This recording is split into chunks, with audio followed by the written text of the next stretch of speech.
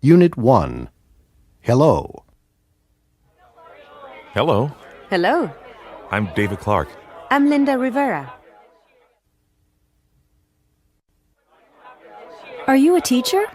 No, I'm not. Oh, are you a student? Yes, I am.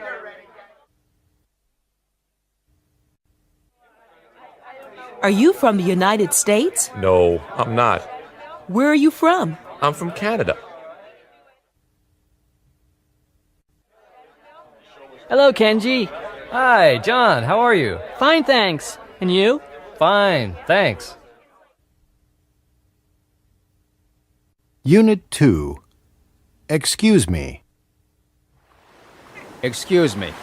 Yes? Are you American? Pardon me? Are you from the United States? Yes, we are. Oh, I'm American too. Are you here on vacation? No, we aren't. We're here on business. Please sit down. Thank you. Coffee?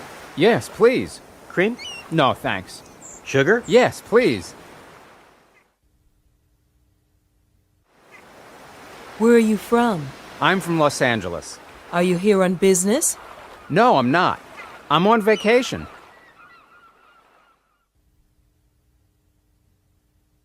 Unit 3. What is it?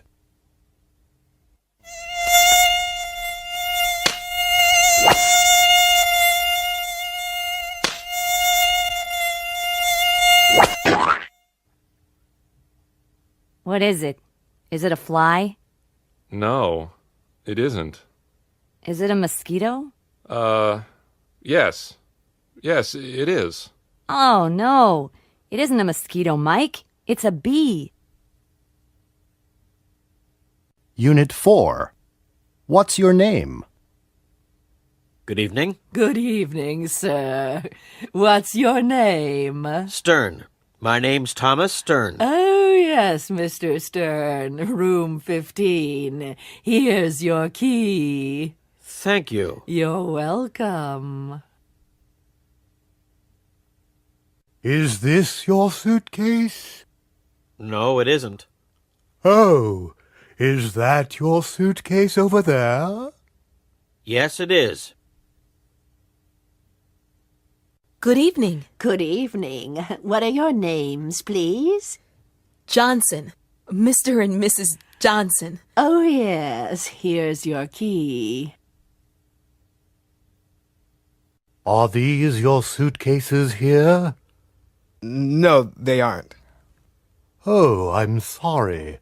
Are those your suitcases over there? Yes, they are. Is this our room? What's the number? 14. Oh, no. No, it isn't. That's our room. Number 13. Unit 5. I'm cold.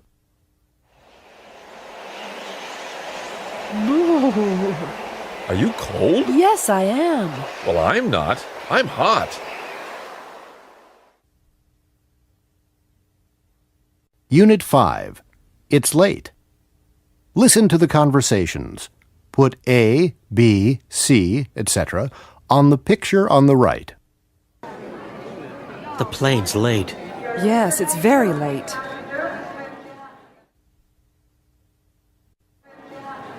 Are they tired? No, they aren't tired. He's hungry and she's thirsty.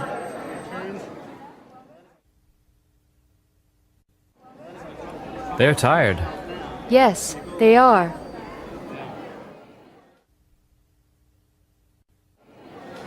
This is terrible. I'm very angry. I'm sorry, ma'am.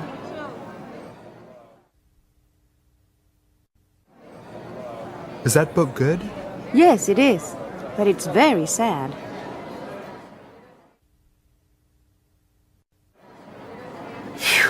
I'm hot. Yes, that coat's very warm.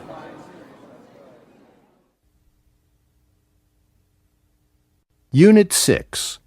There's a nice apartment. This is a nice apartment, Miss Garcia. Look, here's a floor plan. There's a living room, there's a kitchen, a bedroom, and a bathroom. Is there a balcony? Yes, there is. And a dining room? Is there a dining room? No, there isn't a dining room, but there is a dining area in the living room.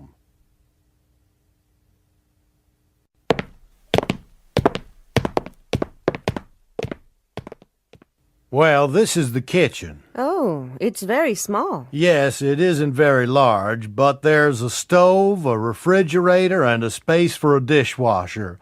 There are some cabinets, and, there's a small shelf under the sink. Are there any windows in the bathroom? No, there aren't, but there are 2 large windows in the bedroom. Good. It's a very nice apartment. Where is the bathroom? Unit 7. Requests. Hi. A cola, please. Regular or large? Regular, please. There you go. Thanks. How much is that? $1.15. Thank you. You're welcome. Could you pass the salt, please? Sure. Here you are. Thanks. And the pepper? No thanks. Could I have your phone number? It's in the phone book. What's your last name? It's in the book, too. Very funny. Okay. It's 639-7701.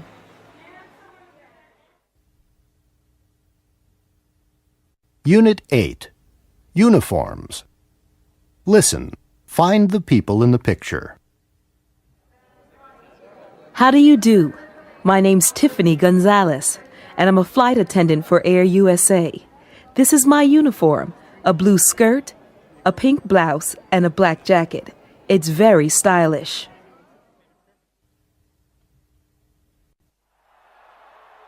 Carlos de Silva is a soccer player for Brazil. His shirt is yellow and green, and his shorts are blue and white.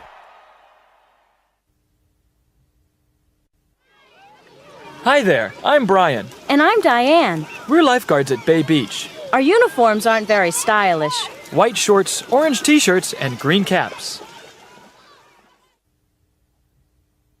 Adriana Papadopoulos is a firefighter in a small town in Kansas. Her jacket is red, her hat is brown, her pants are gray, and her boots are yellow.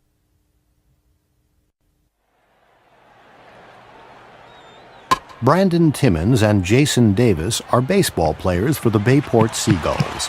Their pants are white, and their shirts are black and orange. Unit 9. Whose is it? Hi there, Erica. Hello, Dan. Wow! What's that? It's a 1936 Cord. It's beautiful. Is it your car? No, it isn't. Whose car is it? It's Jessica Montana's car. Jessica Montana? Who's she? She's my boss. Unit 10. There's some oil in the bottle. Kelly, where's the oil? What? Where's the oil? There isn't any oil in the cabinet. There's some oil right there, in the bottle on the shelf. Okay, sorry. Are there any onions? Sure. Where are they? They're right here. There's some on the table. Unit 11. An American restaurant. Waiter, I'd like the menu, please. There you go, sir. Thanks. I'd like some soup. Tomato soup? Yes, and I'd like a steak. Rare, medium, or well done? Medium, please. Which vegetables would you like? I'd like some potatoes, some peas, and a green salad. Certainly, sir. Would you like dressing on your salad? Please. Which salad dressing would you like, sir? French, Italian, Thousand Island, oil and vinegar? Oil and vinegar, please.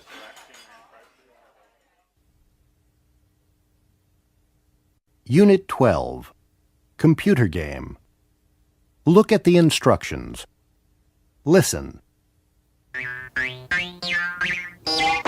Okay, that's you on the first level.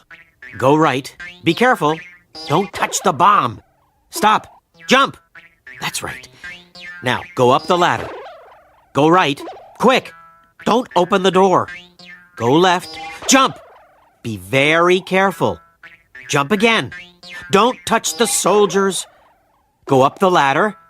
Don't go left, go right. Jump. Don't go up the ladder. Jump again. Get Maria and Marco. Press jump twice. Okay, now go back. Jump. Go up the ladder. Go right. Go left. Jump fast. Go up the ladder and save the princess. Press jump twice. Now go down the ladder and go left. That's the gold. Press jump twice. Okay, that's level 1. Robbie the robot. Good. Listen to me, Robbie. Turn the vacuum cleaner off. That's right. Now turn the TV on. This is the news. That's great. Now turn the TV off. Go to the door. Open it. Fantastic! Come here. Give me the newspaper. Thank you. Go to the windows. Close them. Now go to the door. Go out, walk to the front door, open it. Go out and... Goodbye. Robbie? Robbie! Come back here! Robbie! Where are you? Robbie! Unit 13. Who's happy? Look at this woman. Her name's Donna Walton. These are her 3 children, Jane, Daryl, and Michelle. Donna's an English teacher. She's not rich, and she's not famous. Look at her house. It's small and there's no pool. There are 3 bedrooms in the house. Donna's car is old. It's slow and uncomfortable. There's no radio or cassette player in her car. There's an engine, a steering wheel, and there are 4 wheels and 2 doors.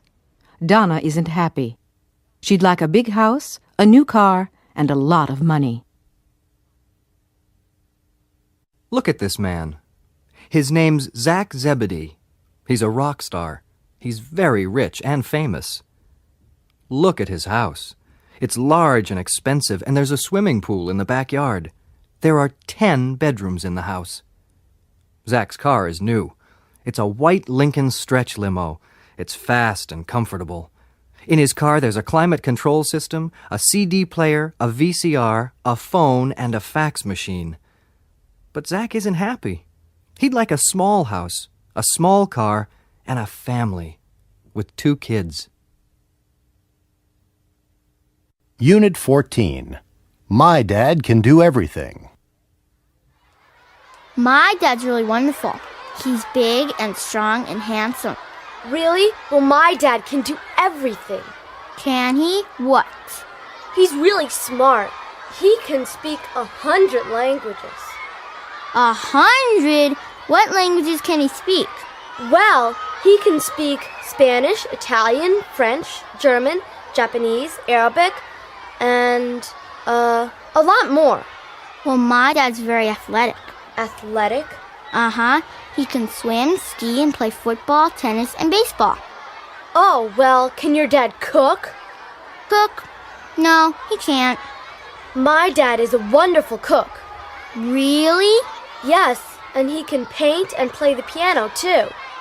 Oh, my dad can't do that, but my mom is beautiful and smart, and she can... Unit 15. Choices. Please, come in. Thank you. Sit down. Thanks. Would you like tea or coffee? A cup of coffee, please. How about a cookie? No, thanks. I'm on a diet. Excuse me. Yes, can I help you? I'd like a pair of shoes, please. What color would you like? Brown. What size are you? 7. Can I try them on? Sure. Hi. A frozen yogurt, please. What flavor? Strawberry, chocolate, or vanilla? Strawberry, please. In a sugar cone or in a cup? In a cup, please. There you go. That's $1.95.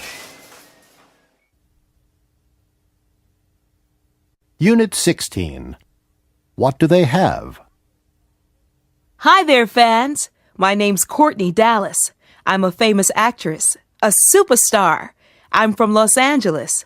I have an apartment in New York and a house in Hollywood with a swimming pool and a tennis court. I have a new Mercedes and a lot of money in the bank. I'm married and I have 3 wonderful children. I have everything. Life's great.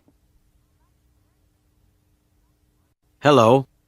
My name's Ike Proudfoot. I'm from Alaska. I have a small cabin in the woods. I don't have a car, a TV, a radio, or a phone. I don't have a job. I don't have any money, and I don't have a family. I don't have anything. But life's fantastic out here. Hello there. Our names are Tina and Chuck Jackson. We're from Chicago. I'm a nurse, and Chuck has a job in a factory. We don't have a big house, but we have a nice apartment. We have 2 cars. I have a new Honda. Chuck doesn't have a new car. He has an old Chevrolet. It's beautiful. And we have 2 great kids. Life's good. Unit 17. At Customs. Good morning. May I see your passport? Sure. Here it is. Thank you. Okay.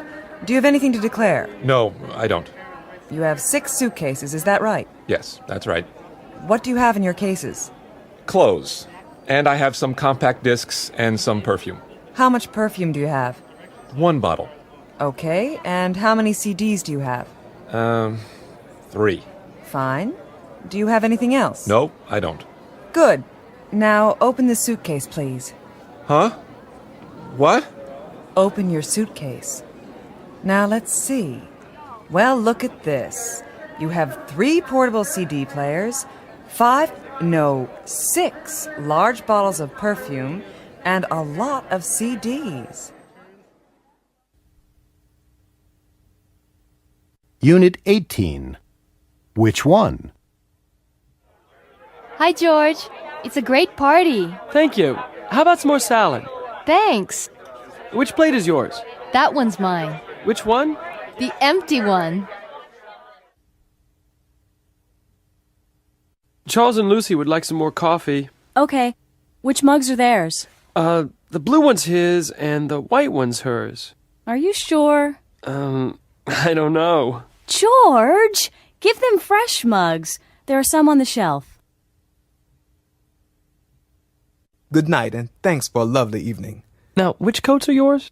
Those coats are ours. Which ones? The black one and the gray one. Ah, yes. Thanks. The gray one's mine, and the black one's hers. Unit 19. Travel. Excuse me. May I help you? I'd like some information about the trains. Where to? Montreal. When? Tomorrow? Morning or afternoon? Evening. Around 6 o'clock. Okay. There's one at 6:40. Thanks. Excuse me, is the seat taken? No, it isn't. Is it okay if I sit here? Yes, of course. Is that your newspaper? Yes, it is. May I borrow it for a minute? Yes, sure. Good morning. May I see your ticket, please? Yes, here it is. Okay. Do you have any luggage? Yes, 1 suitcase. Put it right here. Can I carry it on the plane with me? It isn't heavy. No, I'm sorry. It's the wrong size. Unit 21. What are they doing? Hello? Hello, Laura? Is Scott there? Oh, hi, Jamie. Yes, he is, but he's busy. Is he working? No, he isn't working. He's in the kitchen. What's he doing? He's cooking. What are you doing? I'm reading. Unit 22. Can you help me? Carlos is a student. He's staying with the Flynns, a family in Boston. Mrs. Flynn, can you help me? I'm doing my homework, and I can't understand this word. Which one? Oh, that's difficult. I'm sorry, Carlos. I can't help you now. I'm watching TV. I can help you later. Oh, what are you watching? I'm watching an old Western with Clint Eastwood. Can Mr. Flynn help me? Well, no, he can't. Not now. He's reading. What's he reading? He's reading a magazine. What about Kate? Oh, she can't help you now. She's talking on the phone. Who's she talking to? I don't know. You're asking a lot of questions tonight, Carlos. Yes, I know. I'm practicing my English.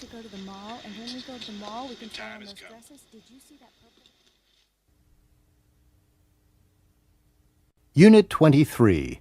Shopping. Can I help you? Pardon me? Can I help you? Oh, no thanks. I'm just looking. Can you show me some cameras, please? Sure. What make do you want? I'd like a Minolta. This one's very good. It's a new model. How much is it? $180. Oh, that's too expensive. How much can you spend?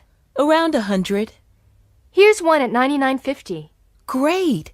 Can you show it to me? Good morning. Good morning. How may I help you? I'm looking for a textbook. What's the title? Instant English. Do you have it? Yes, it's over here. How much is it? $12. May I see it, please? Sure. There you go. Thank you. Your English is very good. Are you studying it? No, I'm teaching it. Unit 24. The Fashion Show. And now, ladies and gentlemen, here's Julia. Julia's wearing a white silk blouse and a black skirt. It's made of wool. She's wearing tan shoes and she's carrying a tan leather bag with a gold chain. Thank you, Julia. Now, here's Wayne. He's wearing dark blue wool pants and a light blue wool sport coat. He's wearing a yellow cotton shirt and a red and yellow striped silk tie. Thank you, Wayne. Unit 25. Going to the movies. Victor's standing outside the movie theater. He's waiting for his friend Tanya. He's looking at his watch because she's late. An old man's coming out of the theater. A young woman's going into the theater. A boy's running up the steps. A woman's buying a ticket from the cashier. Some people are standing in line outside the movie theater. Now Victor's in the theater with Tanya. He's sitting between Tanya and a man with a mustache. A woman sitting in front of him. Victor can't see the movie because she's wearing a hat. A man's sitting behind Tanya. He's eating potato chips. Tanya's angry because she can't hear the movie. This is a scene from the movie. In this scene, a beautiful young woman's lying across the tracks.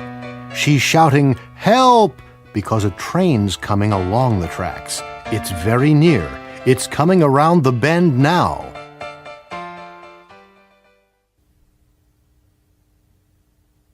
Unit 26. What's on TV tonight? Hi, David. I'm home. Hi. How are you? I'm tired. How about you? I'm tired too. What time is it? It's 6:45. What's on TV tonight? There's a good program on PBS at 9:15. Best Animated Movies of the Year. Yes. And there's a great movie on Channel 2 at 8 o'clock, after 59 minutes.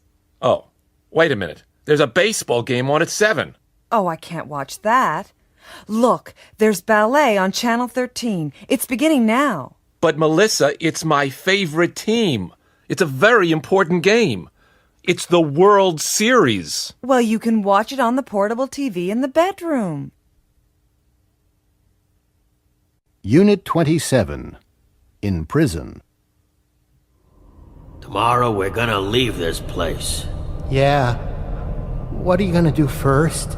Well, I'm going to rent a big car, meet my girlfriend, and take her to an expensive restaurant. We're gonna have lobster and caviar. What about you, Fred? My wife's going to meet me outside the prison. Then we're going to visit her mother. Your mother-in-law? You're kidding. No, I'm not. I'm going to work for my wife's mother. Really? You're not going to work for your mother-in-law? Well, she has a little diner in Chicago. What are you going to do there? I'm going to be a dishwasher. What? Wash dishes? Well, I'm not going to work. I'm going to have a good time. You're lucky. I'm going to rob a bank next week. Are you crazy? Why? Because I'm happy here in prison. Unit 28. A wedding. This is an American wedding. The bride and groom are leaving City Hall. The bride is wearing a long white gown and carrying a bouquet of flowers. The groom is wearing a tuxedo and a purple carnation. He's holding her hand. Their friends and relatives are throwing rice. The bride and groom are both smiling because they're very happy. In a few minutes, they're going to get into a white Cadillac and drive to a hotel for the reception. They're going to have dinner, and the bride and groom are going to cut the cake. Some people are going to make speeches, and their parents are going to cry. Then everyone is going to dance. Later on, the bride and groom are going to change their clothes. Then they're going to leave the reception and drive to the airport. They're going to fly to Acapulco in Mexico for their honeymoon. They aren't going to tell anyone the address of their hotel. Unit 29. Computer dating. Hello. Come in, please. Good afternoon. My name's Jensen. Magnus Jensen. I'm, looking for a woman friend. Please sit down, Mr. Jensen. May I ask you some questions? What about? Well, about music, for example. Do you like music? Yes, I do. I like military band music and classical music. Do you like rock music? No, I don't. And I don't like jazz. Uh-huh. Okay. Food. Do you like foreign food? No, I don't. I like meat and potatoes. Okay. How old are you, Mr. Jensen? What? Listen here, young man. I don't like these personal questions.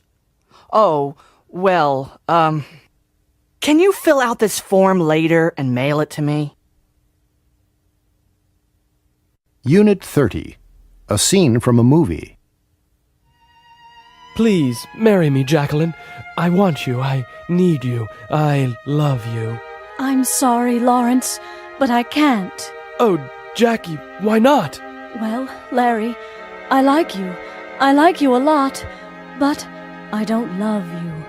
But, Jackie, love isn't everything. Oh, Larry, you don't understand. For me, love is everything. Do you love another man, Jackie? Yes, Larry, I do. Not Michael Kennedy. Yes, Michael Kennedy. But he doesn't want you. He's engaged. I know. But, Jackie, Mike isn't a rich man. I can give you everything. What do you want? Clothes? Money? Travel? A house in Palm Beach? No, Larry, I don't want those things. I only want Mike.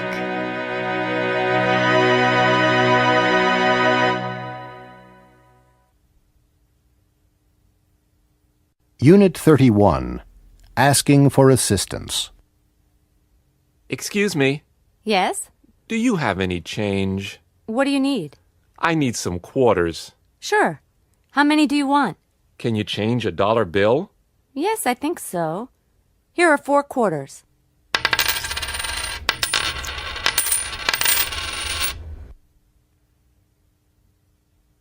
Hello. Hello, how can I help you? Could you repair these boots? Sure, what's the problem? They need new heels. No problem. When do you need them? As soon as possible. Is Thursday afternoon okay? Yes, that's great. Excuse me? Yes? Is there a parking lot near here? Yes, there is. Is it far? No, it's not. Turn right at the first traffic light. It's on the left. Thank you. You're welcome. Unit 32. An interview. Arnold Rivera, the TV news reporter, is interviewing Mrs. Cornelia Vandergilt for the program Real People. Well, Mrs. Vandergilt, please tell our viewers about an ordinary day in your life. Well, I wake up at 8 o'clock. Really? Do you get up then? No, of course I don't get up at that time. I have breakfast in bed and I read the New York Times. What time do you get up? I get up at 10. What do you do then? I read my letters and dictate the answers to my secretary. And then? At 11, I take a walk with Jimmy. Jimmy? Who's Jimmy? Jimmy's my dog. Oh. What time do you have lunch? I have lunch at 12:30. I eat alone. Oh, I see. Well, what do you do after lunch? I rest until 6 o'clock. And at 6? What do you do at 6? I get dressed for dinner. I have dinner at 7 o'clock. Yes. Well, what do you do after dinner? I read or watch TV. I take a bath at 9:30, and I go to bed at 10. You certainly have a busy and interesting life, Mrs. Vandergilt. Thank you. You're welcome.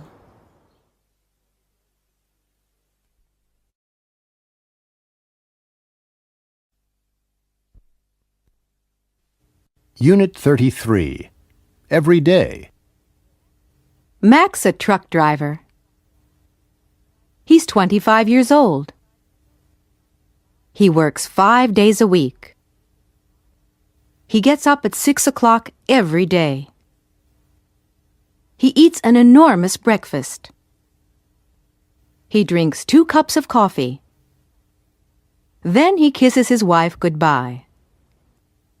He leaves for work at 6:30. He has lunch at a hamburger place. He comes home at 5 o'clock. He has dinner and watches TV. He goes to bed at 10 o'clock. Unit 34. What's my job?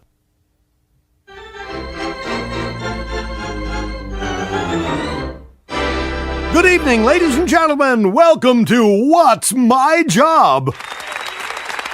We have 3 famous people here. Dr. K. Walter Eisenstein, the scientist, Benita Moreno, the movie star, and Rude E. Mallet, the rock star. They're going to ask the questions. Now, here's our first contestant. Okay, Dr. Eisenstein. Do you work outside? No, I don't. I see. Do you work in an office? Well, yes. Yes, I do. Do you wear a uniform? No, I don't. Next, Benita Moreno. Oh, is your job important? Yes, it is. Do you get a big salary? Yes, I do. Do you have any special diplomas? Yes, I do. Thank you, Benita. Now, Rude E. Mallet. What's happening? Do you work with your hands? Yes, I do. Do you work on weekends? No, I don't.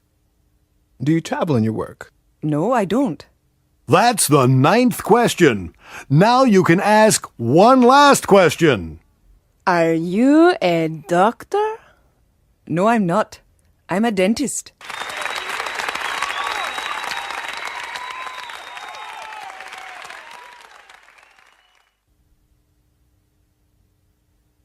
Unit 35.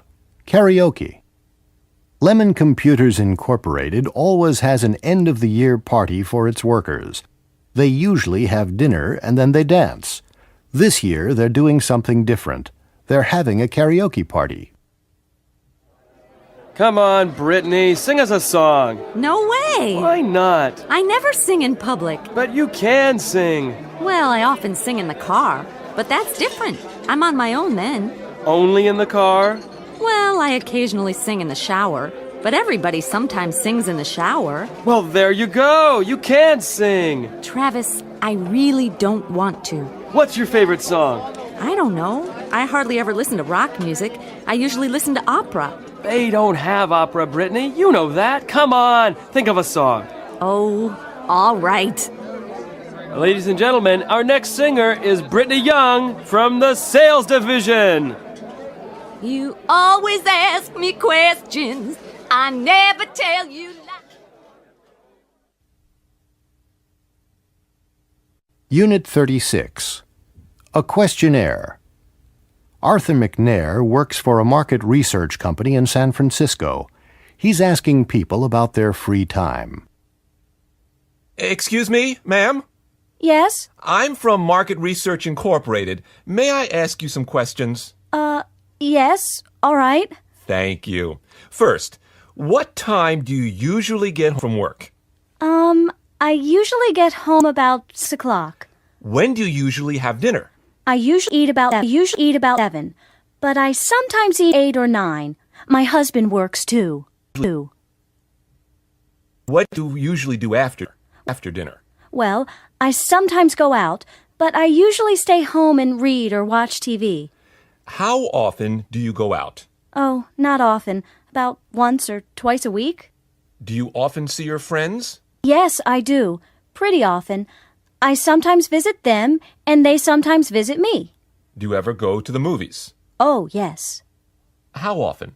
Well, occasionally. I like horror movies, Frankenstein or Dracula. What about the theater?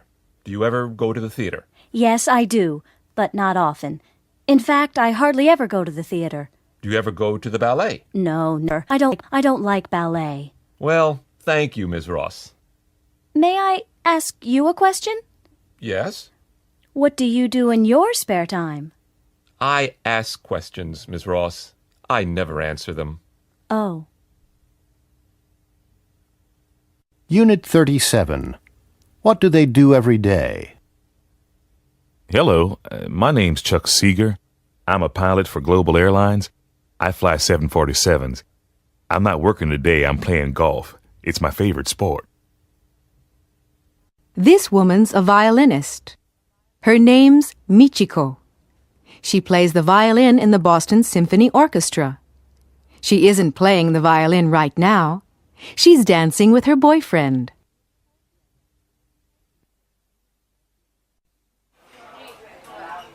This is a picture of Joan and Dave. They teach English at a language school in San Francisco. They aren't teaching right now. They're in a restaurant. They're talking about their students. This is Cynthia Graham. She dances for the New York City Ballet. She isn't dancing right now. She's taking a bath in her hotel room.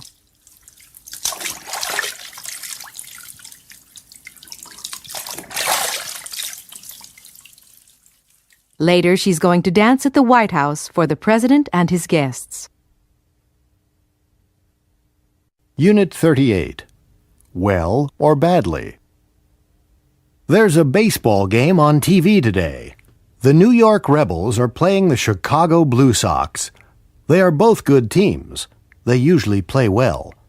But today the Rebels are playing very well, and the Blue Sox are playing badly. William Zanziger often has accidents. This is his 4th accident this year. He's a bad driver because he's a fast and careless driver. He drives fast, carelessly, and badly. John Gonzalez is an excellent driver. He always drives slowly, carefully, and well.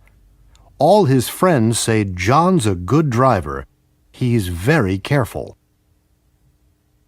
Susan Yamakawa works very hard. She's a fast worker. Her boss often says, Ms. Yamakawa works hard 8 hours a day. She's a hard worker and a good employee. Unit 39, Leisure Time. What are you doing this weekend? I'm going out of town. Oh, where are you going? I'm going to Cape Cod. For how long? Just for 2 days.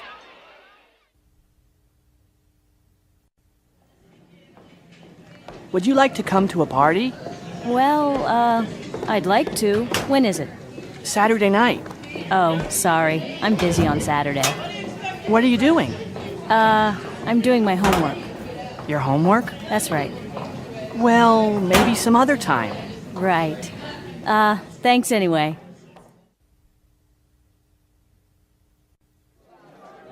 Would you like to dance? Okay. Do you come here often? Sometimes. Do you live near here? No, I don't. Where do you work? In a bank. Do you like it? It's okay. Unit 40, Lost in Niagara Falls. Look at the map. Put A, B, C, or D next to the conversations.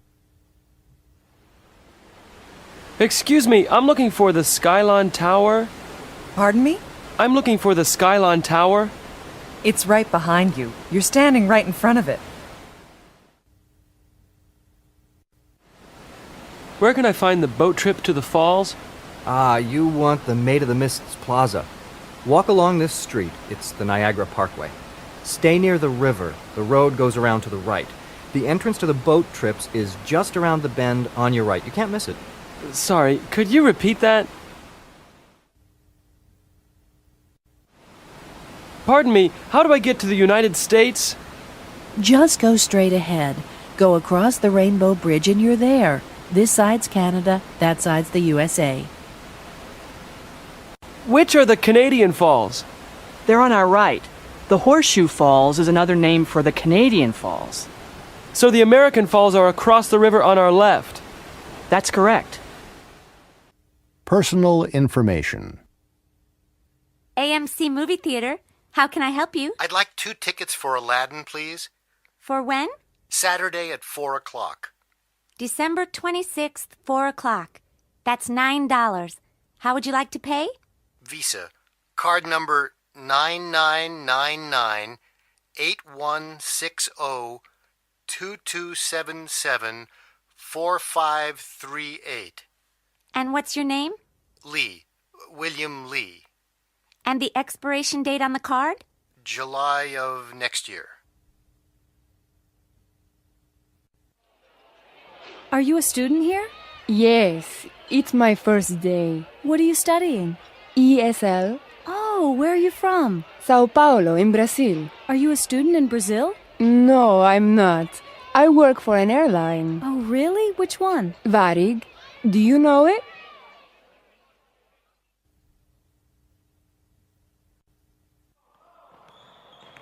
Hello, I'd like a membership card for the recreation center. The center is for the Brentwood area only. Yes, I know.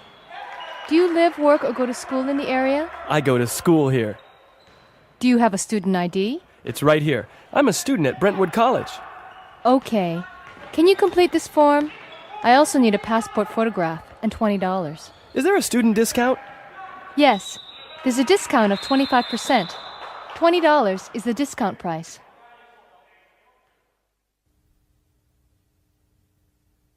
Unit 42. Where were you? Princess Amelia of Sylvania is on a skiing trip to Aspen, Colorado. Princess Amelia employs 3 security guards. They're outside her hotel now. They're talking to a photographer. The princess has a lot of problems with photographers. Okay, don't move. What's your name, bud? Hanson. Justin Hanson. I work for the National Questioner. Right. You were here yesterday. No, I wasn't. Yes, you were. You were here yesterday afternoon. I wasn't. I was in Denver yesterday. Yeah?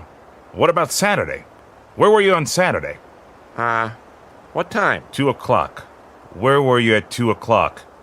I was here, on the ski slope. Right. And where were you on January 12th? I can't remember. It was a Wednesday. Oh, really? No, I can't remember. I can. You were in New York, outside Princess Amelia's Hotel. And where were you at 7 o'clock this evening? I'm not answering any more questions. Yes, you are, bud. You were outside the swimming pool, with your camera, and the princess was in the pool. Okay, but there wasn't any film in my camera. Yeah, right. Okay, open your camera.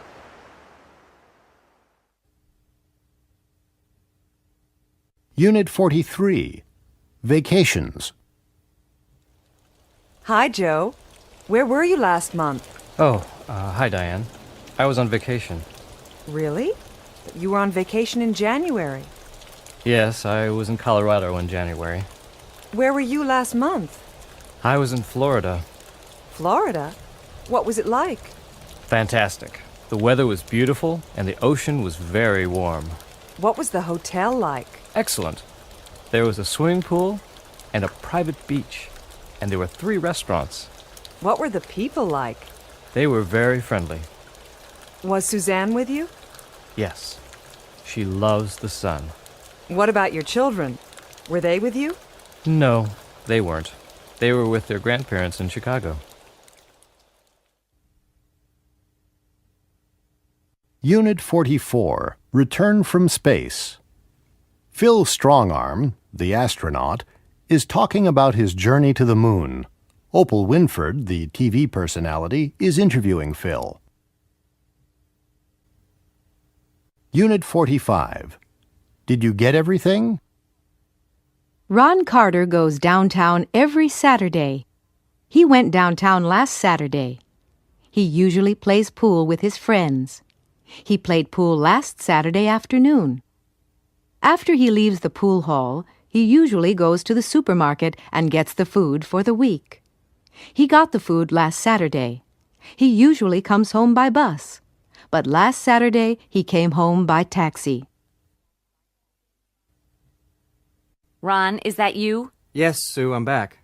Did you come home by taxi? Yes, I did. The bags were very heavy. Did you get everything? Yes, I got, well, almost everything. Almost everything? Well, I went to the butcher, but they didn't have any steak. They didn't have any steak? No, so I got some hamburgers. Did you go to the bakery? Yes, but I didn't get any bread. You didn't get any bread? Well, no, they didn't have any bread, but they had some rolls, so I got some rolls. How many rolls did you get? I can't remember. Ron? Yes? What time did you go to the store? I went at 5 o'clock. The shelves were empty. Unit 46, In the Office. Hello, Gloria. Hi, Jane. Did you enjoy lunch? Yes, I did. Did you finish those reports? Yes, I typed them. They're on your desk. Did you photocopy them? Yes, I photocopied everything. And I mailed the letters, too. Good. Thank you. You're welcome. Oh, Mr. Thompson was here. Mr. Thompson? Did he call for an appointment first? No, he didn't. What time did he arrive? About 2 o'clock. But he only waited about 5 minutes. That's strange. What did he want? He probably wanted some free advice. Did anybody telephone? No, nobody. Oh, no. What's the matter? You mailed the letters? Yes, of course. But I didn't sign them. I signed them. With my name. Phew. Thank you, Gloria. That was great. Unit 48, Foreign Vacations. Maria's a student at Yale University. She studies Spanish, and she goes to Mexico every summer. She sees interesting places, lies in the sun, and eats a lot of Mexican food. She always flies to Mexico with Aeromexico. Professor Hopkins teaches Spanish at Yale University. He's Maria's teacher. He went to India last summer. He saw the Taj Mahal and rode on an elephant. He wrote postcards to all his friends. He flew with Air India. Maria's parents went to Italy last year. They toured the country by bus. They saw a lot of interesting places. They ate spaghetti in Rome, drank coffee in Venice, and took a lot of photographs. The sun shone every day. They flew to Italy with Alitalia. Paulo's from Brazil. He traveled around the United States last summer. He stayed there for a month. Of course, he ate hamburgers and drank soda. He met a lot of interesting people. He bought a lot of souvenirs and took them back to Brazil. He flew there with Varig. Unit 49. Survivors. Bill Craig and Chris Alonso are test pilots. Last year, their plane crashed in the Pacific Ocean. They were in a rubber lifeboat for 4 weeks. They didn't have much water, and they didn't have many things to eat. They had a few bananas and a little apple juice from their plane. They caught a lot of fish. They had only a little chocolate. They had only a few crackers and a few apples. They lost a lot of weight. After 4 weeks, they were lucky. They saw a ship and it rescued them. They wrote a book about their experience. It's called Survivors.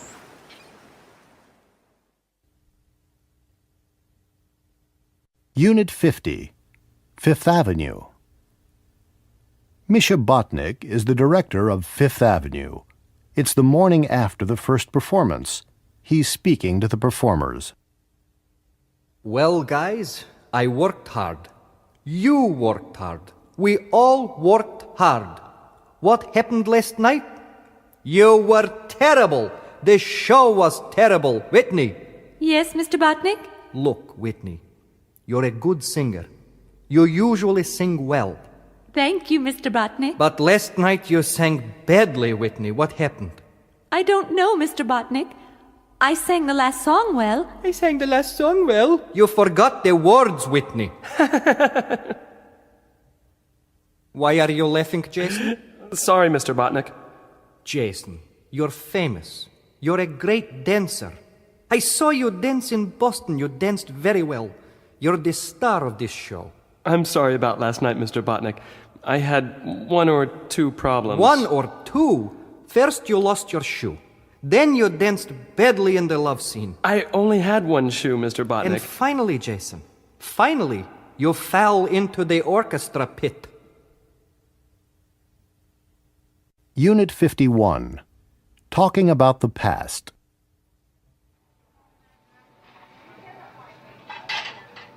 Hi there. I'm David, and I'm your waiter for today. Are you enjoying your vacation? Yes, thanks. Is this your first day in Orlando? No, we came here 2 days ago. Where are you from? Canada. We're from Toronto. Did you go to a theme park yesterday? Yes, we went to Universal Studios. Did you have a good time? Yes, thank you. Great. Now, what can I get you for breakfast?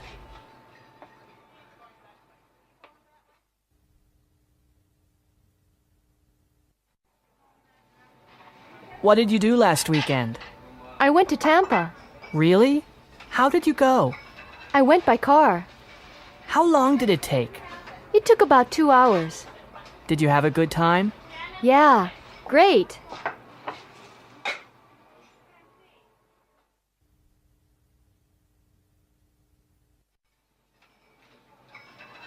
Excuse me, I left my glasses here this morning.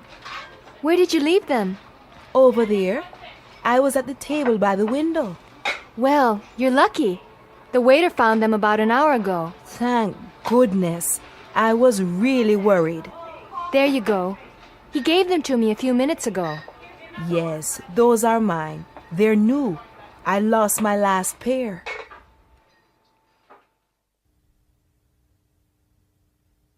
Unit 52. The 6 o'clock news. Last night there was an earthquake in Mandanga. The earthquake destroyed the central bank. Many buildings fell down. The Mandangan army is in the capital. They are helping survivors. The Red Cross sent planes with food and medicine to the area this morning.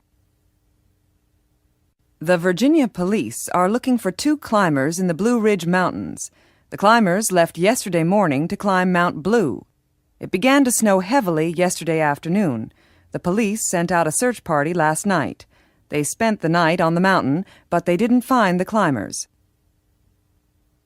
Yesterday, Washington, D.C. Mayor Nancy Burns opened a new rehabilitation center in the D.C. hospital. She met all the doctors and nurses and spoke to the first patients.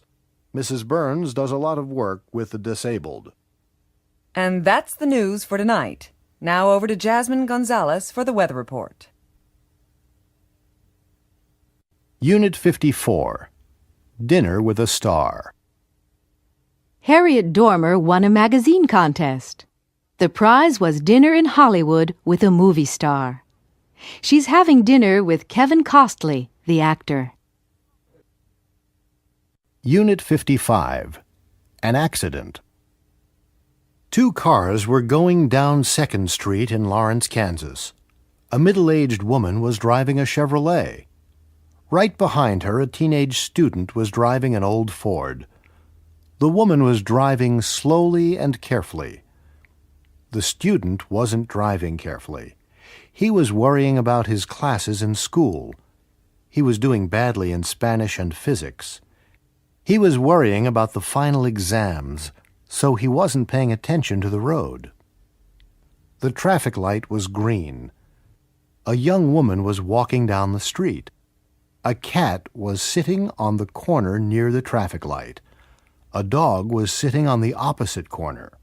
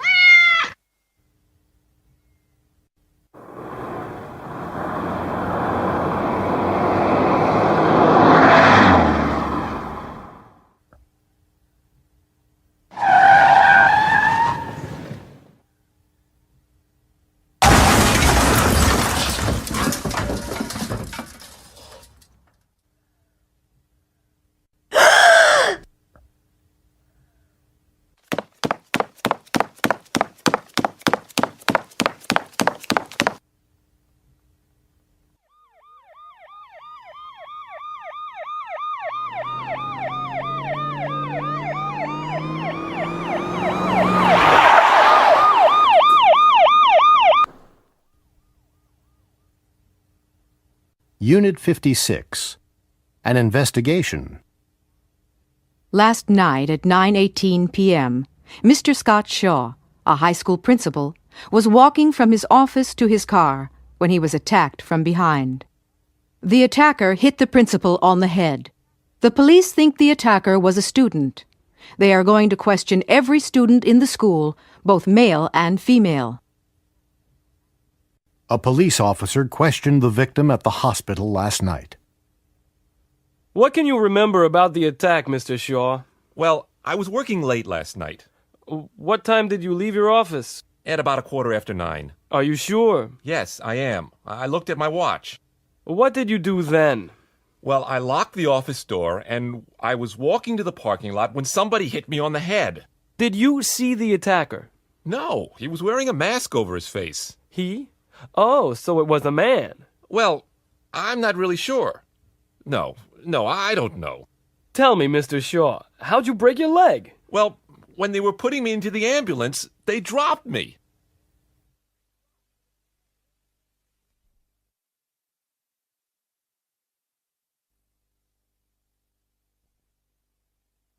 Unit 57. Pictures from the past. Josh is visiting his mother. He's with his new girlfriend, Rosa. That's a nice picture of Josh, Mrs. Ryan. Did you take it? Yes, photography's my hobby. I have a lot of pictures of Josh. Oh, really? May I see some? Why, yes, there's an album here. Oh, no, Mom, not the photographs, please. Shh, I want to see them. Oh, wow. Look, Josh could sit up when he was 6 months old. That's really cute. And he could talk when he was a year. Look. This is awful. Please, Mom. Be quiet, Joshua. When he was 3, he could swim. Really? I couldn't swim until I was 5 or 6. This is a picture on the beach. Mom, I'm not wearing any clothes in that picture. Unit 58, Miami Police Squad. This is a very important job, Dwayne. Right, boss. What do I have to do? You have to fly to Bermuda tonight. Bermuda, huh? I have a girlfriend there. I know that, but you can't visit her. Sure, boss. Where do I have to stay? You have to go to the Palm Tree Hotel, stay in your room and wait for Eric. Eric has the Picasso painting. Which passport do I have to use? The British one. And don't forget, you have to speak with a British accent. They can't discover your real nationality. Okay. Do I have to drink tea? Yes, you do. Oh, no, boss. I hate tea.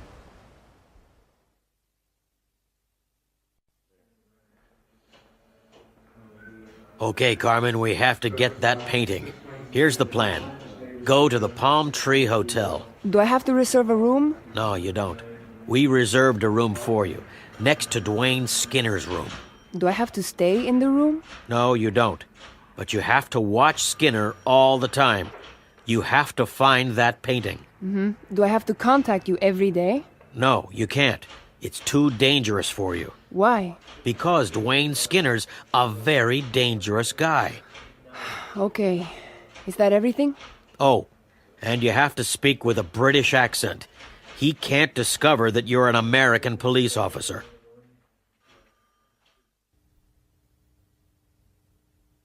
Unit 59, Telephoning. Hello? Hello, is Akiko Nakamura there? Who's calling, please? Travis Bergman. Please hold. Thanks. Hello. I'm sorry, but Akiko's out. Oh, when do you expect her back? I'm not sure. Could you take a message? Yes, of course.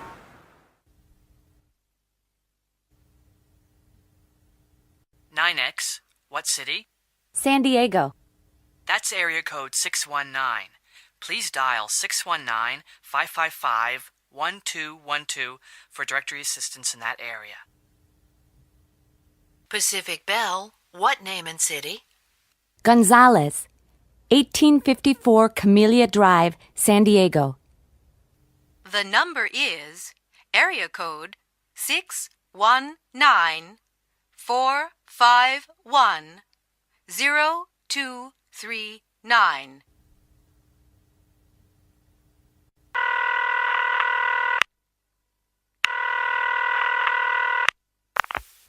Hotel operator. Hello. Can I call direct to Rio de Janeiro from my room? Yes. First press 9 for an external line. Wait for a tone. Then press the international access number 011. Okay. What next? Then press the country code, 55 for Brazil, and the area code. Right. Rio's 21, I think. That's correct. Then just press the local number. That's great. Thank you. You're welcome. Unit 61, On the Moon. The Eagle has landed on the moon. Astronaut Phil Strongarm is speaking to Mission Control in Houston. Hello, Phil. Can you hear me? Yes, I can hear you clearly. What are you going to do next? I'm going to open the door. Hello, Phil. What are you doing now? I'm opening the door. Phil, have you opened the door? Yes, I've opened it. I can see the moon, and it's fantastic.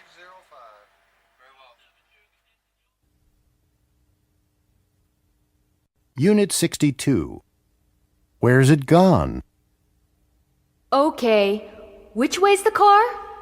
It's in Space 34. It's this way. I can't see it. No, Kelly. It's gone. Are you sure? Yes, it was in Space 34. It isn't there now. It's gone, Kelly. It really has gone. This is terrible. It's only 2 months old. Come on. Where's it gone? This is a high-security parking garage. You can't get out without the ticket. And you have the ticket. But Space 34 is empty. And it's the right number. I wrote it on the ticket. Let me see. Oh, Mark, it hasn't gone. We're on the wrong floor. Look, This is floor C. The car's on floor D. Hey, Bill, can you lend me $10? Sorry, I can't. I haven't been to the bank today. I haven't been there either, and I need some money. We could go now. No, the bank's closed. It's too late. Why don't you ask Pete? Has he been to the bank? Yes, he has. He always goes to the bank on Mondays. Unit 63. What have you done? Oh, no. What's wrong? I can't find my pen. Really? It isn't funny. Oh, yes, it is. It is? I don't understand. Well, you have to look carefully. I've looked everywhere. No, you haven't. Look behind your ear. Oh. Watch out, I've just washed the floor. No, you haven't. Yes, I have. Well, you haven't done a very good job. Look over there. You've missed a spot. You're right. Here's the mop. I'm so bored. Well, do something. What, for example? Wash your hair. I've already washed it. Call your friend Susan. I've already talked to her today. Clean your room. I've already cleaned it. Then do the dishes. Haven't you done them yet? No, I haven't. Oh, all right. Unit 64. City and Country. Jeff, I've got a new job. I'm going to live in New York. You are? I lived in New York 5 years ago. Did you like it? Not very much. Why not? Well, there were too many people, and there was too much noise. I love crowds and noise. Well, I don't. And I don't like pollution. What do you mean? There isn't enough fresh air in New York. But you can go to concerts and the ballet and Broadway and... I never had enough money for all that. The rents are very high. Why is that? Because there aren't enough apartments. Well, I still prefer big cities. But why? I was born in a small town. It was too quiet and too dull. You were lucky. I don't think so. There wasn't much to do. That's why young people go to New York. But New York's too expensive for young people. They still go. They want excitement. Well, I don't want excitement. I just want a quiet life. That's all. Unit 65. Europa Tours. Elmer Colt is from Kansas. He's on a 14-day tour of Europe. The tour started in London. At the moment, he's in Prague. It's the 8th day of the tour. He's already been to 7 countries and stayed in the principal cities. He's never been to Europe before, and he's already seen a lot of new places. He's done a lot of interesting things, and the tour hasn't finished yet. Unit 66. Elmer calls home. Hello, Mom?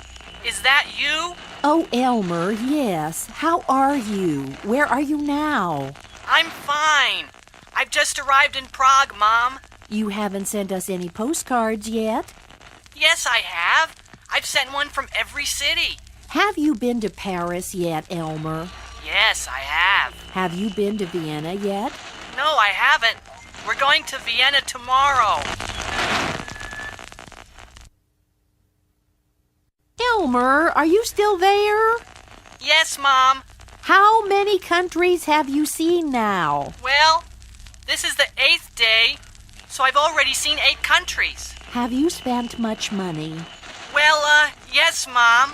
I've bought a lot of souvenirs, and I want to buy some more. Can you send me $1,000? All right, Elmer. Elmer, are you listening to me? Sure, Mom. Have you taken many pictures, Elmer? Yes, I've taken a lot. I've used 3 rolls of film.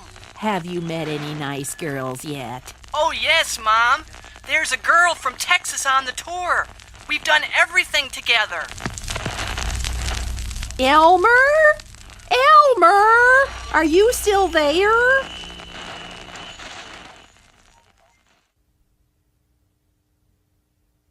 Unit 67. Have you ever... Have you ever studied a language before? Yes, I have. Oh, which one did you study? I studied Spanish in high school. Have you ever been to a big wedding? Yes, I have. Whose wedding was it? It was my brother's. Have you ever seen a fire? Yes, I have. When did you see it? I saw a bad fire in Detroit in 1992.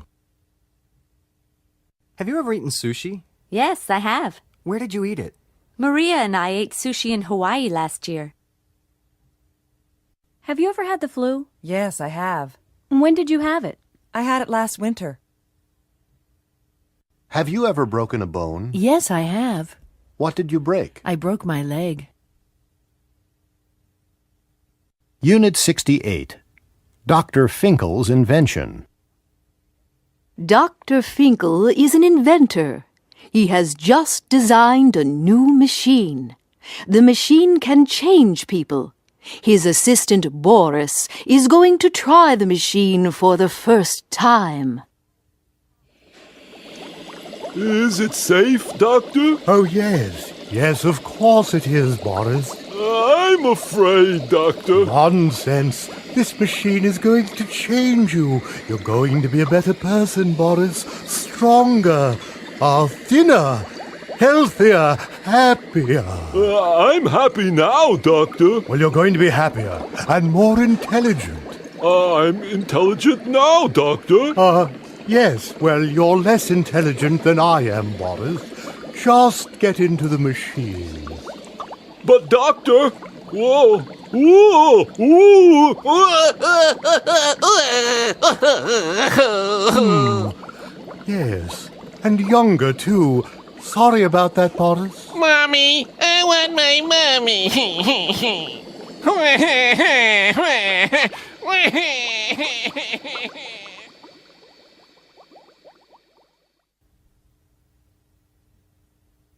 Unit 69. A Hard Life. Jerry Floyd is talking to his grandfather about his new job. It's terrible, Grandpa. I have to get up at 7 o'clock because I have to catch the bus to work. Because I'm new, I have to make the coffee at work. I have to work hard during the week. I'm only happy on weekends. I don't have to work then. His grandfather isn't very sympathetic. I had to start work when I was 14. I lived in West Virginia, and there wasn't much work. I had to work in the coal mines. We had to work 12 hours a day. We didn't have to work on Sundays, but we had to work the other 6 days of the week. When I was 18, World War II started. I joined the Army. I had to wear a uniform, and I had to go to Europe. We had to obey the officers. A lot of my friends died. When I was 60, I had to go into the hospital because of the dust from the mines. It was the only quiet time in my life. I didn't have to work, and I didn't have to earn money. I retired when I was 65. Nowadays, I don't work, and I don't have to get up early. But I have to live on my pension, and life is still difficult.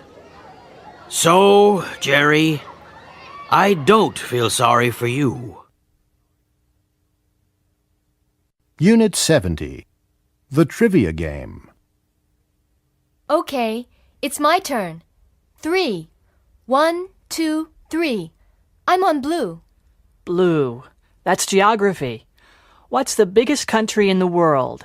Canada. No, Russia's bigger than Canada. It's the biggest country in the world. That's not right. In my geography book, the USSR was the biggest, but Russia is smaller than the USSR. It doesn't matter, Candace. Russia is smaller than the USSR, but it's still bigger than Canada. Your turn, Megan. Okay. 6. What's that? Nature. What is the most intelligent animal in the world? That's easy. Humans are the most intelligent. No. What do you mean, no? The answer on the card is whales. Whales have the biggest brains. But that's not the same thing. That's the answer on the card. Okay, it's my turn. Unit 71, CN Tower. Jody and Adam are on vacation in Toronto. They're visiting the CN Tower. Did you get the tickets? Yes, they're here. Where's the line for the elevators? It's this way. Are you okay, Adam? Yes. It's just, well, I don't like heights, that's all. I feel dizzy. The view's better over here, Adam. You can see farther. Don't go too near the window. Come on! You can see the city better from here. What's that down there? It's an airplane. It's landing at the airport. But it's below us. Can we go up to the space deck? That's the highest level. It's 33 stories higher than this one. What? Do we have to? It's the highest public observation gallery in the world. We have to see it. All right. This is fantastic. It's the most exciting place I've ever been to. Think about it, Adam. We're on the tallest building in the world. I am thinking about it. Come over here. This is the best view. You can see Niagara Falls, and it's 100 miles away. Oh, sorry. Are you okay? Oh, not really. I feel worse. We're on the ground again. Whoa.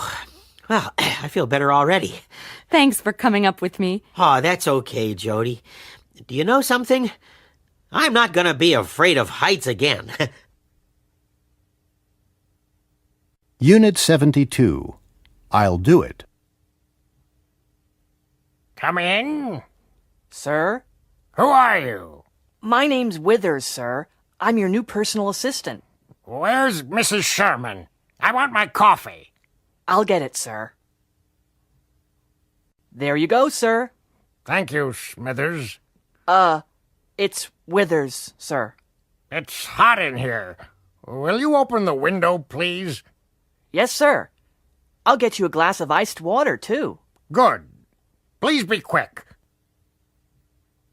Will you bring me the suggestions box, Zithers? Of course I will, sir. Where is it? In the cafeteria. People can put suggestions about the company in it. I'll get it right away. All right, Blithers, let's see it. There are a lot of suggestions, sir. Well, let's hear them. Yes, sir. This is the first one. Why doesn't Burnett speak politely to people? Next, why don't the bosses remember our names? And another, why don't we begin work at 11 a.m.? Old Burnett does. And another... Old Burnett, eh? Who wrote the suggestions? Did they sign them? No, sir. Find their names, Zithers.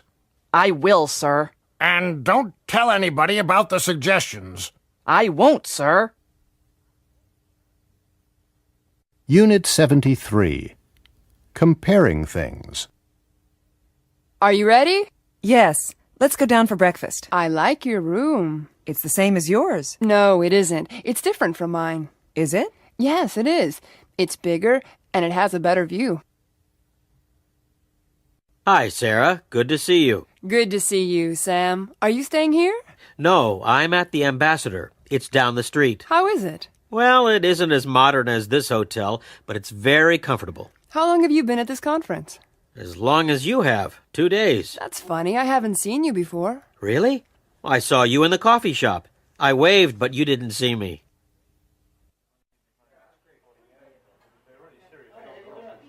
Did you enjoy that presentation? Not really. Did you? No. I've heard a lot of boring speakers before, but he's the most boring speaker I've ever heard.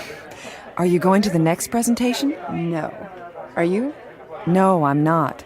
Let's go and have a cup of coffee.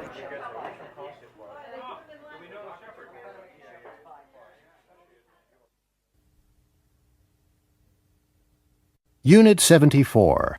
Something, nothing, anything, everything. Good morning. Good morning. How can I help you? I want some seats for Tuesday night. Are there any left? No, I'm very sorry. There are no seats left. Every seat is reserved. Doctor, I think there's something in my eye. Let me have a look.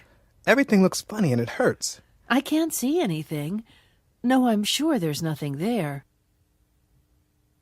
There's somebody in the other office. I didn't hear anybody.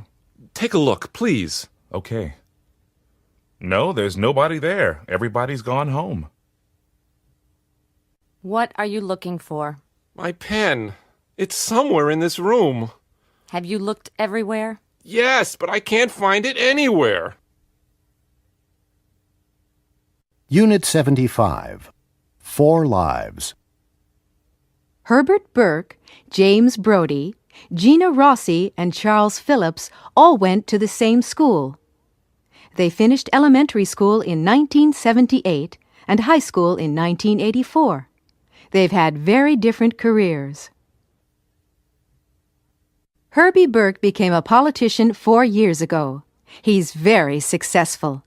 He bought a country house 3 years ago and bought a Jaguar at the same time. He's been a congressman for 4 years. Jimmy Brody was very lucky. He won a lottery in 1991 and moved to a Pacific island. He bought a luxury yacht the next year. He's still on the island. He's been there since 1991. He's had his yacht since 1992.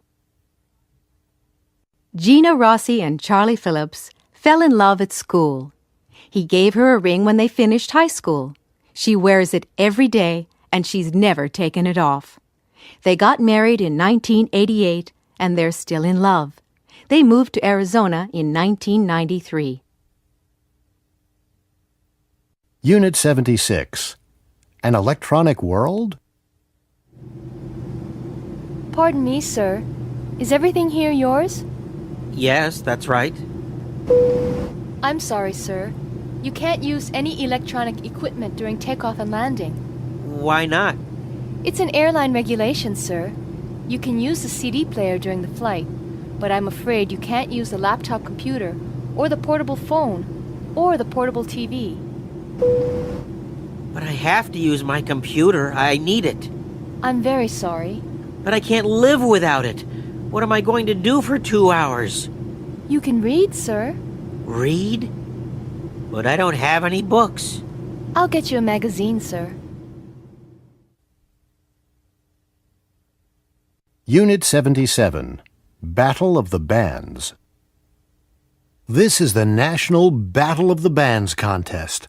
All of the bands have played, and in a moment we're going to hear the result of the contest. The 2 finalists are Dixie Chickens and Technocrat. All of the members of Technocrat are from Philadelphia. They're on the left. All of them are wearing black suits and silver shirts. All of the members of Dixie Chickens are from Atlanta, Georgia. None of them are wearing suits. The announcer is Tina Rivera. She's standing with one of the members of Dixie Chickens and one of the members of Technocrat. Both of them are guitarists. Neither of them has been on TV before. Both of them are nervous and neither of them is smiling. Now the judges have voted and Tina has announced the result. Dixie Chickens have won the contest. All of them are smiling. The members of Technocrat aren't happy. None of them are smiling. Some of the people in the audience are cheering, but some of them are booing. Some of them preferred Dixie Chickens, but some of them preferred Technocrat. The prizes are great. Both of the bands are going to get record contracts. Unit 79. Special Occasions. Can I help you? Yes. I want to send some flowers to my mother in Chicago. What kind of flowers would you like? Well, what do you recommend? Roses are very nice at this time of year. Okay. A dozen pink roses, please. Would you like to include a message? Yes. Just say, Happy birthday, Mom. Love, Cindy. Mrs. Martinez? Yes, Paul. This is a present for you. A present for me? What a nice surprise. Can I open it now? Yes, of course. Oh, candy. I love candy. Thank you very, very much, Paul. Thank you, Mrs. Martinez. You've been very kind to me. It's been a wonderful party. Thank you very much. But you can't go yet. The party's just beginning. I'm sorry, but I really have to. I have to catch the last train. Don't be silly. I'll give you a ride. Where are you going? Montreal. Oh, well, thanks for coming. And thanks for the present. You're very welcome. I'll see you soon. See ya.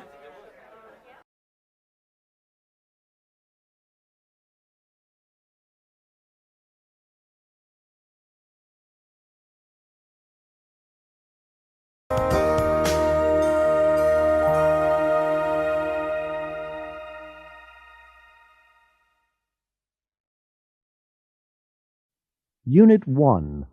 All aboard. The Sun King is a cruise ship. It is sailing around the Caribbean. There are a lot of tourists on the ship.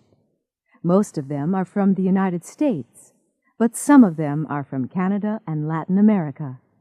It's the 7th day of the cruise, and their ship is sailing from Venezuela to Barbados. All of the passengers and most of the crew are on deck for the captain's party. Hello, my name's Pierre Lafontaine. I'm from Montreal. Hi, I'm Heather Hillman. Where do you come from? I come from Montgomery. Montgomery, where's that? It's in Alabama. Haven't you heard of Alabama? Oh, yes, of course, Alabama.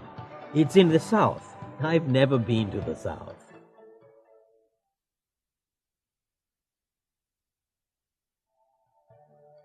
What a terrible party. Oh, really? Do you think so? Yes, I do. Oh, by the way, my name's Marianne Wilson. I'm Tom Gray. Nice to meet you. I work in a bank. What do you do? Well, I'm captain of this ship. It's my party. Oh, I'm so sorry. That's okay. No problem.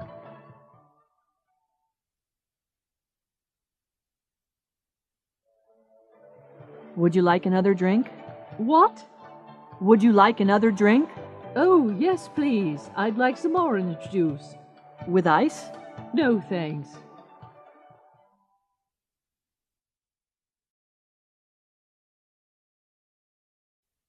Unit 2. Listening. When you call directory assistance, you hear a recorded message. Listen to these 5 conversations. Write the city and the telephone number on the chart for conversations 2 to 5. 1. Directory assistance, what city? Minneapolis, please. What name? Nelson, Mr. P. 1999 Stinson Boulevard in Columbia Heights. Thank you for calling Minnesota Telephone. The number is 334-9045. 2. Directory assistance, what city? San Francisco. What name? Slick, Ms. G.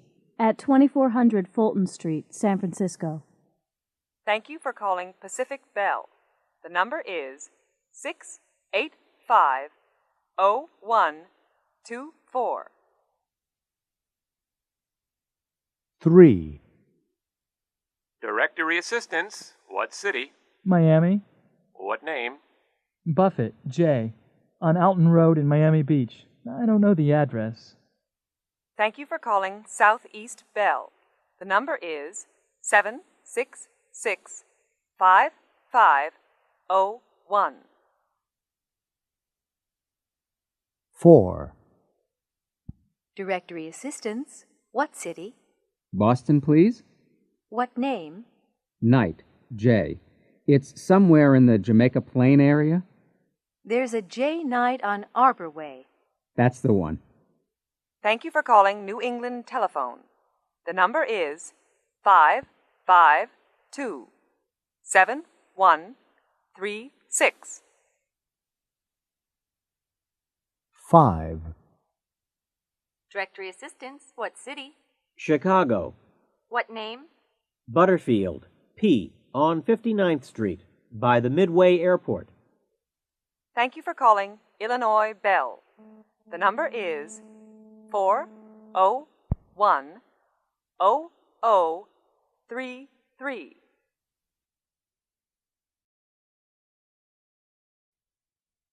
Unit 2. Using the telephone. 2 1 2 3 3 2 1 5 0 6. That's it. Thank you for calling XYZ Records Incorporated. You are in a call waiting system. Please hold. Your call is very important to us. As soon as an operator is free, we'll talk with you. XYZ, can I help you? I'd like to speak to James Singh, please. Which department? Accounting. Please hold. I'm connecting you.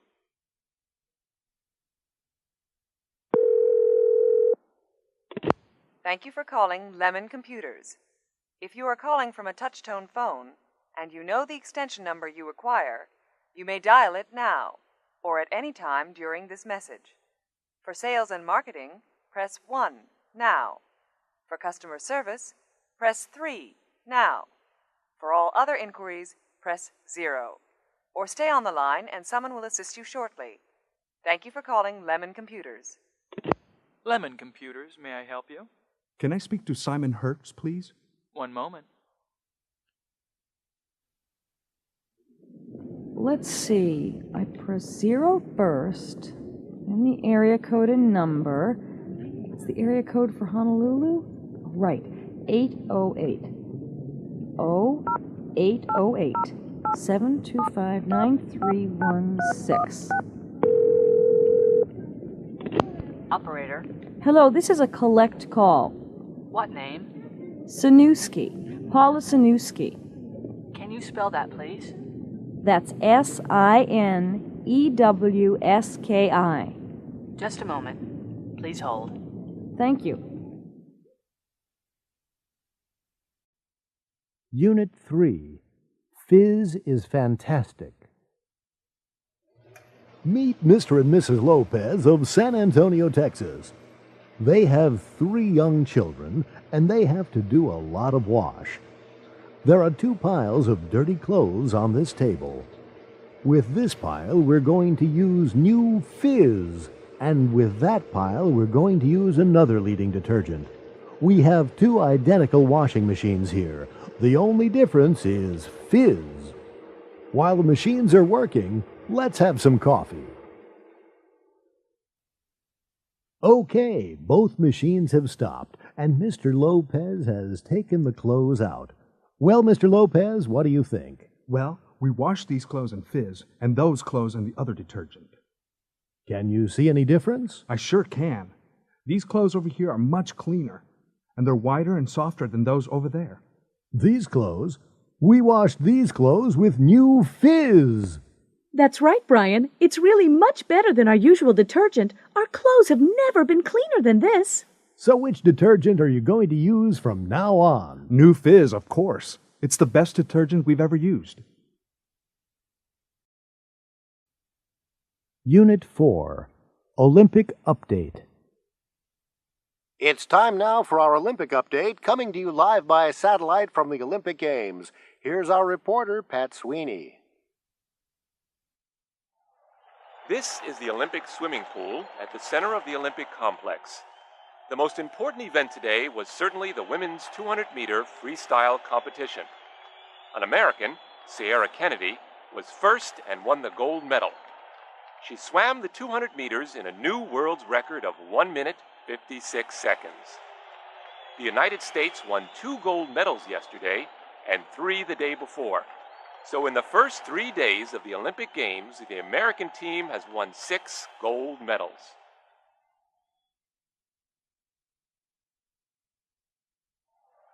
Here you see Jack Lumber from Canada.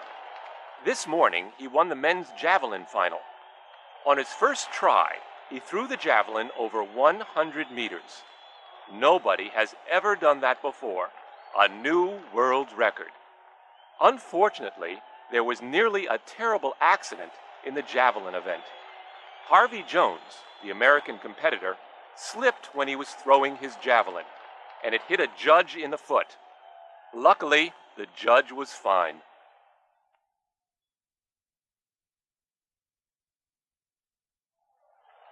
Here we are in the Olympic Gymnasium. Olga Ivanov, the 15-year-old Russian gymnast, has just finished her routine. We're waiting for the results now. And here they are. She has an average of 9.5 points. That's the best score today. Olga's won the gold medal.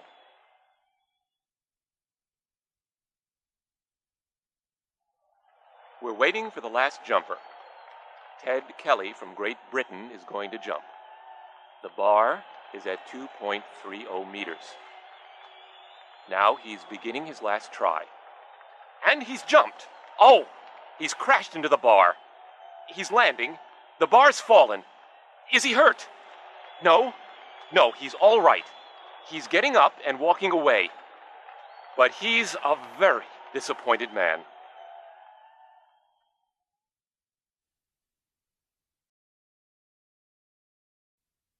Unit 5. Listening. Listen to the station announcements. The trains will be late. When will they be here? Complete the chart. 1. The train from Philadelphia will be 5 minutes late. The new time of arrival will be 6:50 p.m. on track 3. 2. The 7:15 p.m. train from Cincinnati, continuing on to Philadelphia, will now be here at 7:30 p.m., arriving on track 5. The 7:15 p.m. train from Cincinnati, continuing on to Philadelphia, will now be here at 7:30 p.m. on track 5. 3. There will be a 1-hour delay on the 7:40 from Chicago and Cleveland. The train will now be here at 8:39 p.m. on track 4. We apologize for any inconvenience. 4. The 8:20 arrival from St. Louis will be on track 1. This train will be just 2 minutes late. The St. Louis train will be just 2 minutes late at 8:22 p.m.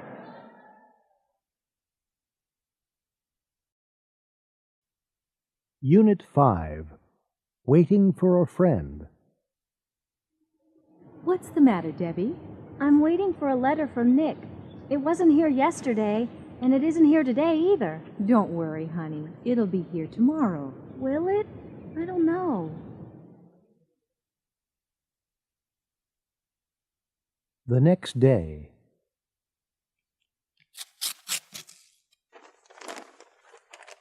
Mom, it's here. And Nick's coming to Pittsburgh. Oh, really?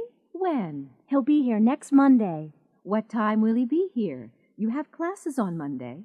He'll be on the 7:40 train. Oh, Mom, can he stay with us? Well, I don't know. Oh, okay. Sure. I've heard so much about him, I'd like to meet him. The next Monday. Debbie, the train won't be here for 10 minutes. Let's get a soda or something. No, thanks, Mom. You guys get a soda. All right. Where will you be? I'll be right here. 10 minutes later. Well, the train's late. It'll be here soon. Mom, can you and Sarah wait in the coffee shop? Why, dear? I want to say hello to Nick on my own. Is that okay? Sure. But we've just had a soda. We'll be in the bookstore right over there. Thanks, Mom. I won't be long. Unit 6. Monday morning. What's the matter, honey? Oh, I don't know. Come on, something's the matter. What is it? It's just life. It's so boring. It's not that bad. We have two wonderful children. That's right, we do. And we never have any time with them. Well, we both have to work, hon. We need the money. Okay, but it's all right for you. I'll leave in 5 minutes, but you'll be here all day. I won't be home till 6. Sure, but your day will be interesting, and you'll meet people. I'll be here in front of the computer screen all day. I won't talk to anyone. You're a computer programmer, Dan. That's your job. You're lucky. You can work at home. Yeah, but you like your job, Rosie. You really do. What? Who will I meet today? Tell me that. What will I do? I'll tell you, Dan. I'll get on the same train, then I'll go to the same office. I'll speak to the same boring people, and I'll listen to the same stupid jokes. I'll get the same train home, then I'll get home and help the kids with their homework. I'll cook dinner, honey. I always do. Yeah, but I'll wash the dishes. Then we'll watch TV again. You'll be tired and we won't talk. Then we'll do the same tomorrow. What a life! Today, tomorrow, this week, next week, this month, next year, forever. It's just Monday morning, Rosie. You'll feel okay tomorrow. Will I? Unit 7. Listening. Listen to the news report.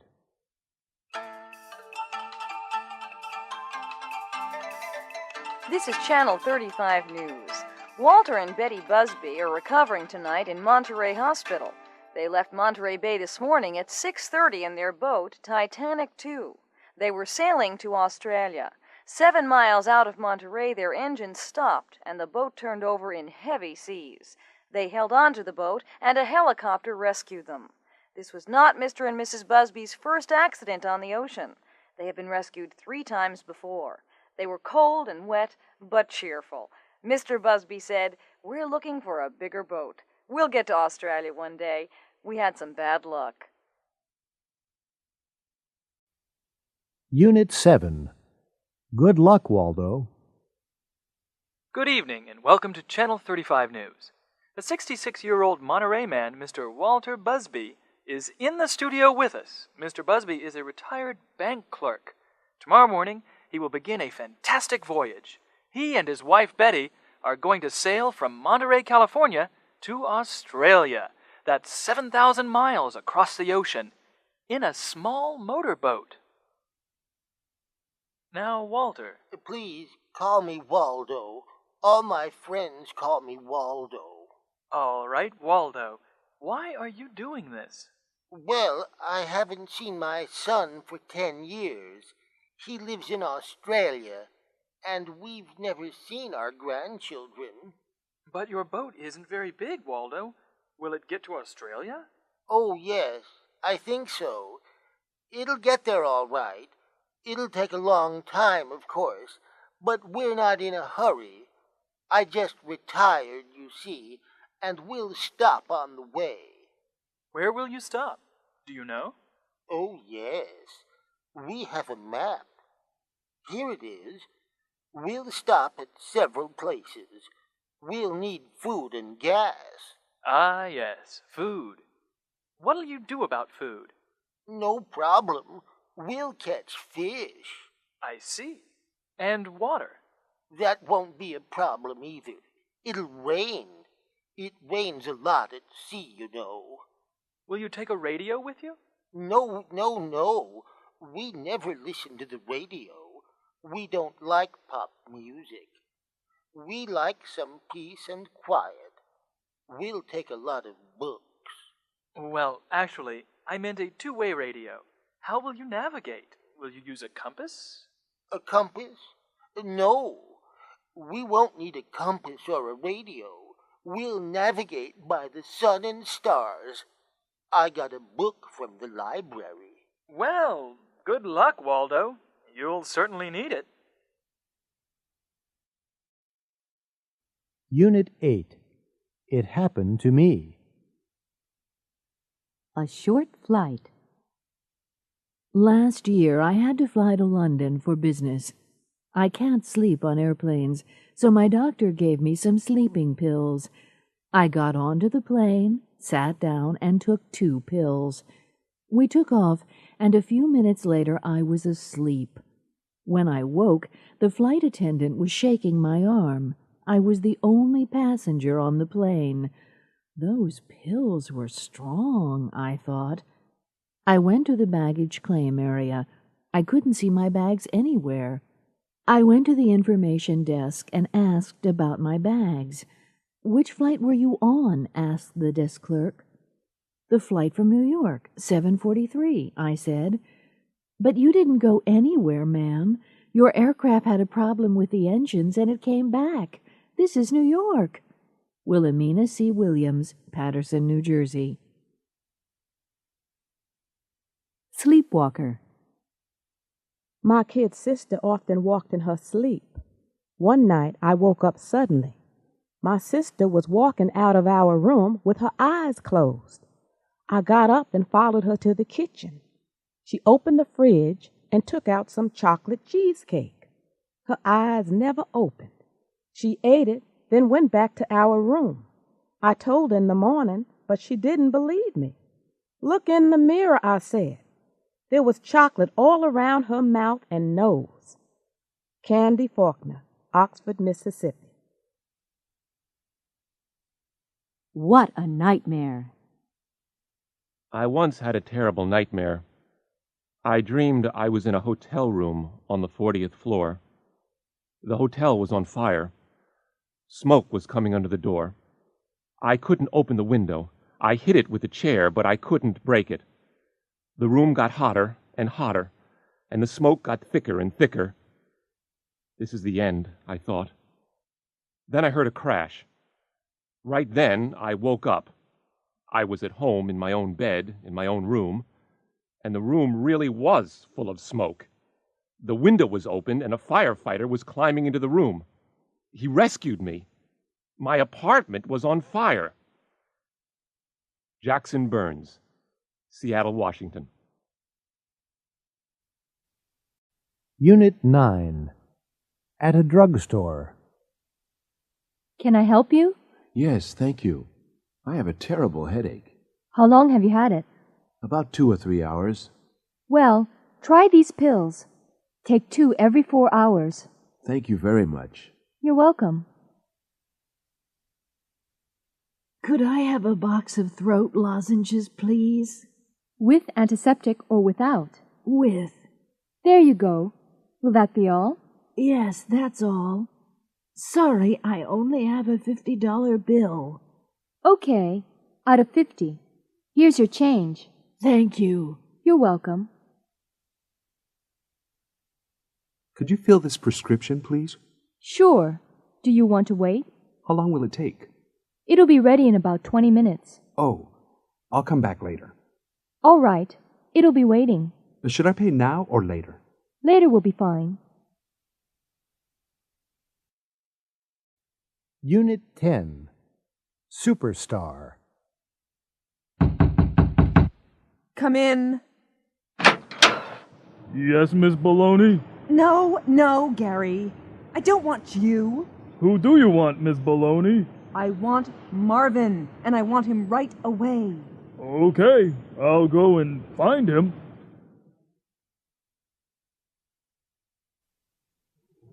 Marvin? Did you want to see me, ma'am? Yes, I wanted to see you 20 minutes ago. I'm sorry. I was in the garage. I want a car this afternoon. Which car do you want to take? The stretch limo, the Rolls Royce, or the Ferrari? The stretch limo. Where do you want to go, ma'am? The recording studio. What time? The recording session begins at 2. We'll leave here at 1:30. Okay, Brandon. Can you hear me? Sure. I want you to play electric piano on this one. No problem. And I want Jared to play acoustic guitar. I want him to play real loudly, okay? You got it. And find Tanya and Sophie. I want them to sing doo-wops. Excuse me? You know, the chorus. Doo-wop-dee-diddy-diddy-dum-dee-doo. Unit 11.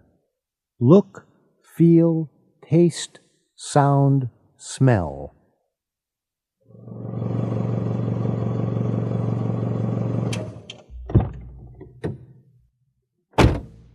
I like your car, Jackie.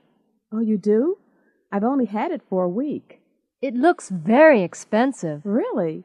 I guess new ones are expensive, but this one's used. It is? It doesn't look like a used car. It looks brand new. It feels cold in here. It does? Yes, really cold. Is the heat on? Yes, it is.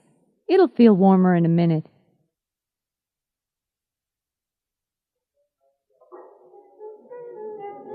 Waiter, Yes, sir. these vegetables aren't fresh.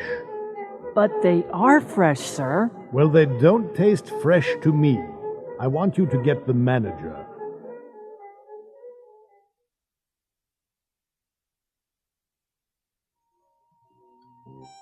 I'd like you to listen to my new stereo, Eduardo. Does it sound all right? Yes, it sounds fine to me. I think the bass is too loud. No, it sounds perfect. It sounds better than mine.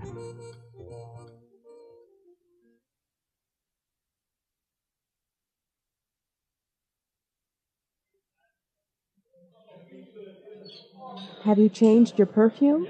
Yes, why do you like it? Yes, it smells wonderful. What is it? It's Roseanne by Devlon. It smells expensive, is it? I don't know. It was a present.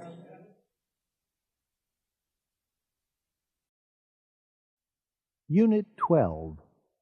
A science fiction story.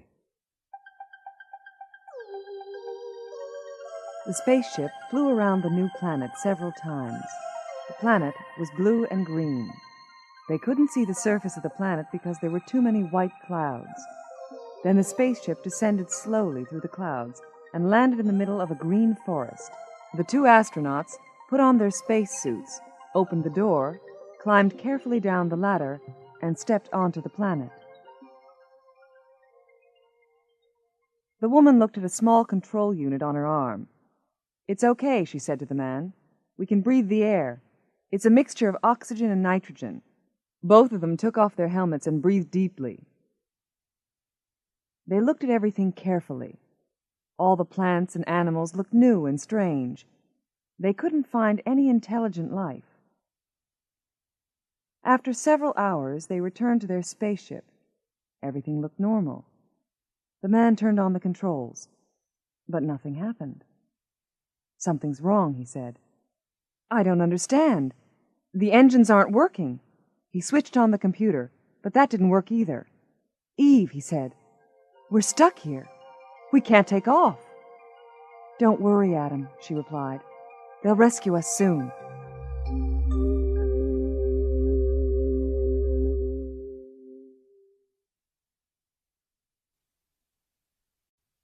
Unit 13. It's too hot. In the hotel coffee shop. Come on, Kim. Hurry up and finish your coffee. We have to catch a taxi to the airport. We'll be late. I can't hurry. This coffee's too hot for me to drink. Why don't you put some cold milk in it? Milk? I don't take milk in my coffee. Oh, okay. Is it cool enough for you to drink now? Yes, but it tastes awful. At the airport. Oh, no. The global counter looks a mile away. Ooh. What did you put in these suitcases? Rocks? Only clothes. Why? Are they heavy? Yes, they are. The taxi driver managed to carry them. Well, they're too heavy for me to carry, and I don't see any luggage carts. Well, I'm not strong enough to help you. Porter, over here, please. On the plane. Oh, Mike, I didn't tell you. My sister called this morning. Oh? Which one? Tiffany? Yes, she wants to get married. Married? She isn't old enough to get married. She's only 17. Who does she want to marry? Mark McIntosh.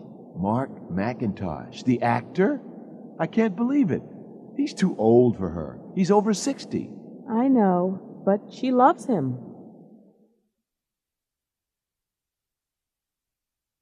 At their destination.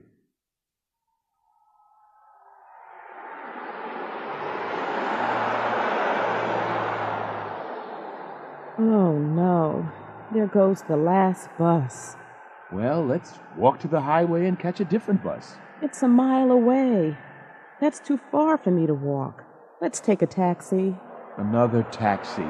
We aren't rich enough to go everywhere by taxi. Mike, haven't you forgotten something? What? We have 3 suitcases. Do you really want to walk? You're right. Taxi! Unit 14. Listening. Listen to the next phone call. Who is the manager talking to? Now listen again and check true or false. Hello? Good morning. This is the First State Bank. My name's Bridget O'Connor. I'm the manager. Oh, yes? Did you get my letter? What letter was that? Well, I wanted to see you. I called yesterday, but I couldn't get an answer. Was that in the morning? That's right.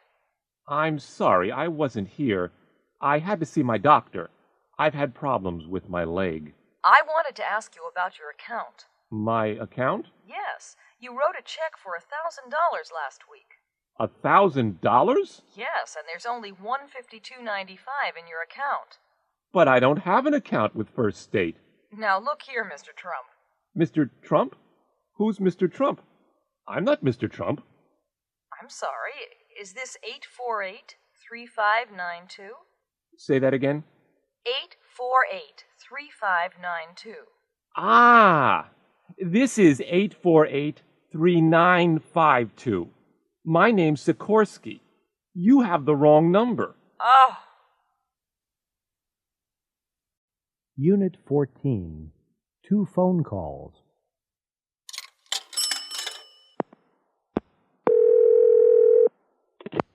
Hello? Vicky, is that you? Uh-huh. Who's this? It's Randy. Randy? Randy who? What do you mean, Randy who? Randy Dixon, of course. Oh, Randy. I'm sorry. Yes. We had a date last night. Where were you? I waited for 2 hours. Oh, I'm sorry, Randy. I couldn't come. Couldn't come? Why not? Well, I had to wash my hair. Wash your hair? Why didn't you call me? I wanted to call you, but, I couldn't remember your phone number. It's in the phone book. Yes, of course, but, I couldn't remember your last name. Oh. But why did you have to wash your hair last night?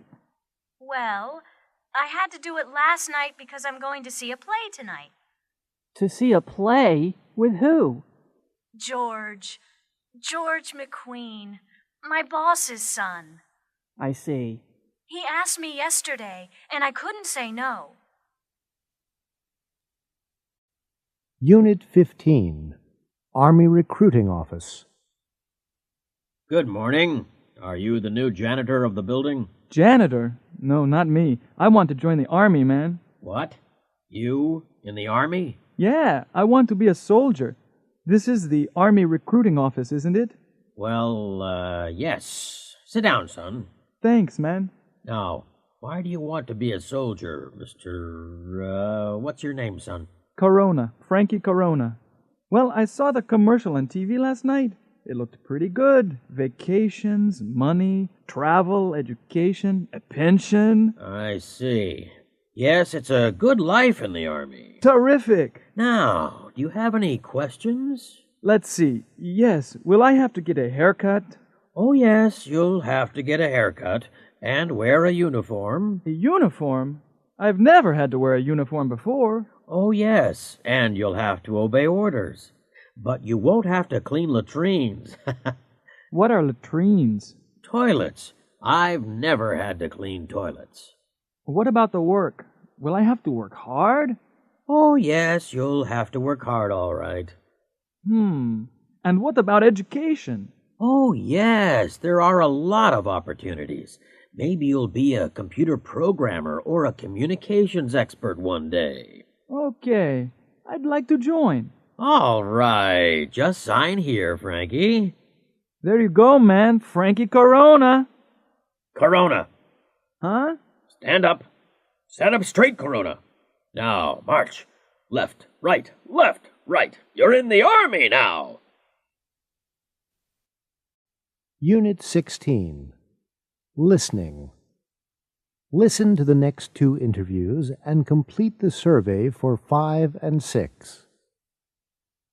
5. Excuse me, ma'am? Yes? We're doing a traffic survey.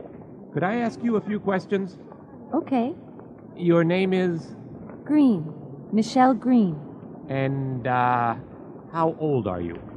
29. Can you drive? Sure. And how long have you been able to drive? Since I was 19. Uh-huh. Where do you live? Oxford Street. Ah, that's not far away. How do you usually get downtown? By bicycle. By bicycle? That's unusual. Thank you. Oh, is that all? Yes, that's it. Thank you very much. 6. Excuse me, sir. Yeah, what? May I ask you a few questions? Questions? About what? You're not from the police, are you? No. It's just a traffic survey, that's all. Well, all right then. What's your name? Jones. Wayne Jones, eh? How old are you, Mr. Jones? 22, eh? Can you drive? Yeah, but I don't drive much. How long have you been able to drive? About 4 years. But I told you, I don't drive much. I come into town on my motorcycle. It's a Harley Davidson. It's over there, the red one. Where do you live, Mr. Jones? At the university. I'm a student, eh? Oh, really? Yeah, I'm studying philosophy.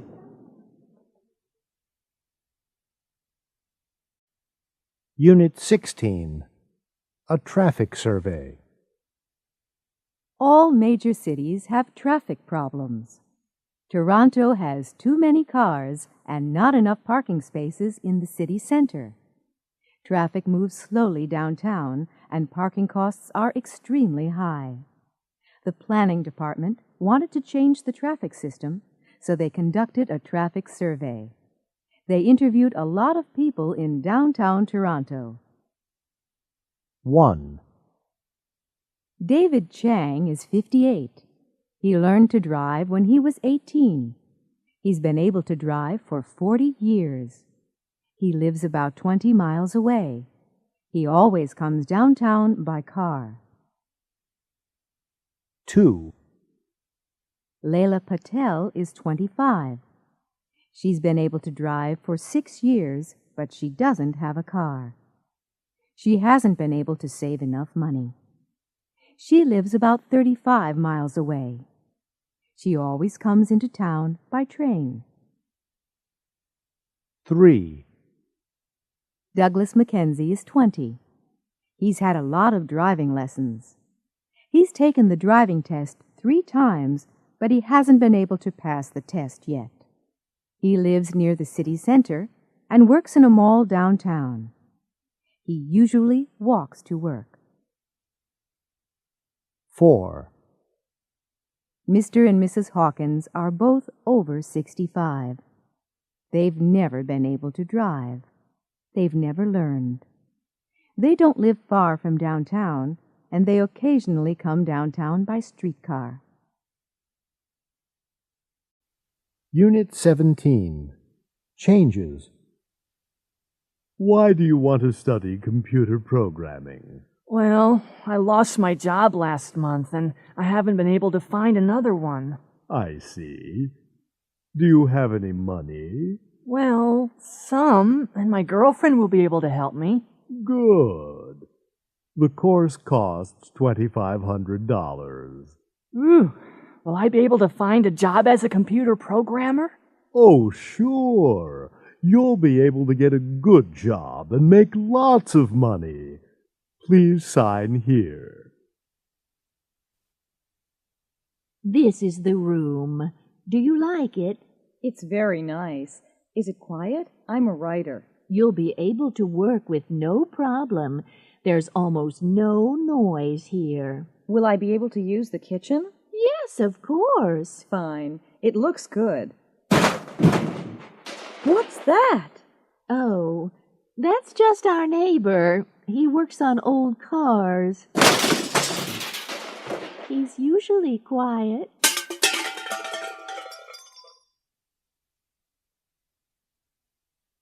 Have a seat, Jim. You work in the mailroom, right? That's right. I want to transfer to the International Sales Division. Why do you want to join the International Division, Jim? Well, I don't really. I just want to travel to Latin America. How good is your Spanish? Spanish? I've never been able to learn Spanish. Well, what will you be able to do in the International Sales Division? I don't know, but I won't be able to work very hard. I have a bad back. Unit 18. Checks and Money.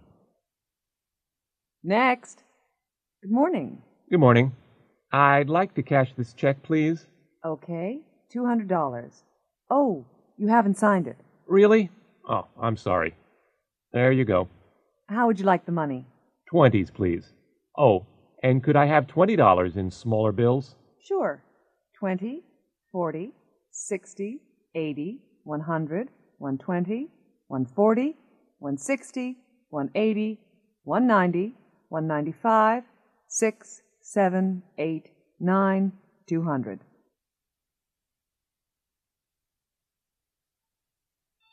I'd like to get this, but I don't have enough cash on me. Do you take traveler's checks? Yes, of course. Good. Here you are. Thank you. I'll need some identification, too. Sure. Is my driver's license all right? Yes, that's fine. Just sign and date it. I have a stamp with the store's name.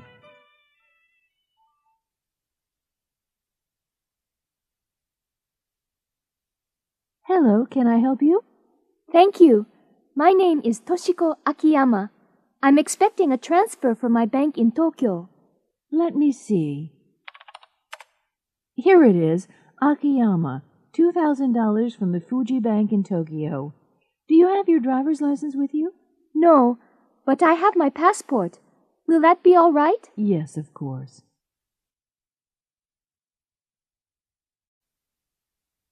Unit 19. Excursion to Egypt.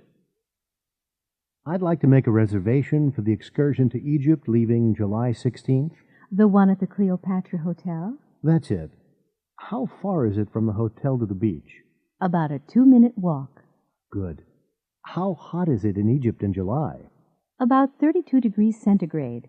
That's 90 degrees Fahrenheit. And that is the Great Pyramid. Oh, yes. It looks very high. It's about 137 meters high. How long are the sides? They're 230 meters long.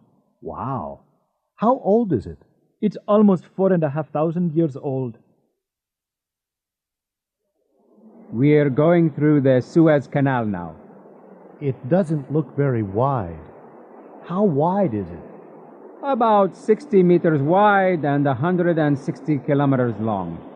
Really? This is a big ship. How deep is the canal? The average depth is about 10 meters. Hello, Mr. Harris. Are you coming on the bus trip to Cairo tomorrow? Yes. How far is it? It's about 150 kilometers. How long will it take to get there? About 3 hours. Unit 20. Everybody's in a hurry. 10 years ago, Ford Studebaker had an accident in his car. He was driving quickly and carelessly. After the accident, his wife said, "Ford, you are an old man now. You have to drive more slowly and more carefully." Ford has not had an accident since then. He always drives slowly, very slowly. But the drivers behind him often get angry. They sometimes have to stop suddenly, and then other cars crash into them. Ford always drives in the middle of the road, and other drivers can't pass him. They sound their horns and flash their lights because they want Ford to go more quickly. But Ford never notices them, and he never sees the accidents behind him. When he reads about the accidents in the newspaper, he says to his wife, "People drive more carelessly these days. Everybody's in a hurry. I don't understand it." Natasha Terranova is a tennis star. She's one of the best players in the world. She hits the ball hard and fast, harder and faster than any other player.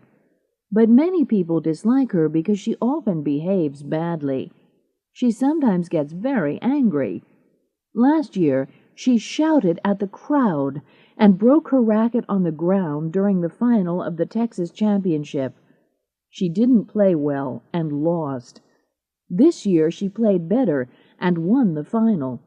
Unfortunately, she got very angry and behaved worse than last year. She threw her racket at the umpire. She will never be able to play in the Texas Championship again. Unit 21. A Day Off. Al Bellini works for an import-export company in Los Angeles.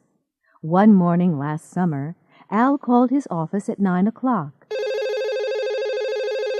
His boss, Ralph Vasquez, answered the phone.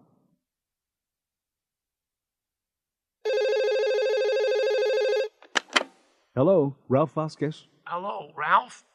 This is Al Bellini. Oh, hi, Al. What's up?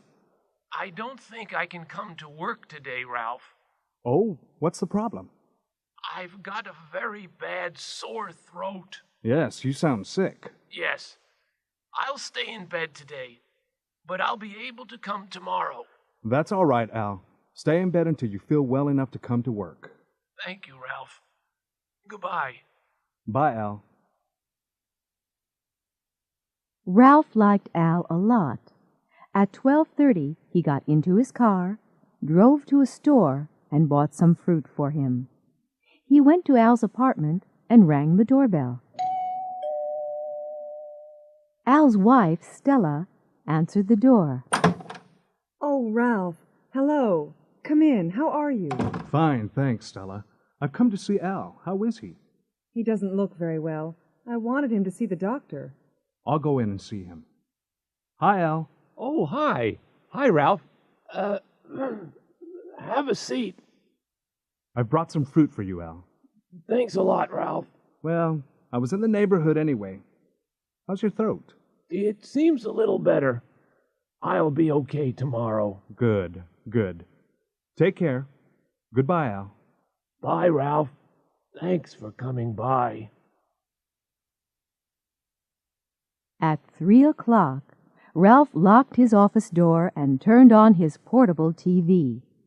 He wanted to watch an important baseball game. It was the Atlanta Braves versus the Los Angeles Dodgers. Both teams were playing well, but neither team could score. The crowd was cheering and booing. It was very exciting.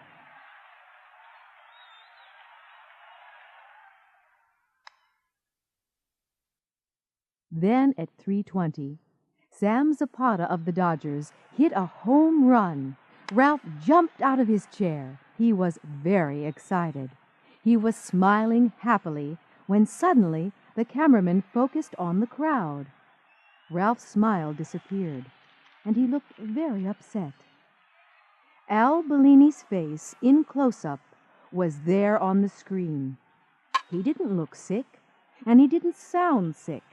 He was smiling happily and cheering wildly.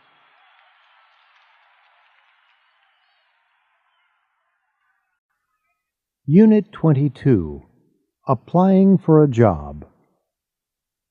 How do you do? It's Paula Chandler, isn't it? Yes. How do you do? Have a seat. I'm Art Miranda, and I have your application form here.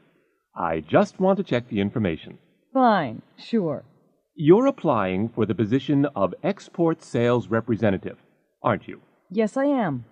You aren't from Connecticut, are you? No, I'm not. I'm from Massachusetts. You got a bachelor's degree in business administration at college, didn't you? Yes, that's right. But you didn't get a master's degree, did you? No, I didn't. And you have worked in international sales, haven't you? Yes, I have. I've been a sales representative in Mexico and Central America. But you haven't worked in Brazil, have you? No, I haven't, but I'd like to. You can speak Spanish, can't you? Yes, I can. But you can't speak Portuguese, can you? No, I can't, but I'd like to learn Portuguese. Come in. Have a seat. It's Paul Lanier, isn't it? Yes, that's right. Well, I've looked over your application. Can I just check the information? Yes, of course. You're applying for a secretarial job.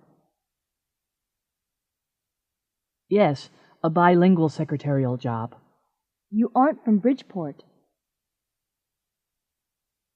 No, I'm from Fairfield. And you went to school in Fairfield. That's correct. Fairfield High. But you didn't go to college. No, I didn't. You can speak French well. Yes, my parents are French-Canadian. But you can't speak German. No, I can't. But I can speak Spanish. You've been a secretary for 2 years. Yes. But you haven't stayed in one job for much time. No, I haven't. I've worked in some awful places. Unit 23. Disasters. Good evening. Our program tonight is about disasters. This year there have been fires, earthquakes, and volcanic eruptions. All our guests tonight have survived disasters. Hello, I'm Susan Fisher-Diaz. I live in Chicago. I was working in my office on the 28th floor of a skyscraper. I was dictating some letters to my secretary when the fire alarm rang. I rushed out to the elevator, but it wasn't working. The stairs were full of thick smoke. We couldn't go down, so we had to go up to the roof. When we got there, some people were waiting calmly. Others were shouting and screaming wildly. A helicopter managed to land on the roof and rescued 6 of us before the roof collapsed. My name's Linda Reed. I was on vacation at the Med Club on Patapita, a small island in the South Pacific. I was taking a nap when the volcano erupted. The noise woke me up. I looked out of the window.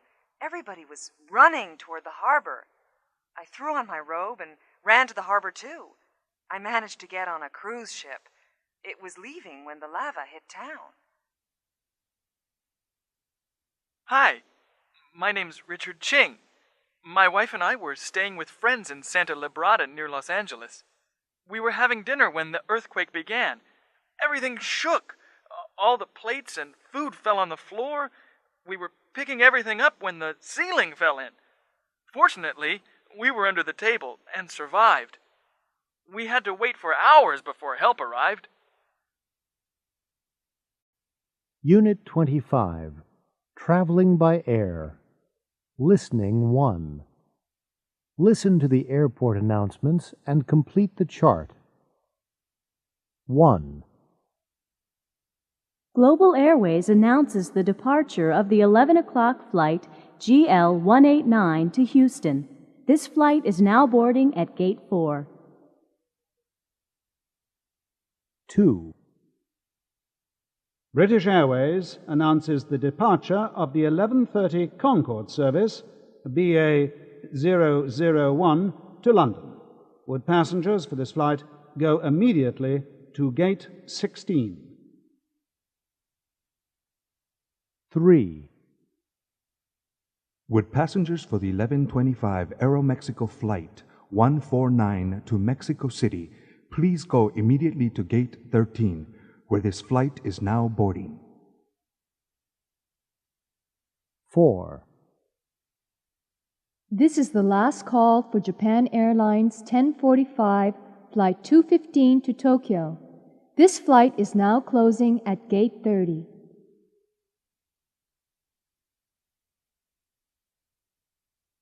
Do I check in here for Global Flight 179 to Caracas? Do you already have your ticket? Yes, I do. Thank you. May I see your passport? There you go. Can you put your luggage up here, please? Sure. Just one case? Yes, that's all. Did you pack the case yourself? Yes, I did. And you haven't left it anywhere, have you? No, it's been with me all the time. Are there any electrical items in the case? No, there aren't. Okay, that's fine. Do you have a seating preference? Yes, I do. I'd like a window seat, please. Fine. Seat 12A. Here's your ticket and your boarding pass. Thank you. The flight leaves from Gate 4 in the South Terminal. Please report to the gate by 10:30. Enjoy your flight.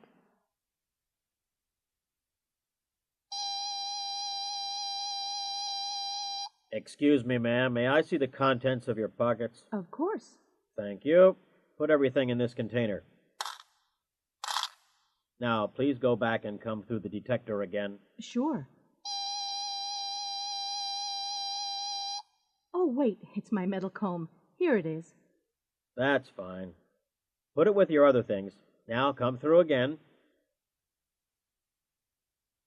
Listening 2. Listen to the in-flight announcement and complete this chart. Good morning, ladies and gentlemen. This is your captain speaking. I'd like to welcome you all aboard Global's Flight 179 to Caracas. We're now flying at an altitude of 33,000 feet, and our speed is approximately 500 miles per hour. We'll land in Caracas in 3.5 hours at 1:20 local time. The temperature in Caracas is a sunny 87 degrees Fahrenheit, about 31 degrees Celsius. In a few minutes, you'll be able to see the Gulf of Mexico on our left. Our flight attendants will serve lunch in a few minutes. Enjoy your flight, and thank you for choosing Global. Unit 26. I've cut myself. Listen to the 5 dialogues and match them with the pictures. Ow! This knife's sharp. I've cut myself. Let me see. Oh, you haven't cut yourself badly. It's just a scratch. But it's bleeding. It's not bleeding much. I'll get a Band-Aid. Did you see the play on Channel 13 last night? No, I didn't. What was it? Romeo and Juliet. I cried. You cried? Why? Well, it was very sad. At the end, Romeo killed himself, and then Juliet killed herself. It sounds dumb to me. Why did they kill themselves? For love. Oh, they were dumb, weren't they?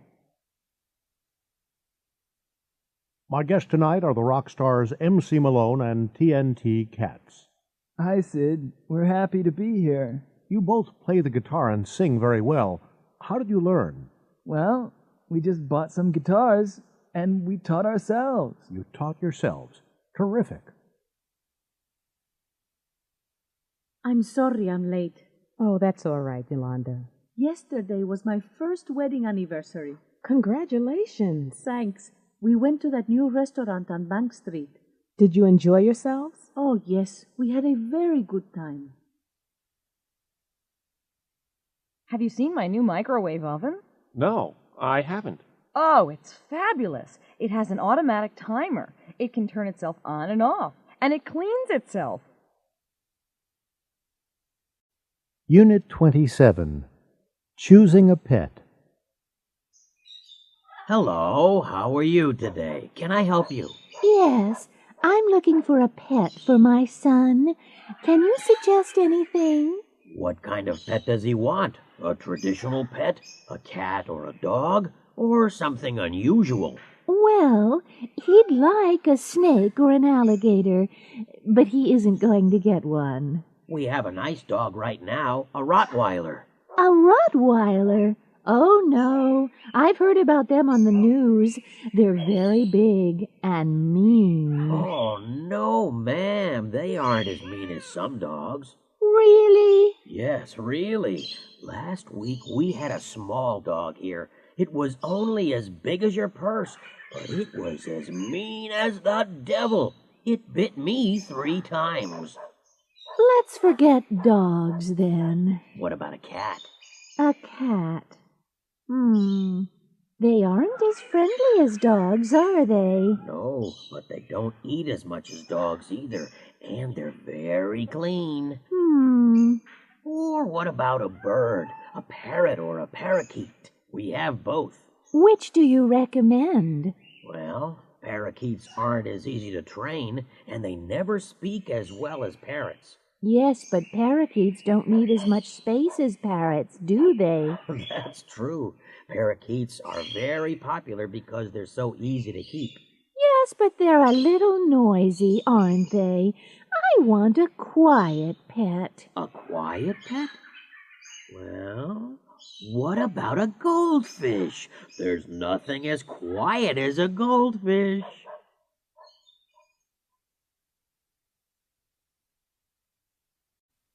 Unit 28. An interrogation. You're John Patrick O'Brien. Yes, I am. You sell used cars. Yes, I do. And other things. You live on Staten Island. Yes, I do. I live in Richmond Town. You went to the races at Montville yesterday. That's right. You weren't alone. No, I wasn't. I was with my friend, Bobby Ann Chase. But you're married. O'Brien. No. Who told you that? You left your apartment at 11 o'clock. Yes, about 11. You were in your Cadillac. Yes, I was. You didn't stop for gas. No. You had lunch at a Chinese restaurant. No, we didn't. We had lunch at a fast food place. You don't remember the name of the place. No, I'm afraid I don't. You had fried chicken. No, we got some hamburgers to go and ate in the car. You got to Montville Racetrack in time for the first race. Yes, correct. You were very lucky. Yes, I really was. You won $50,000. I can't remember exactly how much. There was $50,000 in your apartment.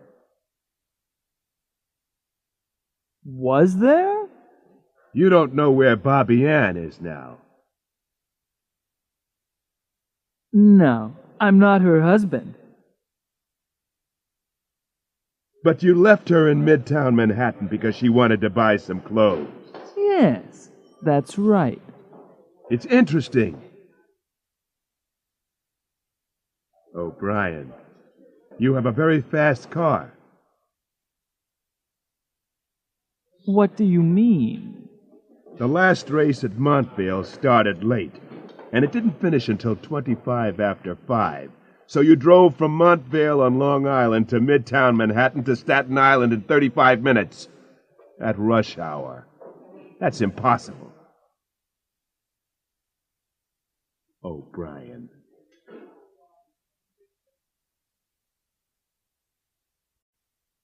Unit 29.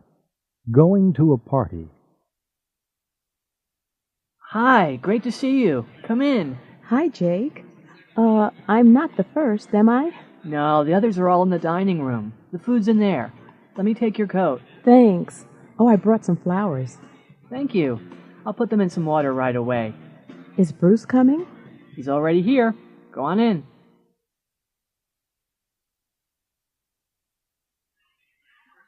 Hi, Kate. I like your dress. Thanks. Have you seen Bruce? Bruce?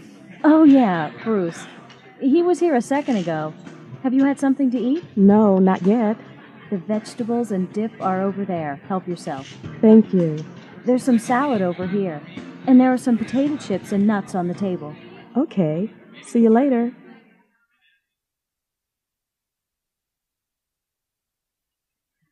Hello, Kate. Not dancing? No, I'm just hanging out. You didn't see Bruce in the kitchen, did you? No. Oh. Hey, this is a great song, isn't it? Do you want to dance? Sure, why not?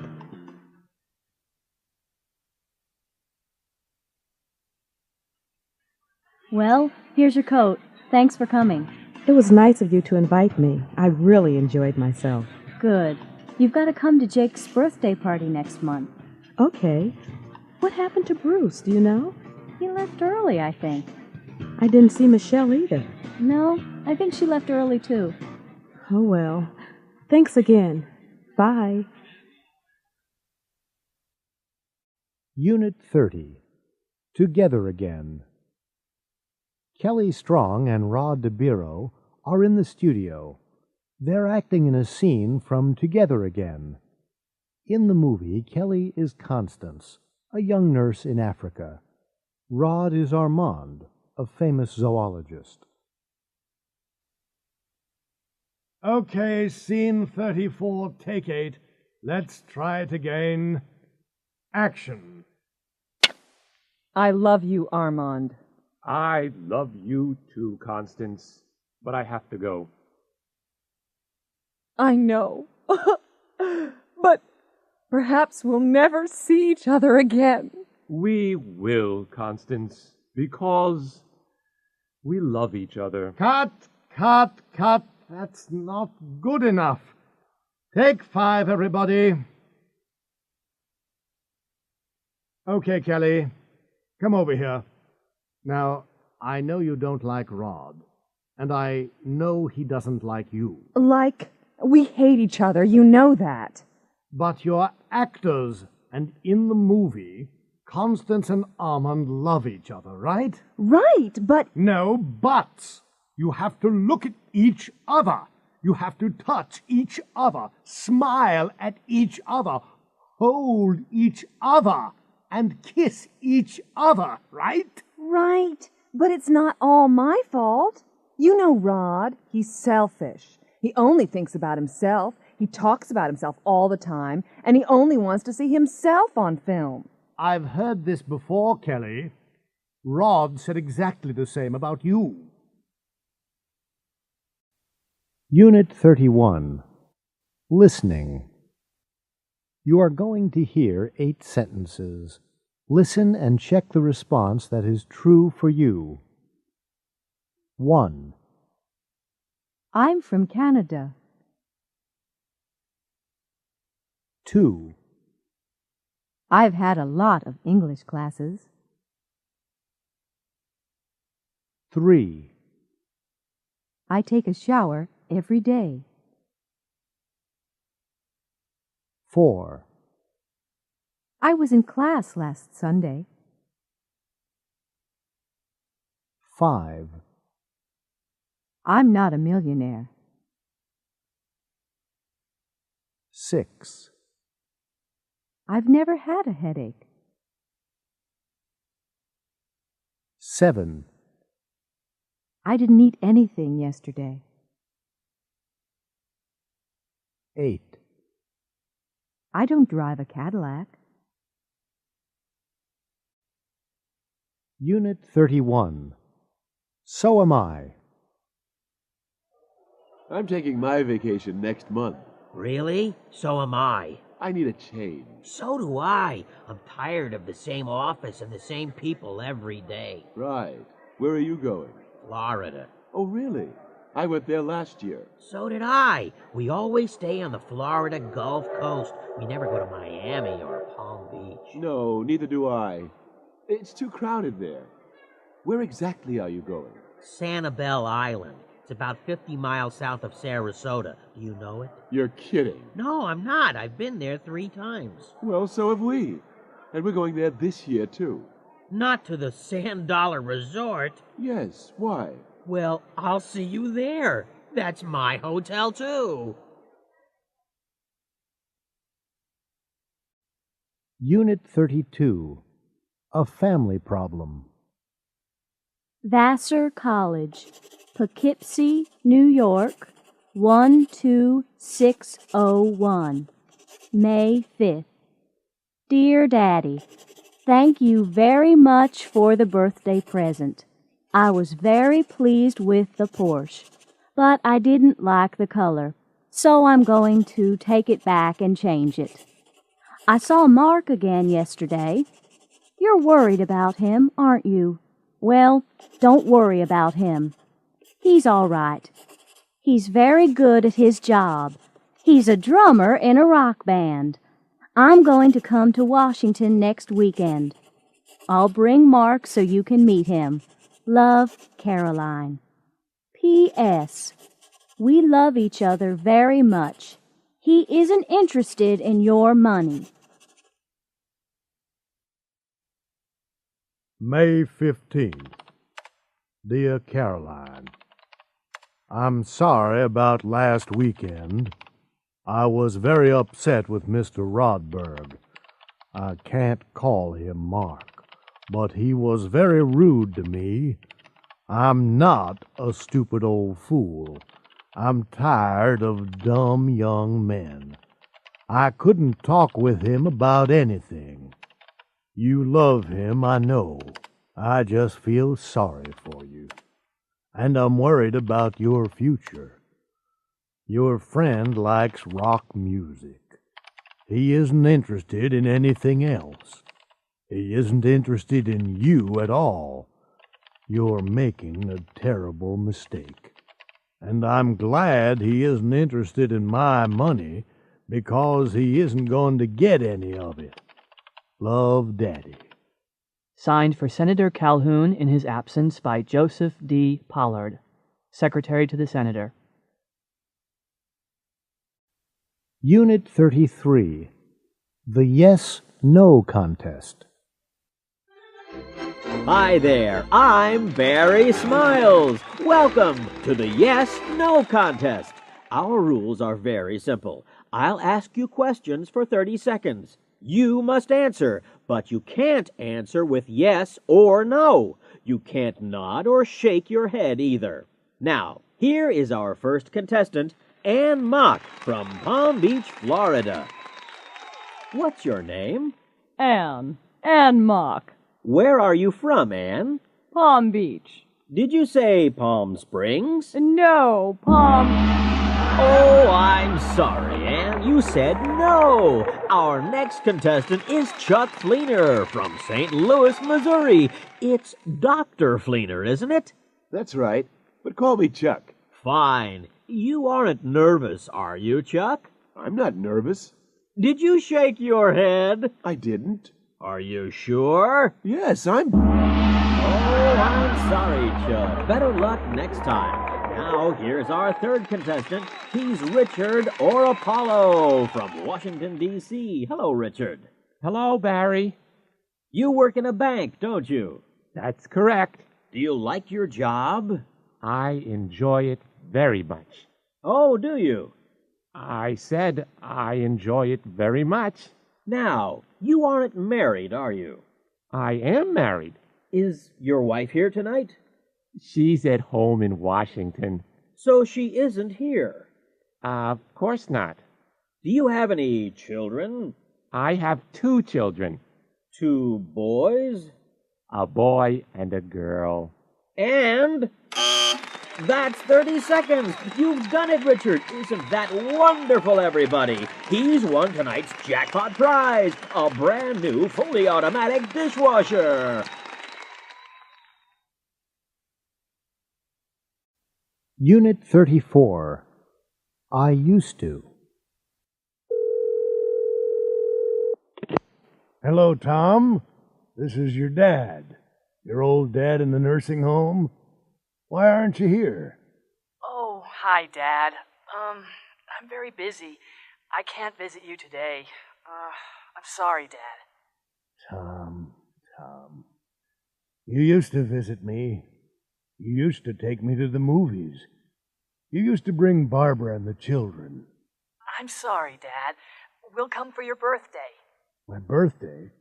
It's today. You didn't even send a card. I'm writing a new will.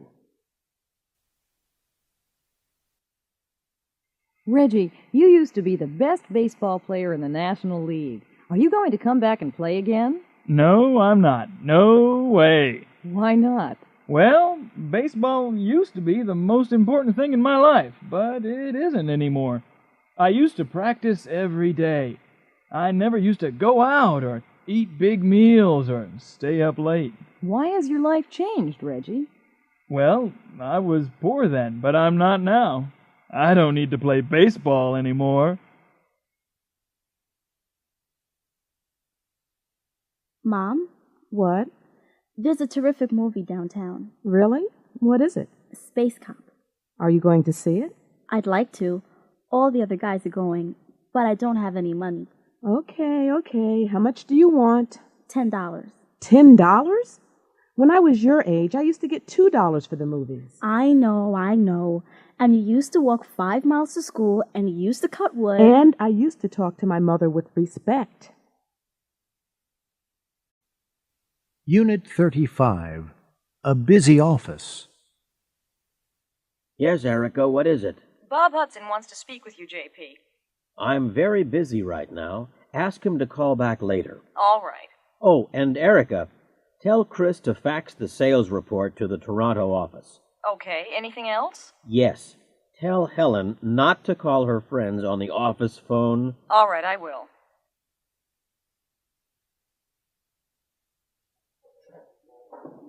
Hello? This is Mr. Powell's assistant again. I'm afraid Mr. Powell's very busy right now. Could you call back later? All right, thanks.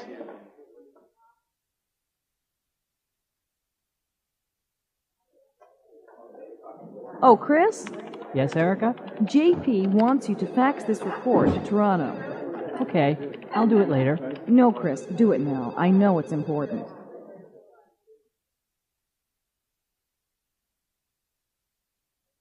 Helen, did you call your friend on the office phone yesterday? Well, yes, I did. But it was urgent. I think JP heard you. He wasn't very pleased about it. Don't use the office phone for personal calls, okay? Yes. Okay, Erica. I won't do it again. I'm sorry.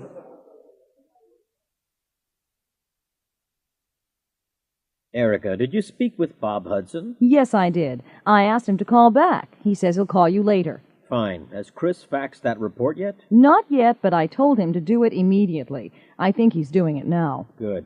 Did you tell Helen not to call her friend from here? Yes, I told her not to use the office phone for personal calls. She says she won't do it again. I'm sure she won't. Well, I hope you're right. Her friend is working in Saudi Arabia. Unit 36. The Smuggler. Latka was a customs officer in Europe. He used to work in a small border town. It wasn't a busy town, and there wasn't much work. The road was usually very quiet, and there weren't many travelers. It wasn't a very interesting job, but Latka liked an easy life. About once a week, he used to meet an old man. His name was Spevna. He always used to arrive at the border early in the morning in a big truck. The truck was always empty. After a while, Latka became suspicious. He often used to search the truck, but he never found anything. One day, he asked Spevna about his job. Spevna laughed and said, "I'm a smuggler." Last year, Latka moved to the United States. One night, he was having dinner in a restaurant in Los Angeles. On the other side of the restaurant, he saw Spevna drinking champagne. Latka walked over to him. Hello there. Hi. Do you remember me? Sure, of course I do. You're a customs officer. I used to be, but I'm not anymore. I retired last year, and I live with my daughter in Los Angeles now. I often used to search your truck in the old country. But you never found anything. No, I didn't. Can I ask you something? Of course you can. Were you a smuggler? Of course I was. But the truck was always empty. What were you smuggling? Trucks. Unit 37. Listening. Listen to the interview with Mrs. Zimmerman. Complete column 3 for her. First of all, animals in focus. What did you think of that? Great. Really great. It was educational, just right for the children. And chimpanzees always amuse me. Much more amusing than Lenny Hill in the next program. Some of his jokes are quite shocking. And young children are watching television at that time of night. Uh-huh. What about Texas, Texas? The worst kind of TV. This kind of program annoys me. It's all just money and sex. Not interesting. Okay. And the report on violence in the cities. What did you think of that? A very important program. The problem of violence worries everyone. The news? The news always interests me. There isn't enough news on TV. And lastly, the horror movie. Well, horror movies like this don't frighten me at all. I just turn them off. Unit 37. Opinions. Good afternoon. Mrs. Archer? Yes? I'm from Channel 5 TV. We're doing a survey. Oh, really? Could I ask you a few questions? Well, First, did you watch TV last night? yes, after dinner, from about 7 o'clock. And did you watch any of our programs? Yes, most of the evening, till 11. So you saw Animals in Focus. What did you think of it? It was very interesting. I like wildlife programs. So you're interested in wildlife? Uh-huh. That kind of program always interests me. It's very difficult to film animals, you know. What about your husband? Did he watch it? Only for about 5 minutes. He's not interested in animals. Look, I'm very sorry, but I have to pick up the kids from school. Are there many more questions? Oh, I'm sorry. I'll give you the questionnaire. Could you and your husband complete it and mail it to us? Sure. Unit 39. Congratulations. I'm David Burns, and I'm going to announce the winners. Senator Cheryl Adams is going to present the awards, and our first winner is 78-year-old Mrs. Flora Dobson. You all remember her. She's a very brave woman. She's the one that knocked out a robber with her walking stick. Step over here, Mrs. Dobson. Congratulations, Mrs. Dobson. Is that the stick that knocked him out? Pardon me? Oh, yes. This is the one, all right. This is the one that knocked him out. I hit him like this. Oh, dear. You won't hit me, will you? Well, thank you, Mrs. Dobson. Pardon me? Thank you. Thank you. And our second winner is Mr. Mac Foden. He's the one that drove his truck into Silver Creek and saved a town. Congratulations, Mr. Foden. You were very brave. How's your leg? Not too bad now, thank you, Senator.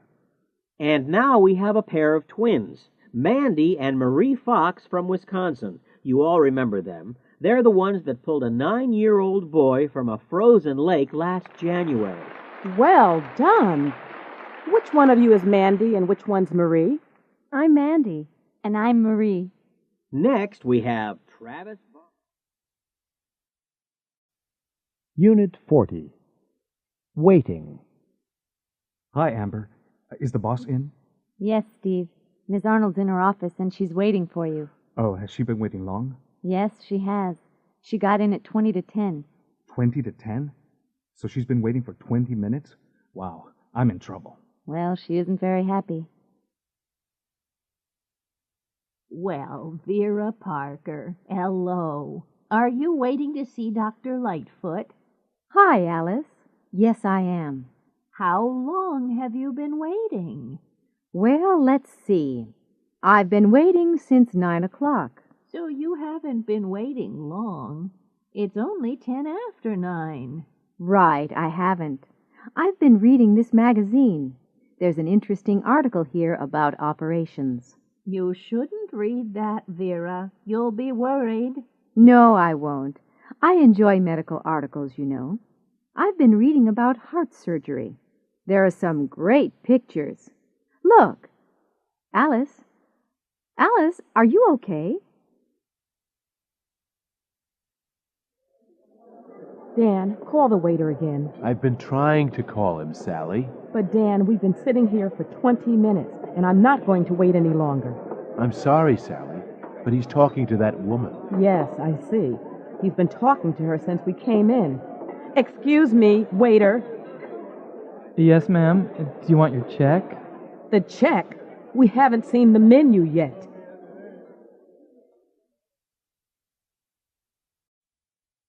Unit 41. Listening. Listen to the recording. Check the things that the woman mentions as milestones in her life. Well, I guess it's difficult to choose just 5 things out of a whole lifetime. I need a little time to think. Well, the most important thing for me was the birth of my son. But I guess everyone chooses a birth. But that really changes your life. That's the biggest change for sure. What else? Strange. I think the assassination of President Kennedy in 1963. That's a long time ago. Really a long time. But I was in high school, and for me, it's like the line between being a kid and, I don't know, growing up. I don't think it changed my life, but I remember it so well. And everything was different after that. So that's 2 milestones then. Oh, yes, and the day that I moved into this house. I've lived here for 20 years. I've always loved this house. Then there was my accident. I don't like talking about it, really. I fell down a mountain when I was skiing. I was in the hospital for 6 weeks. I couldn't walk for nearly a year. What else? That's not all. One more. Let me think. This sounds silly. A few years ago, I was in an elevator and it stopped, just like that, between floors. I was alone there for 5 hours. I was terrified. I thought about my life and my family. I still have nightmares about it. Unit 42. A court case. A few months ago, there was a bank robbery in San Francisco. The police arrested a man and a woman. They're in court now. Mrs. Cato saw the robbery. She's on the witness stand. The judge and the 12 members of the jury are listening to her. The lawyer is asking her some questions. Now, Mrs. Cato, you saw the bank robbery, didn't you? Yes, I did. You saw a man, didn't you? That's right. I saw him when he went into the bank and when he came out. Now, look around the court. Do you see that man? Yes. He's the one. He's the man I saw. He wasn't alone when he went into the bank, was he? No, he wasn't. He was with a woman. Now, do you see that woman in the court? Yes. There. She's the woman I saw. I see, Mrs. Cato. Now, look at the man and woman again. This is very important. Are you absolutely sure about them? Absolutely sure. They're the people I saw. Now, Mrs. Cato, what was the man wearing when he went into the bank? I don't remember everything, but I remember his hat and his bag. Look at Exhibit A on the table. Is that the hat? Yes, that's the hat he was wearing. And Exhibit B? Yes, that's the bag he was carrying. Do you remember anything about the woman? Yes, she was wearing a black wig and red high-heeled shoes. How do you know she was wearing a wig, Mrs. Cato? Because it fell off when she was running to the car. Look at Exhibit C on the table. Is that the wig? Yes, that's the wig she was wearing. And Exhibit D, look at the shoes. Yes, they're the shoes she was wearing. Thank you, Mrs. Cato. Unit 43. The Empty Chair. Jerry Streisand, a friend of mine in Boston, almost had a nervous breakdown last year. I told him to go to a doctor. Hello, Mr. Streisand. What's the problem? I'm very tense and nervous, Doctor. I haven't been able to sleep for days. Have you been working hard? Yes, I've been working 12 hours a day. Well, you should take a few days off. Go someplace quiet and peaceful, like Nantucket. It's a quiet island near the coast. Jerry took a boat from New Bedford to Nantucket and arrived late Friday evening. He rang the doorbell of a boarding house, and the owner, Mrs. Searcy, answered the door. Then she showed him to his room. Jerry was very tired and went straight to bed. He slept well and didn't wake up until 9 o'clock the next morning. Jerry went downstairs for breakfast. Because there weren't any other guests, Mrs. Searcy invited him to have breakfast with her and her daughter Catherine. Catherine was already sitting in the dining room. She was about 13 years old, with long black hair and clear gray eyes. Mrs. Searcy went to the kitchen to make breakfast. Jerry and Catherine looked at each other nervously for a few seconds. There are 4 places at the table. Is there another guest? No, we never talk about the empty place. The empty place? What do you mean? Well, that used to be my father's place. Used to be? I don't understand. My father worked on a fishing boat. 3 years ago, he went out on his boat, and he never came back. What happened to him? Nobody knows.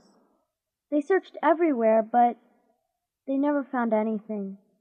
My mother always keeps that place for him, and she makes his breakfast every morning. That's a picture of him, over there on the wall. My mother's been waiting for him for 3 years. Jerry said nothing, but he looked worried. At that moment, Mrs. Searcy came into the room. She poured 3 cups of coffee and put 1 cup at the empty place. Jerry looked more worried, and he stared at the empty chair. Suddenly, he heard footsteps outside the door, and a tall man with a black beard walked into the room. It was the man in the picture. Jerry jumped up and ran out of the room. Who was that? What's the matter with him? I don't know. I don't understand. He's a guest from Boston. He arrived last night after you went to sleep. Catherine, do you know anything about this? No, Daddy, I don't. But he's here because he's very nervous. He says he's hiding here because a tall man with a black beard is trying to kill him. Catherine, have you been telling stories again? Stories? Daddy? Me? Unit 44. Listening. Listen to the news report and answer these questions. And finally, news about Kimberly Lewis, the athlete from Pennsylvania. Kimberly is jogging across the United States from New York to Los Angeles. She has just arrived in Kansas City, Missouri. Kimberly left New York 2 months ago and has traveled nearly 1,300 miles. Kimberly has collected nearly $300,000 for physically challenged children. She has used 12 pairs of running shoes and more than 100 pairs of socks. Unit 44. How long? How much? Please have a seat. Thank you. I'm Esther Rosales. I've had an account here for 10 years. What can I do for you, Ms. Rosales?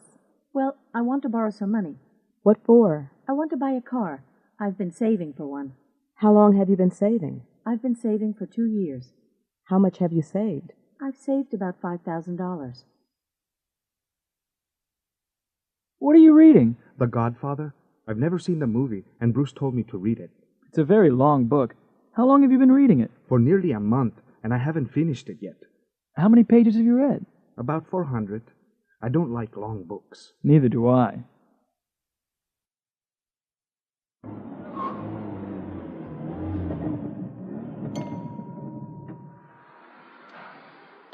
Yes, ma'am.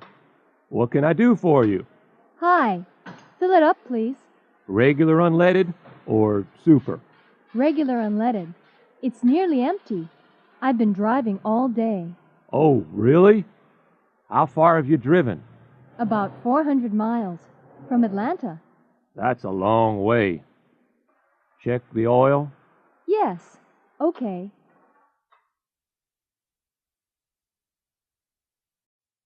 Unit 45. Operation Diamond. Andrea Garvey is the Assistant Director of the Department of Customs and Immigration. She is preparing her agents for a special operation. Good morning, ladies and gentlemen. You were all at Friday's meeting. Are there any questions? No? Okay, take out the photographs from your folders. Look at photograph 1. That's Barry Siegel. He's the man that usually flies the diamonds into the USA, and he's the one that will land at the Circle K Ranch tomorrow night. Be careful. He's very dangerous. He's the one that shot a federal agent last year. Now photograph 2. That's Gulliver. He's the one we really want. He's the one the Mexican police arrested last year, but they had to release him because they couldn't find any diamonds with him. He controls 20% of the illegal diamond trade. He's the one we have to catch with the diamonds and the money. Look at photograph 3. Look at the woman on the right. Her name's Betty Lou Harris. She's working for us. She'll be at Gulliver's house at the ranch. She's the one that gave us the information. Watch out for the 2 men on the left, Farrell and Casey. They're the ones we've been following. They always carry guns, and they're the ones that will shoot first. Ms. Harris is probably the one they'll shoot. Do you all have photograph 4? Good. Look at the airplane. It's a Cessna 310. It's the airplane that brings in the diamonds. It's the kind of plane that can fly under radar, land anywhere, and take off quickly. You can forget the registration number. It's different every time. Okay, photograph 5. That's the area they're going to land in. Look at the trees in the background. They're the trees we're going to hide in. There's a road behind the trees, and that's the road they'll have to use. It's the only one. Finally, photograph 6. The Circle K Ranch. It's very nice, isn't it? Gulliver has 3 houses, and this is the one he paid almost $5 million for last year. Look at the car outside. That's the car that will meet the plane. It's the car he always uses. We want Gulliver, Siegel, the diamonds, and the money all together. Any questions? No? Okay, good luck. Unit 46. Making Reservations.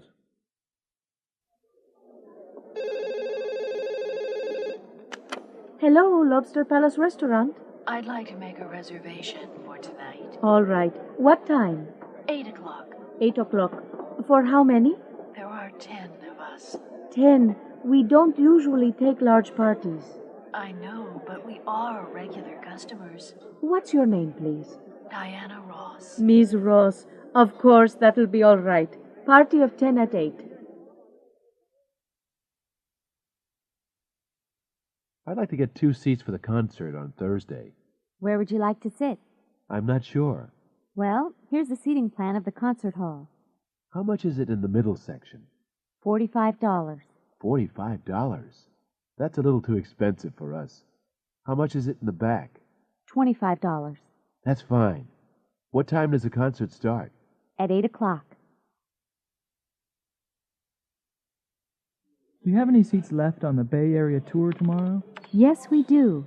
There are a few seats left. Is that the tour that includes the Sonoma Valley? That's right. How long does the whole tour take? About 7 hours. Should I pay you now? If you don't mind. Unit 47. A new job. Jeff, have you seen this ad in the New York Sentinel? Yes, I saw it, but I'm not interested in finding a new job. I've been here since I left college. I like working here. Really? I've only been here for 3 years, and I'm already tired of doing the same thing every day. I'm afraid of getting really bored. Oh, come on. It's not that bad. You'll do the same thing there every day. Yes, but the salaries are good. I'm not interested in making more money. I have enough now. I can never have enough. Of course, you live at home with your parents. I like living with my parents. What's wrong with that? Nothing. But I like being independent. I like traveling, and I enjoy meeting new people. I'm going to apply for the job. Well, good luck. Unit 48. Listening. Listen to the report for Tuesday and draw the symbols on the chart. Good morning. I'm Wayne Porter with your latest weather news from Channel 15. Let's look at the national situation first.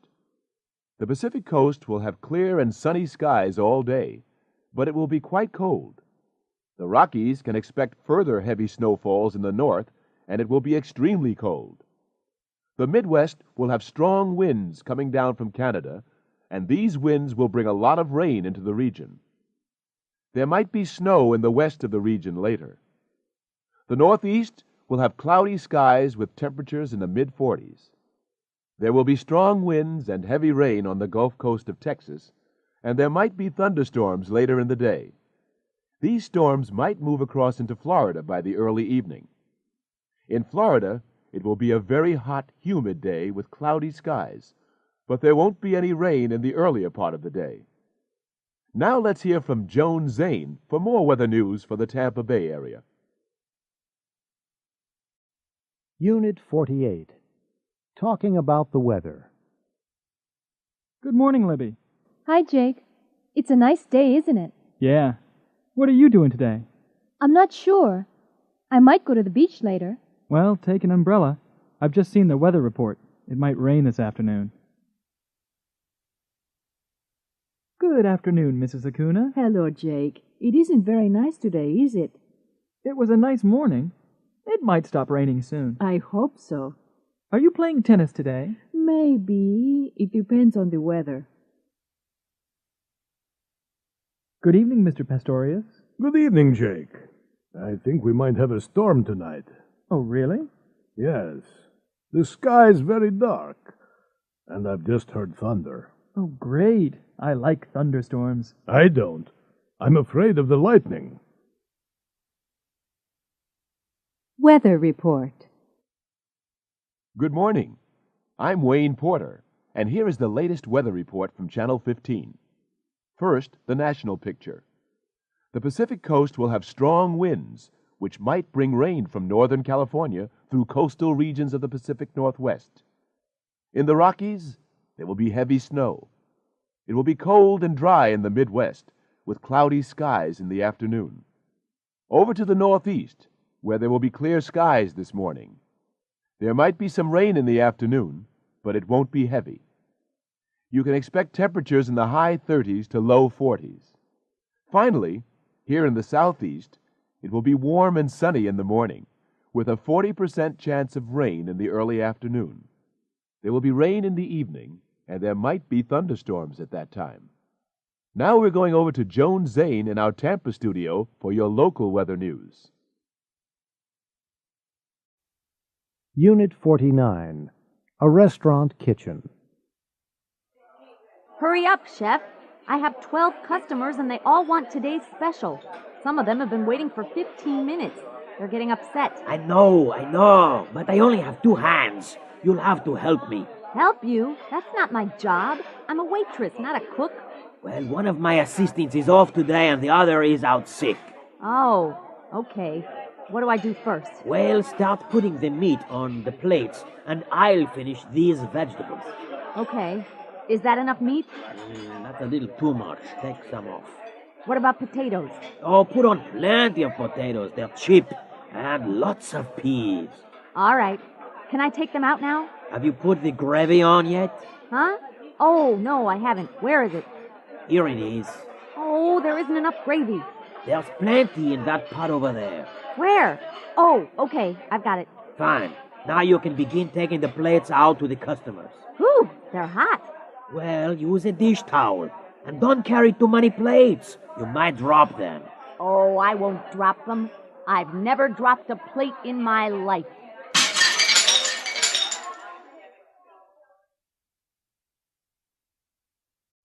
Unit 50. Asking for directions.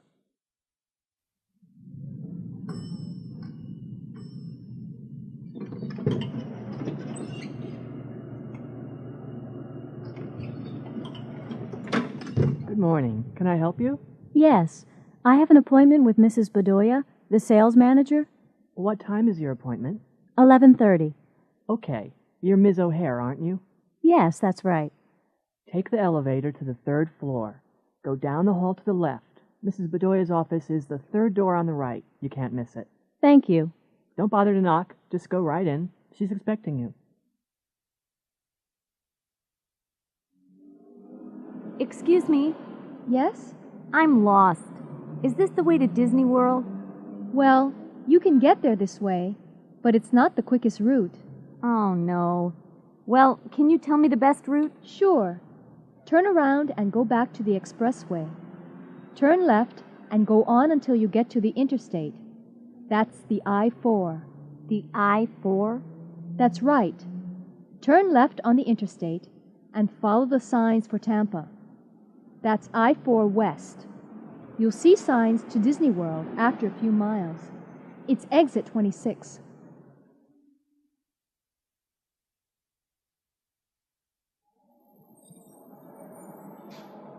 Does this bus go to 50th Street? Yes, it does. Step in, please. What's the fare? $1.25. Okay, here's $2. Can't you read? Exact change only. Oh, okay. I have 5 quarters here. Can you tell me when we get to 50th Street? Okay. Thanks a lot.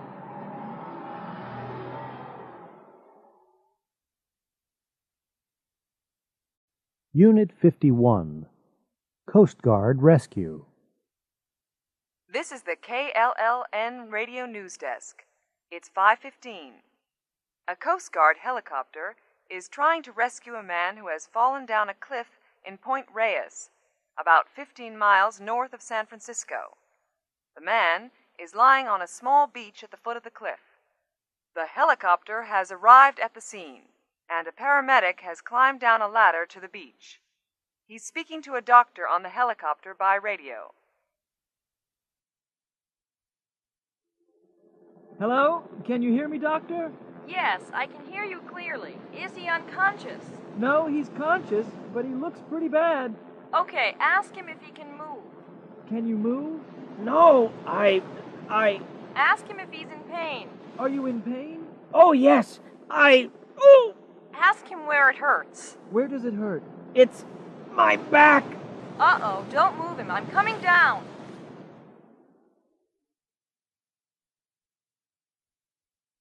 Bob Atkinson is the editor of the Daily Sun. He's sending a young reporter, Lois Gold, to interview the singer Duke Williams. Now, I've arranged an interview for 4 o'clock at his hotel. Ask him lots of questions.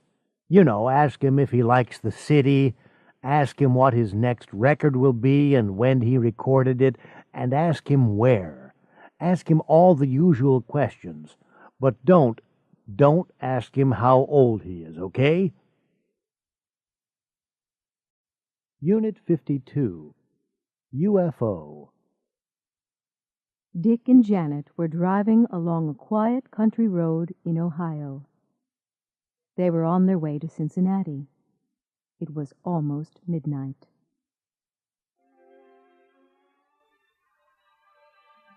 Dick, look over there. There's something in the sky. What is it? I don't know what it is. It's probably a plane. I don't think so. It's too big and too bright. You've seen too many movies, Janet. Oh, no. What's the matter? The engine just died. What's happened to it? Well, I don't know what happened. We'll have to find a service station. There's one in the next town. Great, but I don't know if it's open. It's really late.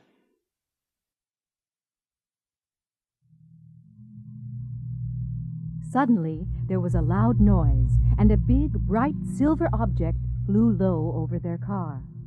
It stopped in midair, turned around, and flew back over their car.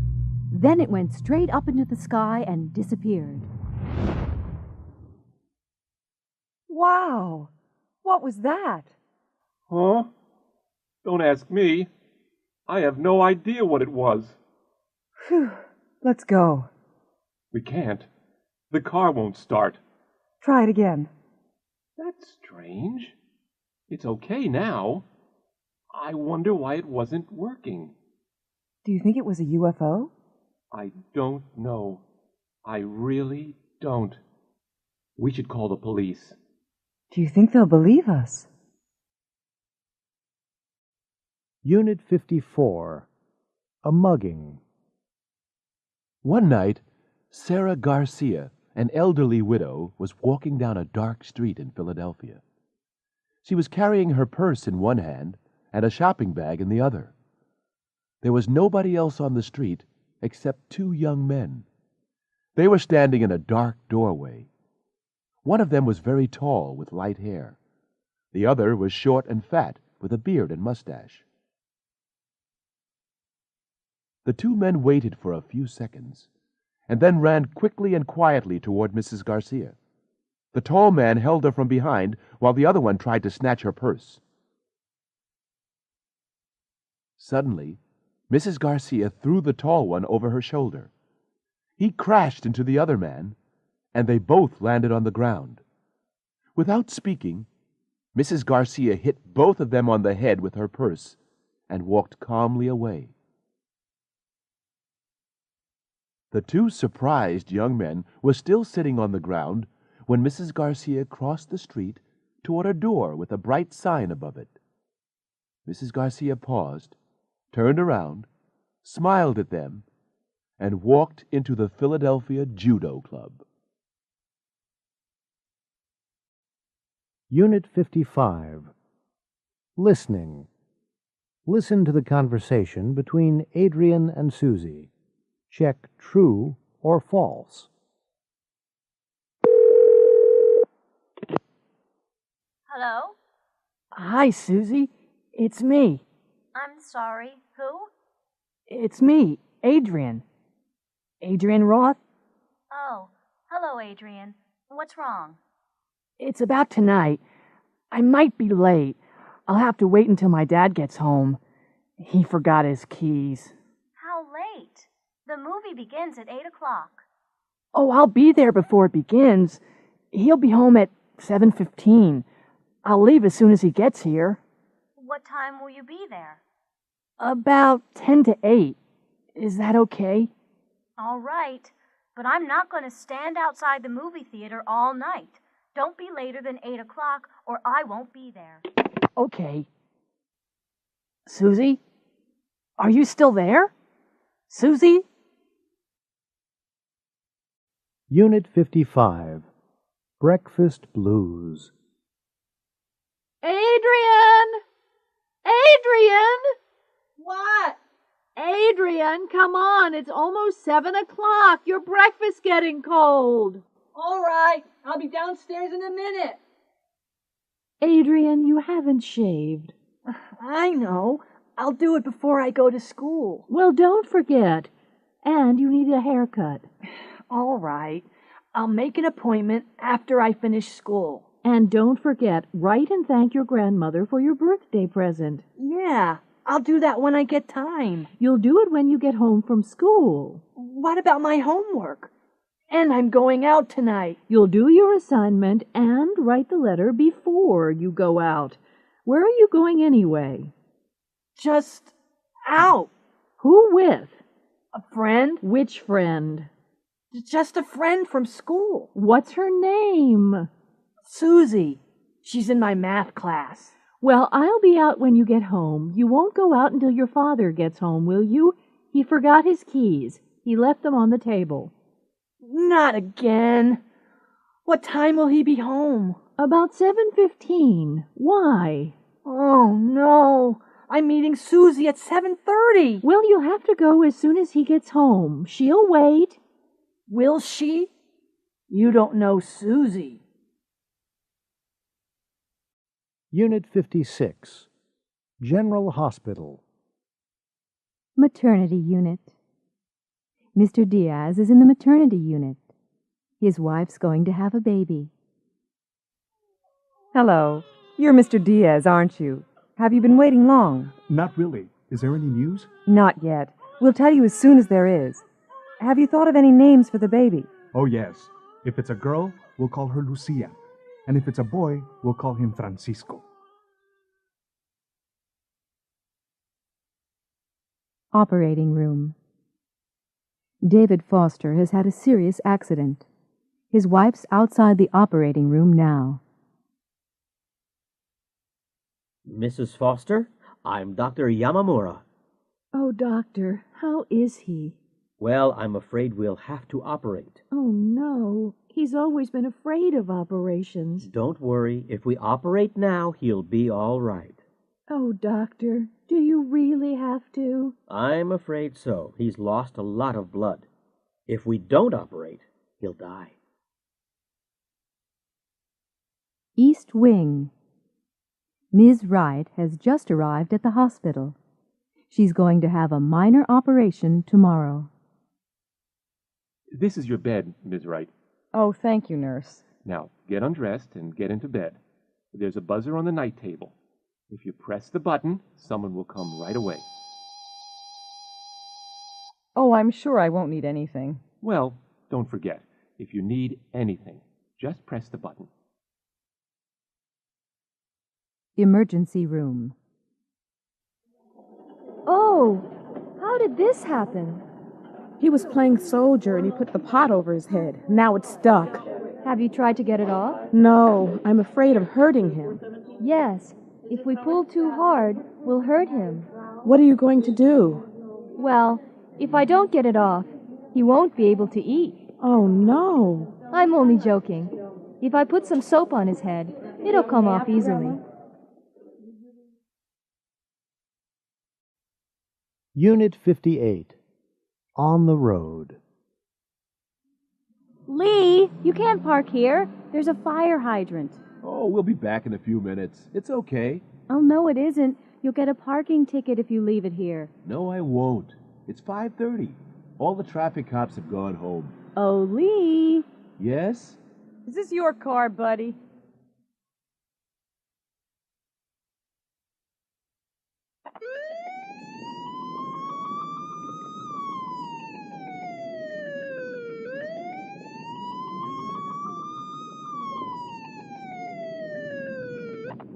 May I see your license? Sure. Oh, I left it at home. In that case, you'll have to come with us to the station. But why? You were speeding, buddy. But I was only doing 35. There's a 30-mile-an-hour speed limit. It's a residential section. Really? I didn't see the sign. We've been following you. So, you were doing 35 too? No, we were doing 60 miles an hour, and we couldn't catch you.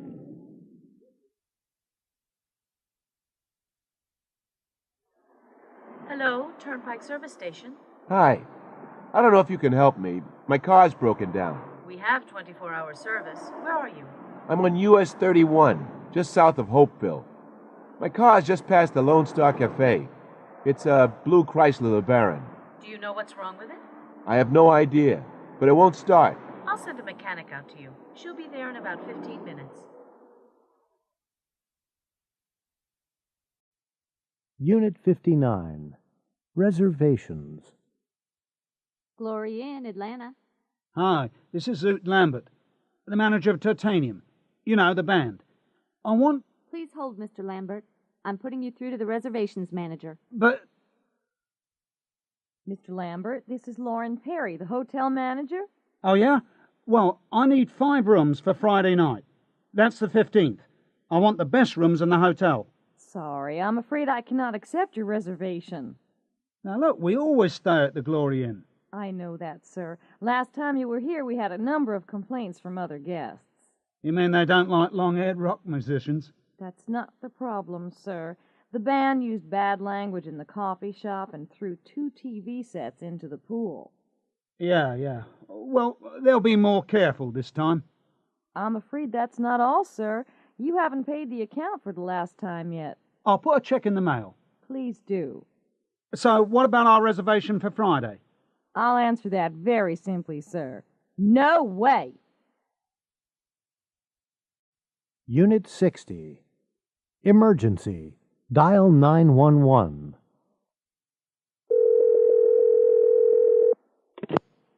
Operator 366. I've just seen 2 cars crash into an armored truck. I think it's a robbery. Where? Just outside the factory gates. What factory? McManus Forge Company on Old Selma Road. The first police car got to the factory 3 minutes later, but it was too late. The robbers had gone. They had knocked out one of the security guards and shot the other. Both guards were lying on the ground near the armored truck. The thieves had taken the payroll for the factory. The police called an ambulance for the guards and questioned 3 people who had seen the robbery.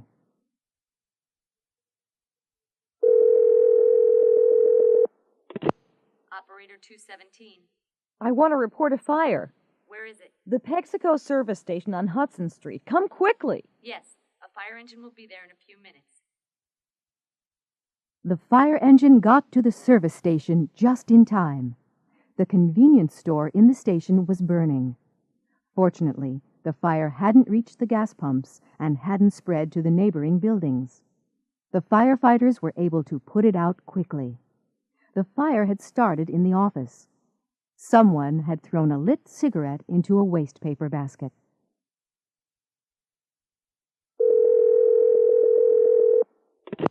Operator 577. There's a boy in the river. I don't think he can swim. I can see him from my window. In the river? Where?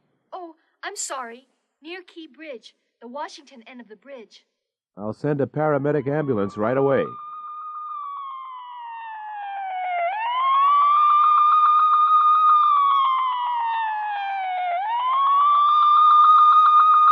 When the paramedic ambulance got there, the boy was lying on the ground. A police officer had seen the boy in the river and had dived in and rescued him. The boy was all right. The police officer had given him artificial respiration. The ambulance took the boy and the police officer to the hospital. Unit 61. Embarrassing Experiences. Reader's letters. Oh, no! Have you ever had an embarrassing experience? Who hasn't? Last week, we asked our readers to tell us about their embarrassing experiences. We received hundreds of letters. Here is a selection. A smart teacher. My most embarrassing experience happened when I had just finished college. I had just started teaching at a high school in Denver. One morning, my alarm clock didn't go off. I had forgotten to set it. I woke up at 8 o'clock, and school started at 8:30. Quickly, I washed, shaved, dressed, jumped in my car, and drove to school. When I got there, classes had already started. I didn't go to the office or the teacher's room, but went straight into my first period class. After 2 or 3 minutes, the students started laughing, and I couldn't understand why. Suddenly, I looked down and understood. I had put on 1 black shoe and 1 brown shoe. Stanley Morris, Boulder, Colorado. Hand in hand. The most embarrassing experience I've ever had happened 2 years ago. My wife and I had driven into New York to do some shopping. The streets were very crowded, and we were holding hands. Suddenly, my wife saw a dress she liked in a store window and stopped. I started looking at some radios in the next window. After a minute or two, I reached for my wife's hand. There was a loud scream, and a woman slapped my face. I hadn't taken my wife's hand. I had taken the hand of a complete stranger. Gary Hall, Paramus, New Jersey. A parking problem. My husband and I had decided to buy a new house, and I'd made an appointment to see our bank manager. I'd never met him before, and I was a little nervous. I drove into town, and I was lucky enough to find a parking space outside the bank. I just started backing into the space when another car drove into it. I was furious. I opened my window and shouted at the other driver. He ignored me and walked away. It took me 20 minutes to find another space. As soon as I had parked the car, I rushed back to the bank. I was 10 minutes late for my appointment. I went to the manager's office, knocked, and walked in. The manager was sitting behind his desk. He was the man who had taken my parking space. Margaret Larcade, San Antonio, Texas. Unit 62. A Ghost Story. Doug and Kay are staying in an old house on Cape Cod. It belongs to Doug's uncle, and they've borrowed it for the weekend. They arrived an hour or two ago, and they're sitting in front of a fire in the living room downstairs. Oh, Doug, this house is fantastic. I love old houses. There's a ghost here, you know. Doug, don't be silly. Are you trying to scare me? No, I've been coming here for years. We used to stay here when I was a kid. I saw the ghost myself once. This isn't funny, Doug, and I don't believe in ghosts. You don't? Well, I do. Where did you see the ghost? Upstairs, in the bedroom. Yeah, right. Did it have a white sheet over its head? No. It was just an ordinary ghost. He was wearing clothes from the 1800s. He? Who?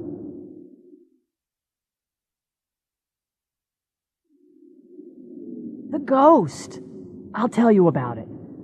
I'd been out walking all day, and I was really tired, so I went to bed early. Had you been reading a book about ghosts? No. Well, go on. What happened? I'd been in bed for 2 or 3 hours. How did you know that it was a few hours? There's an old grandfather clock in the bedroom. You'll see it when we go upstairs. Anyway, the ghost was standing beside it. What did you do? Nothing. What did he say? Nothing. He just stared at me. How did he get into the room? Hadn't you locked the door? Yes, I had. And the window, too. It was a cold, foggy night like tonight. Was there a fireplace? Yes, but it was too small for a man to get down. Anyway, there'd been a fire. What did you do? I sat up and stared back at him. I was too shocked to move. Well, what happened? I don't know how long we'd been staring at each other when suddenly I shouted, and he disappeared. I don't believe it. I didn't believe it myself at the time, but when I told some people who live around here, they believed me. Some of them had seen the ghost themselves. They could even describe him. If you ask them, they'll tell you. Doug, put some more wood on the fire. I'm going to sleep right here tonight.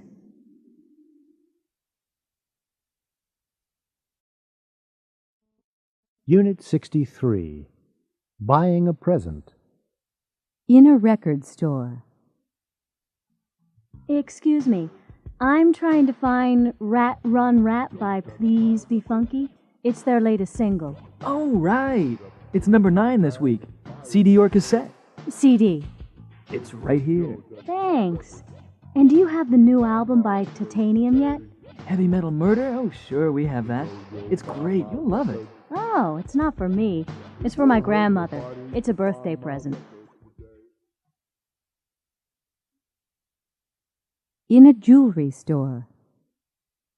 I'm trying to find a Christmas present for my wife. Okay, what kind of thing are you looking for? I'm not sure, really. Maybe you can help me. How about a bracelet? No, I bought her a bracelet for our anniversary. Maybe a ring, then. These rings are made of 22-karat gold. What kind of stone is that? A diamond. And it's less than $5,000. Oh, well, maybe you could show me some earrings then. In a toy store. Do you need any assistance, ma'am? Thank you. Yes, I'm looking for a toy for my nephew. Okay. How old is he? He'll be 9 on Saturday. What about a skateboard? No, I don't want him to hurt himself. How about a drum set? I don't think so. His father will be upset if I buy him one of those. Do you have anything educational? You see, he's a very intelligent boy. I have the perfect thing. A do-it-yourself computer kit. Unit 64. Where is it made? Good evening. I'm Jesse Carson. Welcome to Double Your Cash. Our first contestant tonight is Dawn Sikorsky from Lincoln, Nebraska. How are you doing, Dawn? I'm doing fine, Jesse. What do you do, Dawn? I'm a librarian. And were you born in Lincoln? No, I wasn't. I was born in Omaha. Okay. Now the first question is for $100. Are you ready? Sure. Where are Ferrari cars made? Are they made in Spain? Are they made in France? Or are they made in Italy? That's easy. Italy. Correct. That's great, Dawn. Okay, Dawn. You can take the $100 right now, or you can have another question and double your cash. I'll take another question. Okay. This is for $200. When was Martin Luther King Jr. murdered? Was it in 1963, 1965, or 1968? He was murdered in Unit 65. A real bargain. Donna Wu is looking for a new house. She's with the realtor now. Well, Ms. Wu, this is the house that I told you about. 341 Sun Lake Drive. The owners are away, but I have the keys. When was it built? It was built in 1936. Who built it? I have no idea. Is it important? No, I guess not. Is that a new roof? It looks new. It's pretty new. It was put on 2 years ago. It's in very good condition. The previous owner was a builder. I'm worried about the electrical wiring. Has it been rewired? Yes, it has. Oh? When was that done? 5 years ago. It's been completely renovated. New central heating and air conditioning have been put in, and a new garage has been built. Oh? When was that done? The garage? Last year, I think. It's a very solid house. It's built of brick with a tiled roof. I have a little boy in elementary school. Does a school bus pass by here? Yes, right here on Sun Lake Drive. The children are picked up at 8 o'clock and they're brought home by 3:30. It's really not expensive. I've seen a lot of similar houses, and they're more expensive. Oh, yes. It's a real bargain. Are there any plans for new construction in this area? Excuse me? New construction? Well, yes, a new hospital is going to be built about 6 blocks north of here. Anything else? Well, a new interstate highway will be built next year. You'll be able to get to the city in half the time. Where exactly will the interstate be built? It'll be built just down the street. Sun Lake Drive has been chosen as the main exit for the city. It'll be interesting. You'll be able to watch the traffic.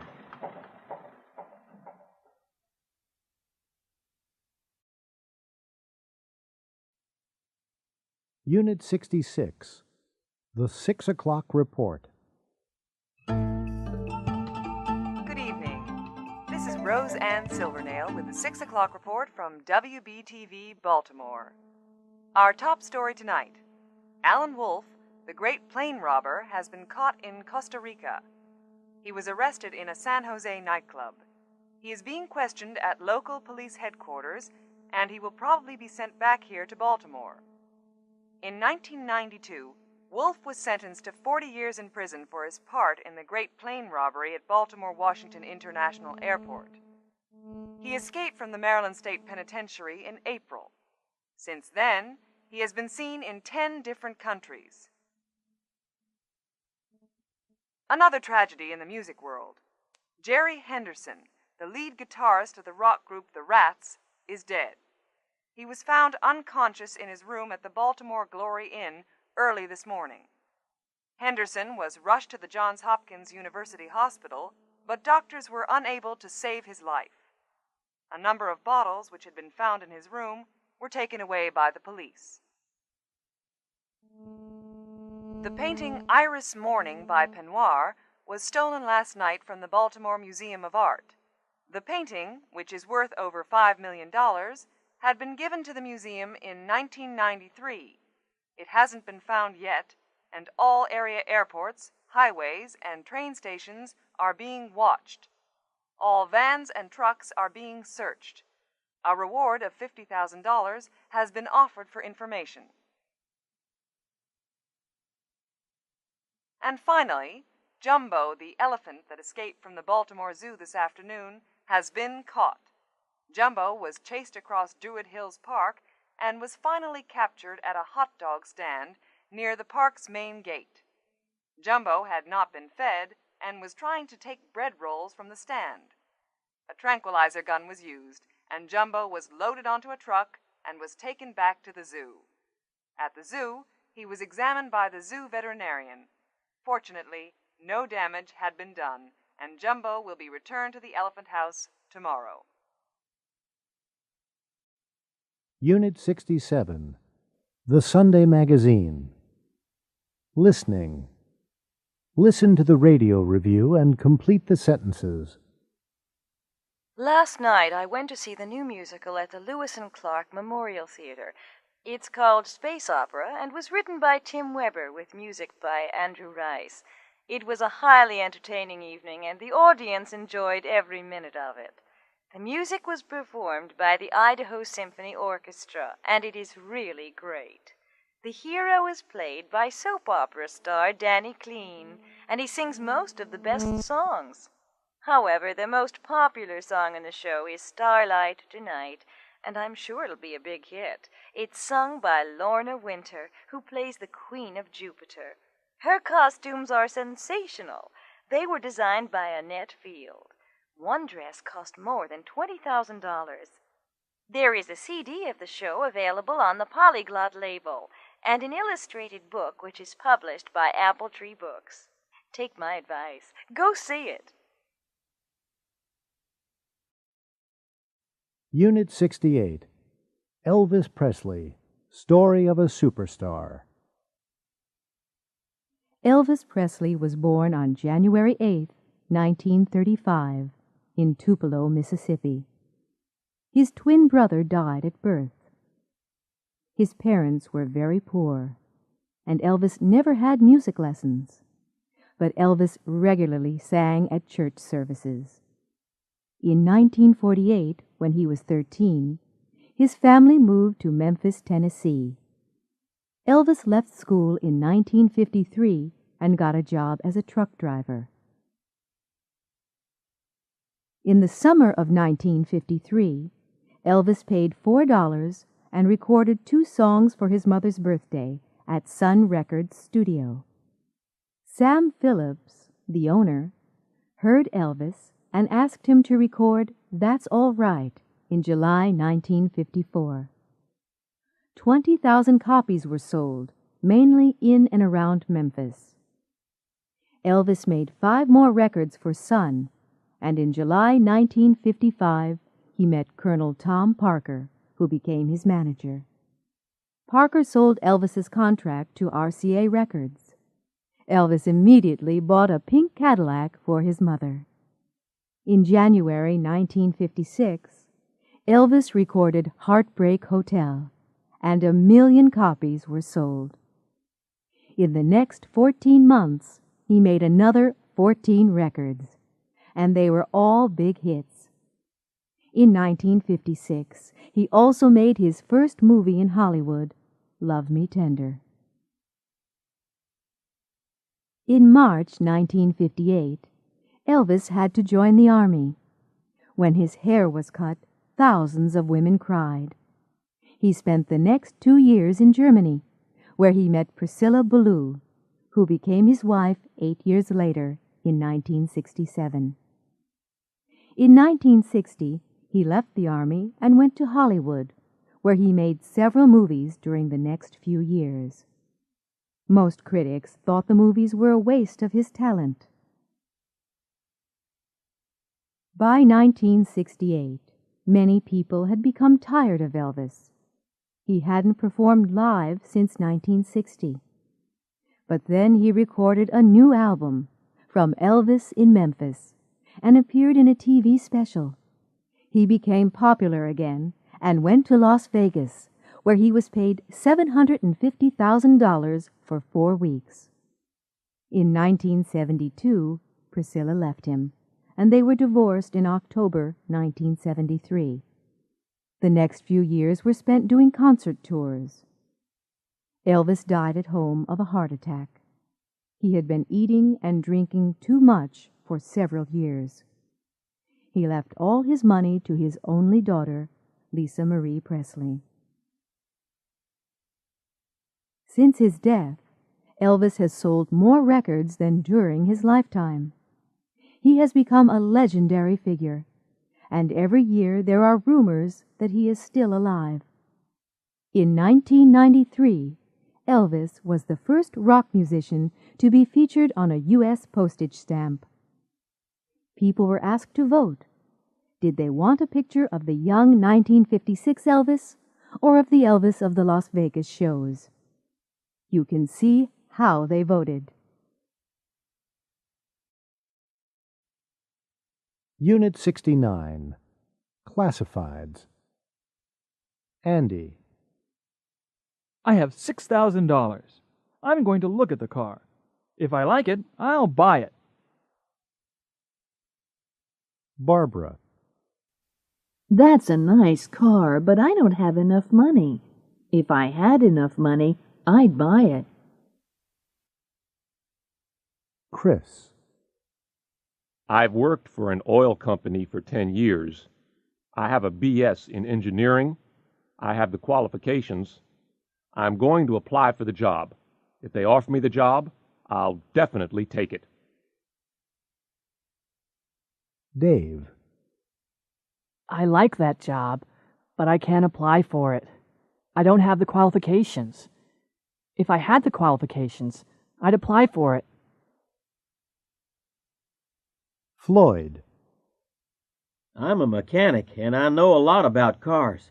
I have a current driver's license and enough money. If they ask me, I'll go with them. Tom. I have $4,000 and a current driver's license, but I know very little about cars. If I knew something about cars, I'd go with them. Jessica. I am a native speaker of English. I can read and write Spanish. I'll apply for the job. If I get it, I'll have to move to New Jersey. Helen. I am a native speaker of English, but I can't read or write Spanish. If I could read and write Spanish, I would apply for the job. Darlene. I'm 19 and I'm interested in the job. I'll get more information if I call. If the salary's good, I'll apply. Jack. I'm interested in the job, but I'm too young. I'm only 17. If I were older, I'd apply. Unit 70, Eating Out. Are you hungry? Yeah, I didn't have much for breakfast. Do you feel like a hamburger? Okay, I'll have a big Greg, but no fries for me. Anything to drink? You've been here before. What are the shakes like? Not bad. I'm getting one. Okay. I'll have a strawberry shake. Anything else? No, that's all.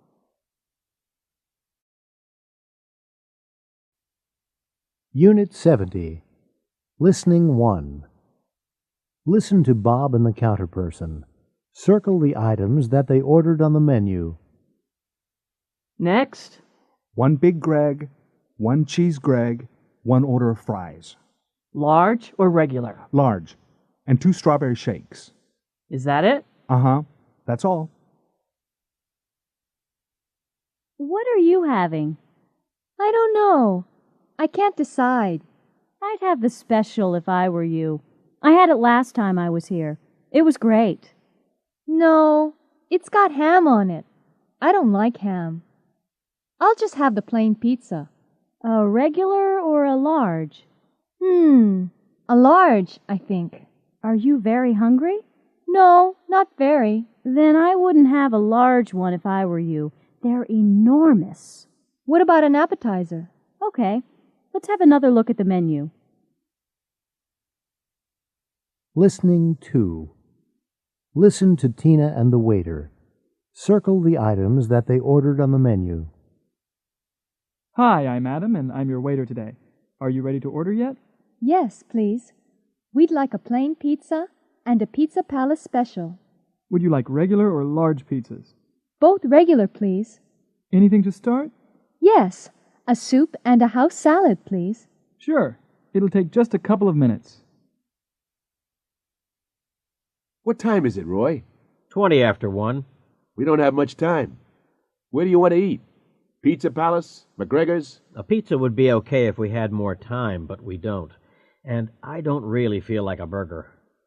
Why don't we just grab a sandwich? Okay, there's a deli just around the corner. Fine, let's try it. Listening 3. Listen to Dan and the counterperson. Circle the items that they ordered on the menu. Hello there, hon. What can I get for you?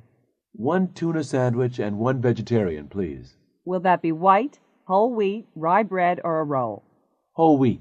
Will there be any drinks with that, hon? 1 coffee, 1 hot tea. Is that everything? Yeah, that's it. Unit 71. Offshore oil. On tonight's edition of Mississippi Magazine, we'll look at offshore oil in the Gulf of Mexico. Oil was first discovered in the Gulf of Mexico in the 1930s. Since then, more oil has been found off the coasts of Florida, Alabama, Mississippi, Louisiana, and Texas. More money is being brought into the state of Mississippi from offshore drilling leases. We aren't going to become very rich, but we must decide how to spend the revenue from oil. We took our TV cameras into the streets to ask people their opinion. Our question was, if you were the governor of Mississippi, what would you do with the money? Well, of course I'm not the governor, but if I were, I'd spend the money on more hospitals and schools. We need more doctors, nurses, and teachers. We don't have enough good teachers. If salaries were higher, we could keep better teachers. And there aren't enough doctors and nurses either because the medical schools are too small. If they were bigger, we would have more doctors and nurses. Money that is spent now on education and health is an investment for the future. I think the answer is simple. Taxes are too high in this country. I would reduce state taxes. If we reduced taxes, people would have more money. If they had more money, they'd spend more. Industry would have to produce more, so it would need more workers. There would be more jobs, and we would all be richer. I'm very worried about the economy. There aren't enough jobs for everyone, and people with jobs aren't making enough money. If I were governor, I'd help low-income families pay their heating and electric bills. I'd encourage farmers to produce more food more cheaply. I'd bring more industry into the state. If we did that, everybody would benefit, wouldn't they? There's one thing that makes me happy. I'm glad the money stays in Mississippi. The federal government would spend it on more tanks and bombs. There's too much crime and violence nowadays. There aren't enough police officers on the streets. I'd give cities money to increase the size of their police forces, and I'd raise their salaries. If we had more police officers, we'd all feel safer. And I'd increase the benefits for senior citizens. I've worked hard all my life, and I should have a reasonable standard of living. Nothing's happened for years. I'm bored. Captain Kurt, there's a planet on the screen. Look. What's that, Mr. Pseudo? It looks like a Crinkline spaceship. The planet will be destroyed. The Crinklines destroy everything. They must be stopped. What are we going to do, Mr. Schlock? You know Starfleet regulations, Captain. We can observe, but we cannot interfere. Nothing can be done. Pictures from the planet's surface are being received now, Captain. The Crinklons are preparing an attack, Captain. Well, something has to be done. We're going down there. Schlock, Uhulu, come with me. You shouldn't go, Captain. You might be killed.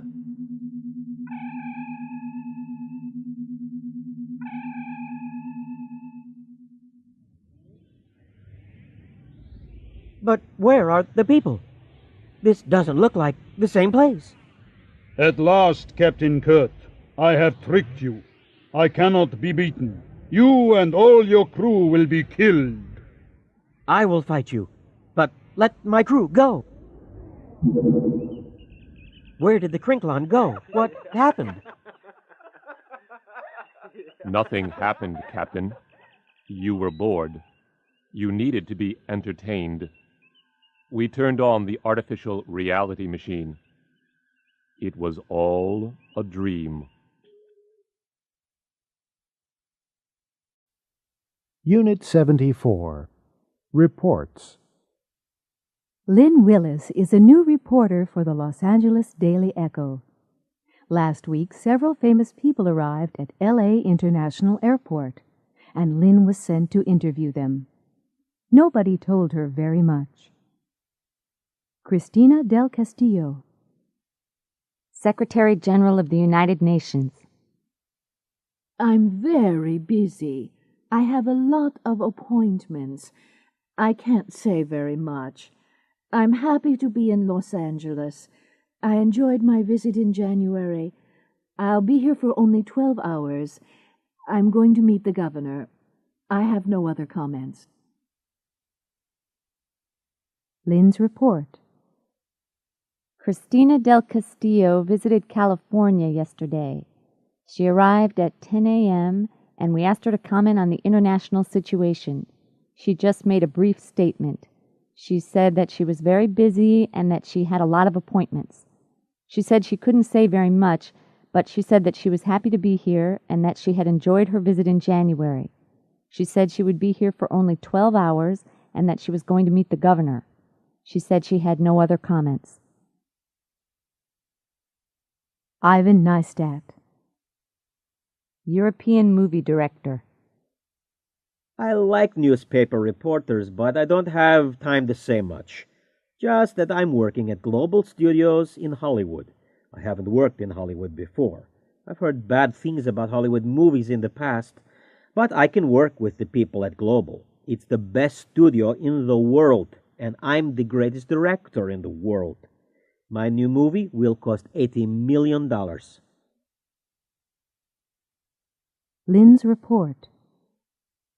Academy Award winner Ivan Neistat arrived in L.A. yesterday. Ivan was in a hurry. He said he liked newspaper reporters, but that he didn't have time to say much.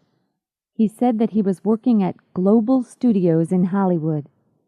Ivan said that he hadn't worked in Hollywood before, and that he had heard bad things about Hollywood movies in the past. He said that he could work with the people at Global. He said that it was the best studio in the world, and that he was the greatest director.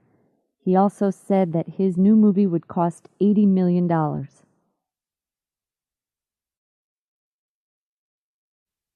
Unit 75. Oral exams. Hey, Martha, have you finished the exam? Yes, I have. Whew. Was it hard? Well, yes, it was pretty hard. Did you pass? I don't know. Miss Nadler didn't tell me. What questions did she ask? First, she asked me what my name was. That was pretty easy, wasn't it? Yes, except I couldn't remember. Then she asked me where I came from and how long I'd been studying here at the Institute. And what else did she ask? She asked when I had begun taking English, and she asked how I would use English in the future. Yes, go on. Then she asked me if I liked the Institute and if I lived with my parents. Anything else? I'm trying to remember, Stefan. Oh, yes, she asked if I spoke any other languages. Is that all? Let's see. Well, she asked me what my hobbies were, and she asked me to tell her about them. Then she gave me a picture and asked me to describe it. Then I was asked to read a passage out loud. What did she say at the end? Oh, yes, she asked me to tell you to go in right away.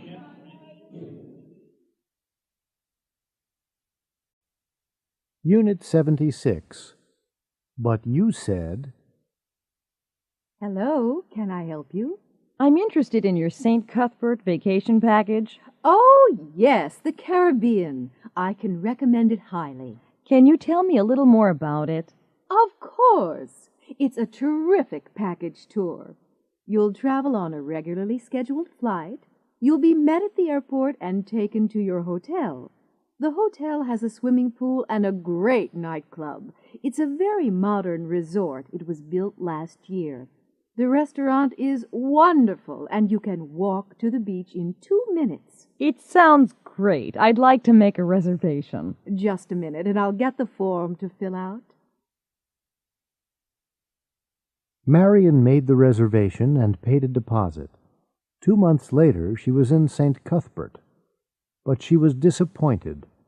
When she got home to Chicago, she went to see the travel agent. Hello again. Did you have a good trip? No, I certainly did not have a good trip. Oh, I'm sorry to hear that. What was wrong? Well, when I got to St. Cuthbert, I had to spend 4 hours at the airport. You said we would be met, but we weren't. You also said we would be taken to the hotel. We weren't, and the taxi cost $50. I see. You had a very bad start. But the hotel was nice, wasn't it? No, it was not. You said it was modern. You were so right. They hadn't finished building it. We couldn't sleep because the construction workers were working all night on our balcony. You said it had a swimming pool, and it did, but it was empty. And the restaurant!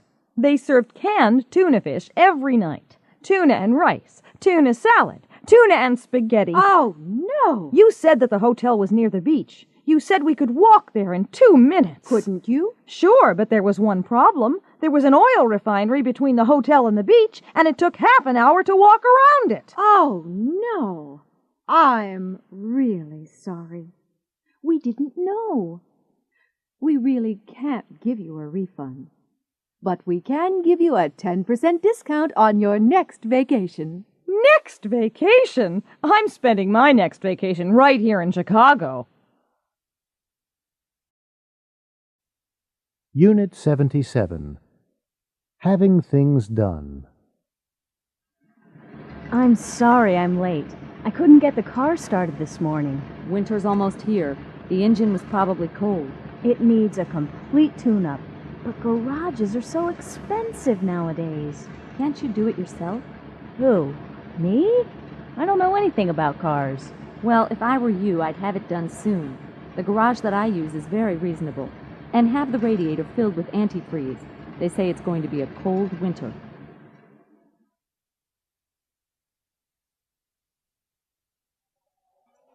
Hi. Do you do alterations? Yes, we do. What do you want done? I'd like to have this skirt lengthened. It's too short for me. Fine. It'll take about 2 weeks. And at the same time, I want to have this dress shortened. It's a little too long. Okay. Would you mind putting on the skirt first? You can change in there. Hello, can I make an appointment to see the optometrist? Sure. Would next Friday be okay? At 3 o'clock? Do you have an earlier appointment? No, I'm sorry. That's the earliest. Well, that'll be okay then. I want to have my eyes tested. I think I need new glasses. Bye. Bye. Oh, be careful. That isn't the door. It's a window. What? Oh, yes, it is a window. Do you see my problem? Unit 78. Supermarket Shock. Picture 1.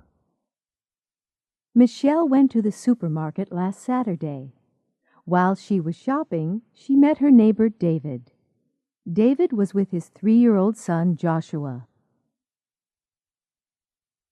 Picture 2. While they were talking, Joshua got bored.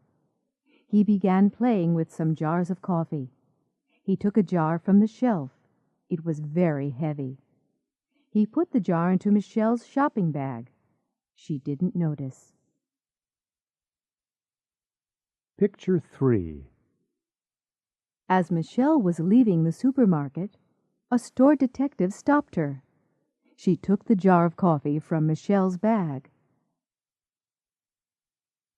Picture 4. The manager was very angry. There had been a lot of trouble with shoplifters recently. Unit 78. Listening. Listen to what happened next. Mark these sentences true or false. I'm sorry, but I have to call the police. Oh, no! It's all a terrible mistake. Now I remember. I was talking to my neighbor. His name's David Samuels. Anyway, his little boy Joshua was with him. You see, Josh was playing with some jars of coffee. He was bored, I guess. David asked him what he was doing. I remember. Then I left them and I did the rest of my shopping. I paid for my groceries and went out into the parking lot. The store detective stopped me there. That's it. Josh put the coffee in my bag. I'm sure that's the answer. I'm sorry, I really don't believe you. Michelle, the cashier told me you were in here. I've just been speaking with Josh. He said that he put a jar in your bag. Who are you? I'm Michelle's neighbor. Look, I can explain everything. Unit 79. The Appointment.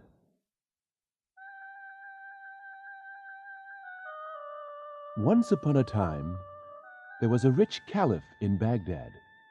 He was very famous because he was wise and kind. One morning, he sent his servant Abdul to the market to buy some fruit.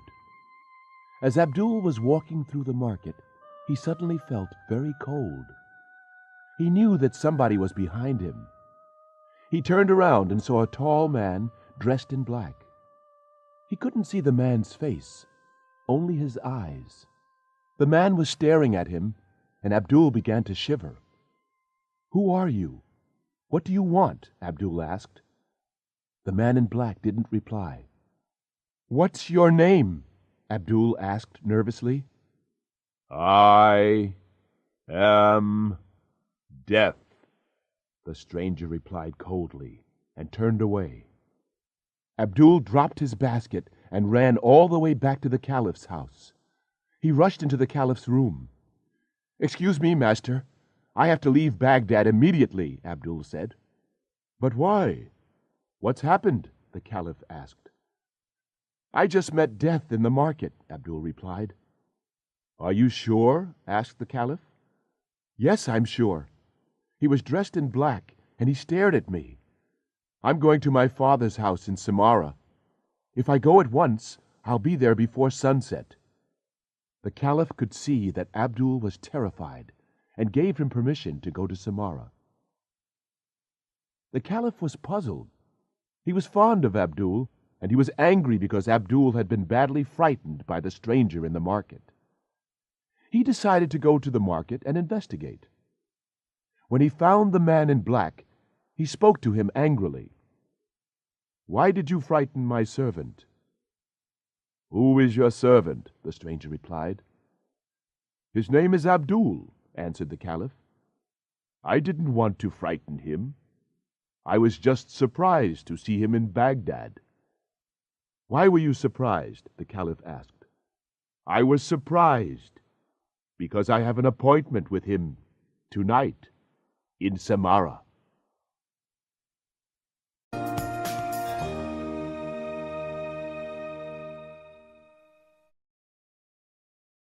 Unit 1. Arrivals. Air Streamline Flight 604, departing at 2:45 for JFK Airport in New York City, is now boarding at Gate 3. Passengers with tickets on Air Streamline Flight 604 at 2:45 to New York, please proceed to Gate 3. Excuse me, Dolores Cotton? Yes? Hi, I'm Brad Jordan from Lemon Computers. How do you do? How do you do? I'm glad to meet you, Brad. Thank you for coming to meet us. It's a pleasure.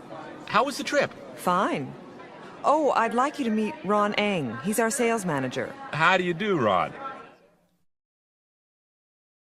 This is the last call for Global Airlines Flight 373 departing at 2:30 for Houston. Passengers on Global Flight 373 at 2:30 to Houston should board now at Gate 1. Karen! Hi, Jody. How are you doing? Great. How are you? I haven't seen you for ages. I'm all right. Are you here to meet somebody? No, my mom just left for Miami. Do you have time for coffee? Sure, I'd love some. Crossland Airlines announces that Flight 127 to Houston and El Paso is now scheduled to depart at 3 o'clock from Gate 7. Passengers on Crossland 127 are advised that their flight will depart from Gate 7 at 3 o'clock. Margaret, hi. Hello, Carol. How are you? Oh, I'm okay. How are you getting along? Fine, thanks. How are Larry and the kids? Everybody's fine. My car's just outside. Let me take one of your bags. Oh, thanks. Careful, it's heavy. Global Airlines announces that Flight 881 to New York City's LaGuardia Airport at 2:55 will depart from Gate 2 and will start boarding in 10 minutes. At this time, will passengers with small children and those who need special help in boarding please go to Gate 2 for Global Flight 881 to New York LaGuardia at 2:55. Hi. What time is your next flight to New York? 2:45. Flight 604 to LaGuardia Airport. There's space available. What's the one-way fare? It's $228.70 with tax. Okay, there you go. Put it on my Visa card, please. All right, just a second. Air Streamline Flight 403 to Atlanta, with connections to Miami and other points south, will depart on schedule at 3:05 from Gate 4. We repeat, Air Streamline 403 will depart as scheduled at 3:05 for Atlanta. Passengers should make their seat selection at Gate 4 prior to boarding, which will begin in 5 minutes. Well, hi there. Hello. How are you doing? Oh, fine. Excuse me. Do I know you from somewhere? Sure, it's me, Rick Balestrina. I'm sorry. I don't think I know you. Aren't you Jose Cortez? No, I'm afraid not. Oh, excuse me. I thought you were someone else. I'm so sorry. That's all right. Unit 1. Listening. Listen to the airport announcements. Look at the example and complete the chart in the same way. 1. Air Streamline Flight 604, departing at 2:45 for JFK Airport in New York City, is now boarding at Gate 3. Passengers with tickets on Air Streamline Flight 604 at 2:45 to New York, please proceed to Gate 3. 2. This is the last call for Global Airlines Flight 373 departing at 2:30 for Houston.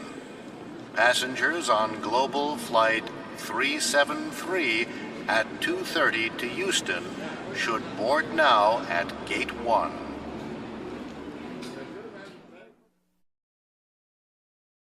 Three. Crossland Airlines announces that Flight 127 to Houston and El Paso is now scheduled to depart at 3 o'clock from Gate 7.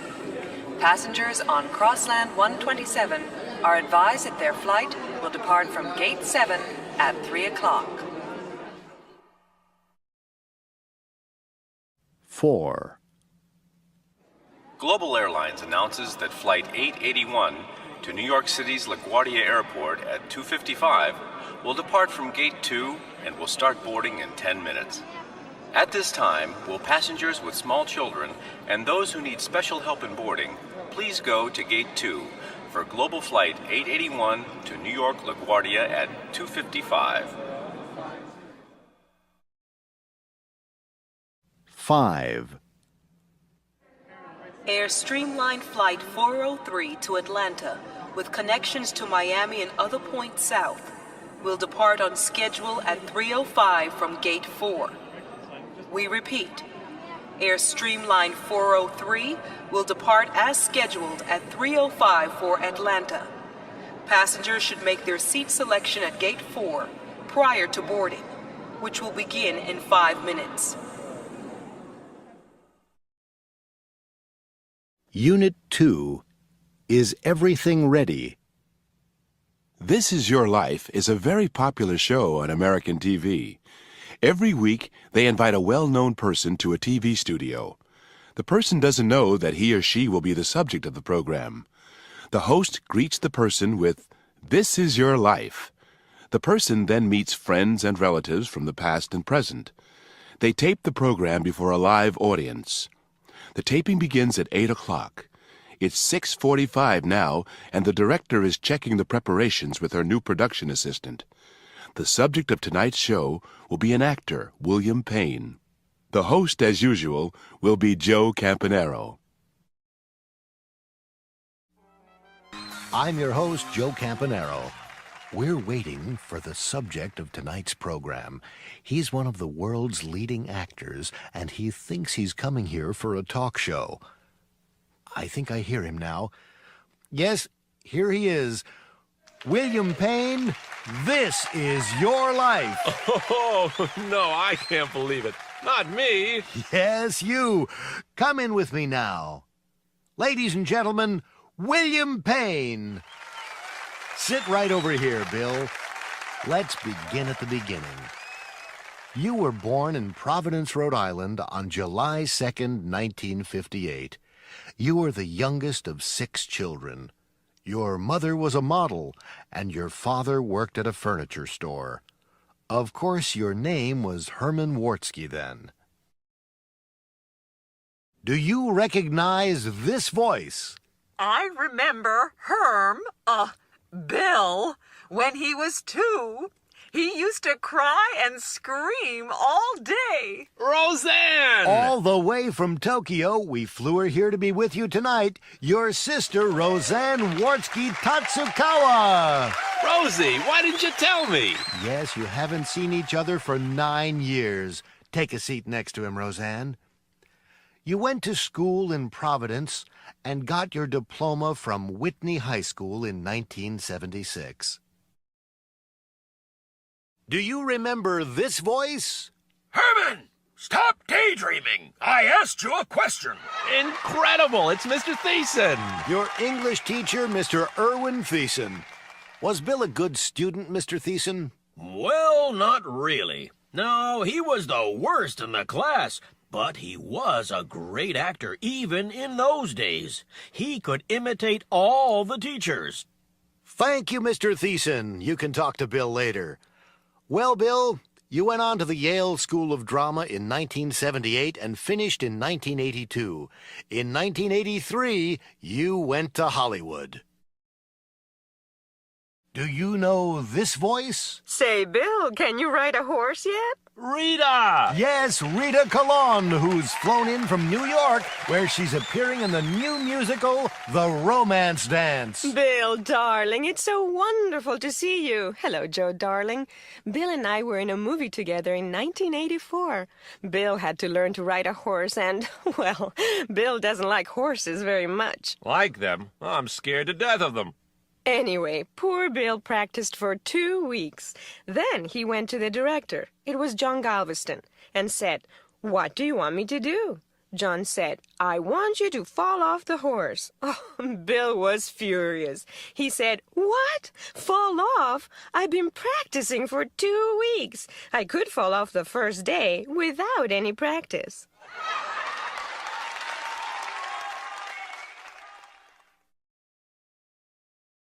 Unit 4, The Louisville Rally. The Louisville Rally, which started in 1991, is quickly becoming one of the most famous car events in the United States. Competitors leave from several points around North America and follow routes of approximately equal length to a rallying point, which will be Kansas City this year. Then they follow a single route to the finish. The rally consists of 6 daily stages, beginning on Sunday morning, and each competitor will have driven over 2,000 miles by Friday night. It is not a race. The winner is decided on a points system. Drivers have to maintain an average speed between control points, and there are also special tests of driving skill in different conditions on the way. Rally news from CSN, Cable Sports Network. Now here's a report from Bob Costello. Hello from Billings, Montana. It's 9 o'clock on Monday night, September 25th, and the Pacific Northwest competitors in the Louisville Rally have just arrived here at the end of the second stage in this year's contest. Eric Rogers, who's driving a Pontiac Grand Am, is in the lead. Chris Sullivan, who won last year's rally, crashed near Spokane, Washington this morning. Chris was not hurt, but he will be unable to continue. 7 other drivers have withdrawn due to bad weather conditions. Tonight, the drivers who left from Seattle on Sunday morning will be heading into Wyoming. Unit 5, The Romance Connection. Good evening, ladies and gentlemen. Our first guest tonight is Roxanne Matthews. Roxanne is a financial analyst. She likes skiing, snorkeling, and eating in good restaurants. Roxanne has been to all the 4-star restaurants in the area. She loves going to the theater and the movies. She dates about once every 2 weeks. But she's tired of dating men who won't make a commitment. Hello, Roxanne. Hi, Joel. It's nice to be here. Now let's see the tapes that Roxanne saw, and then you'll get a chance to vote on who she should go out with. First, there was Mike. Hi, Roxanne. Let me tell you a little about myself. I really enjoy cooking, and I'd love to have someone to cook for. I started painting a few months ago, watercolors of sunsets at the beach, and I'm really pretty good, if I must say so myself. I like playing tennis, going skiing, and going hiking. I'm quite an athlete, really. I'm not interested in rock climbing or skydiving. I'm scared of falling, but I don't mind falling in love. Well, Mike sounds like quite a romantic. Next, there was George. Good evening, Roxanne. I enjoy getting dressed up and going out on the town. Dinner in fine restaurants, the theater or concerts, dancing. I'm always trying new places. I get bored going to the same restaurants all the time. I also like driving fast cars and listening to my favorite CDs while I drive. I'd love having someone in the passenger seat sharing the experience with me. Well, What do you think of that, Roxanne? And finally, there was Tim. Hi, Roxanne. I love traveling to faraway places and seeing new sights. I've recently come back from a trip to the pyramids in Egypt. They're amazing. They make you believe that anything's possible. Now I'm interested in learning more about the ancient Egyptians. I enjoy eating great ethnic food and meeting people from other cultures. I gave up traveling with other people because no one I knew had my sense of adventure, but I'm not giving up looking for someone.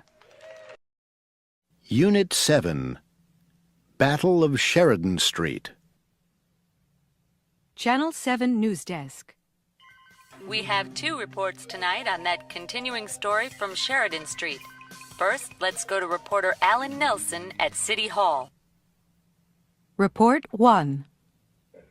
Thanks, Katie. Well, right now, the City Housing Authority isn't working on anything except the Battle of Sheridan Street. It's one woman and her pets versus City Hall, and so far, she's winning. Ms. Hilda Martinez, the director of the Housing Authority, has agreed to talk with us. Ms. Martinez, has the situation changed since yesterday? No, Alan, it hasn't. Mrs. Hamilton is still in her house and she still refuses to talk to us. What are you going to do? It's a difficult situation.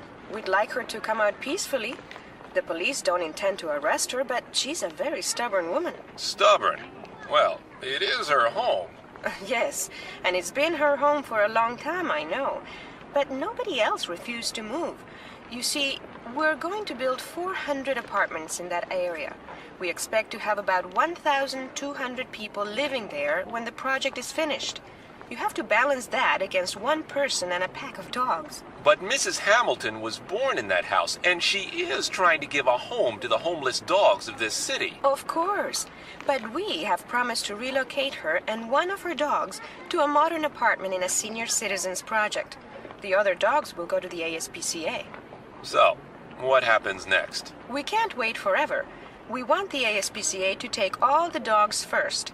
Then we hope to talk to Mrs. Hamilton and convince her to move. We have to do something soon. Thank you, Ms. Martinez. Live from City Hall, this has been Alan Nelson for Channel 7 News Desk. And now to Cindy Wong, who is with Mrs. Florence Hamilton at her home on Sheridan Street. Unit 7, Listening. Listen to Report 2, Cindy Wong's interview with Mrs. Hamilton, and answer the following question. What does Mrs. Hamilton want? Report 2. I'm standing in front of the only house still occupied on the 800 block of Sheridan Street. We have managed to set up an interview with Mrs. Florence Hamilton, the occupant of the house. She has decided to speak to us, but she has demanded to see me alone except for a camera crew of 2. Mrs. Hamilton, our viewers would like to hear your side of the story. There's not much to say. They want me to move. I was born here, and I intend to die here. It's as simple as that. Down, Caesar! Sit! Cleo, sit! But the Housing Authority really needs to have this land, and they have arranged to relocate you.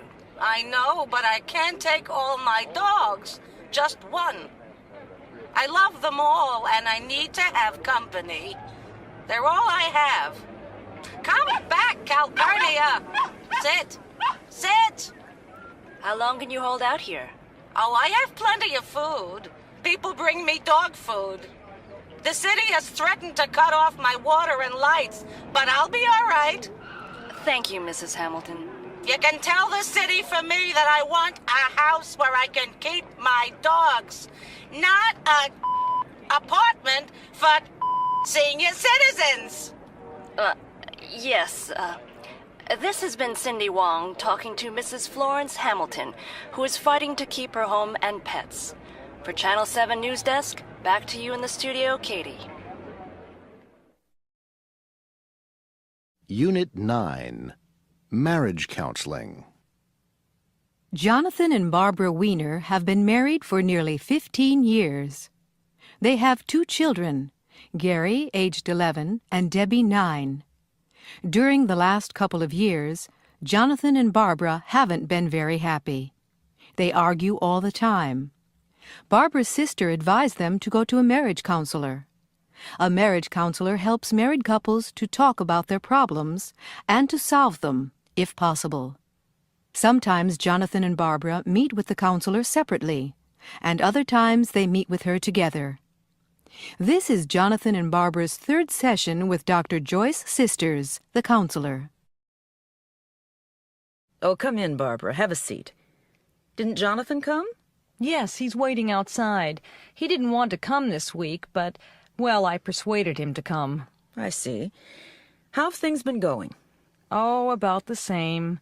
We still seem to have fights all the time. What do you fight about? What don't we fight about, you mean? We fight about everything. He's so inconsiderate. How so? Well, I'll give you an example. You know, when the children started school, I wanted to go back to teaching again, so I got a job. Well, anyway, by the time I've picked Gary and Debbie up at my sister's house, she picks them up at school, I only get home about half an hour before Jonathan. Yes? Well, when he gets home, he expects me to run around and get dinner on the table. He never does anything in the house. And last Friday, he invited 3 of his friends to come over for a drink. He didn't tell me to expect them. I don't think that's right, do you? Barbara, I'm not here to pass judgment. I'm here to listen. I'm sorry. And he's so messy. He's worse than the kids. I always have to remind him to pick up his clothes. He just throws them on the floor. After all, I'm not his mother, and I have my own career. Actually, I think that's part of the trouble. You see, I make more money than he does. Unit 9. Listening. Listen to Jonathan's session with Dr. Sisters. Jonathan, I'm so glad you could come. Hello, Dr. Sisters. Well, I'll be honest. Barbara had to force me to come, really. Does it embarrass you to talk about your problems? Yes, it does. But I guess we need to talk to somebody. Barbara feels that you...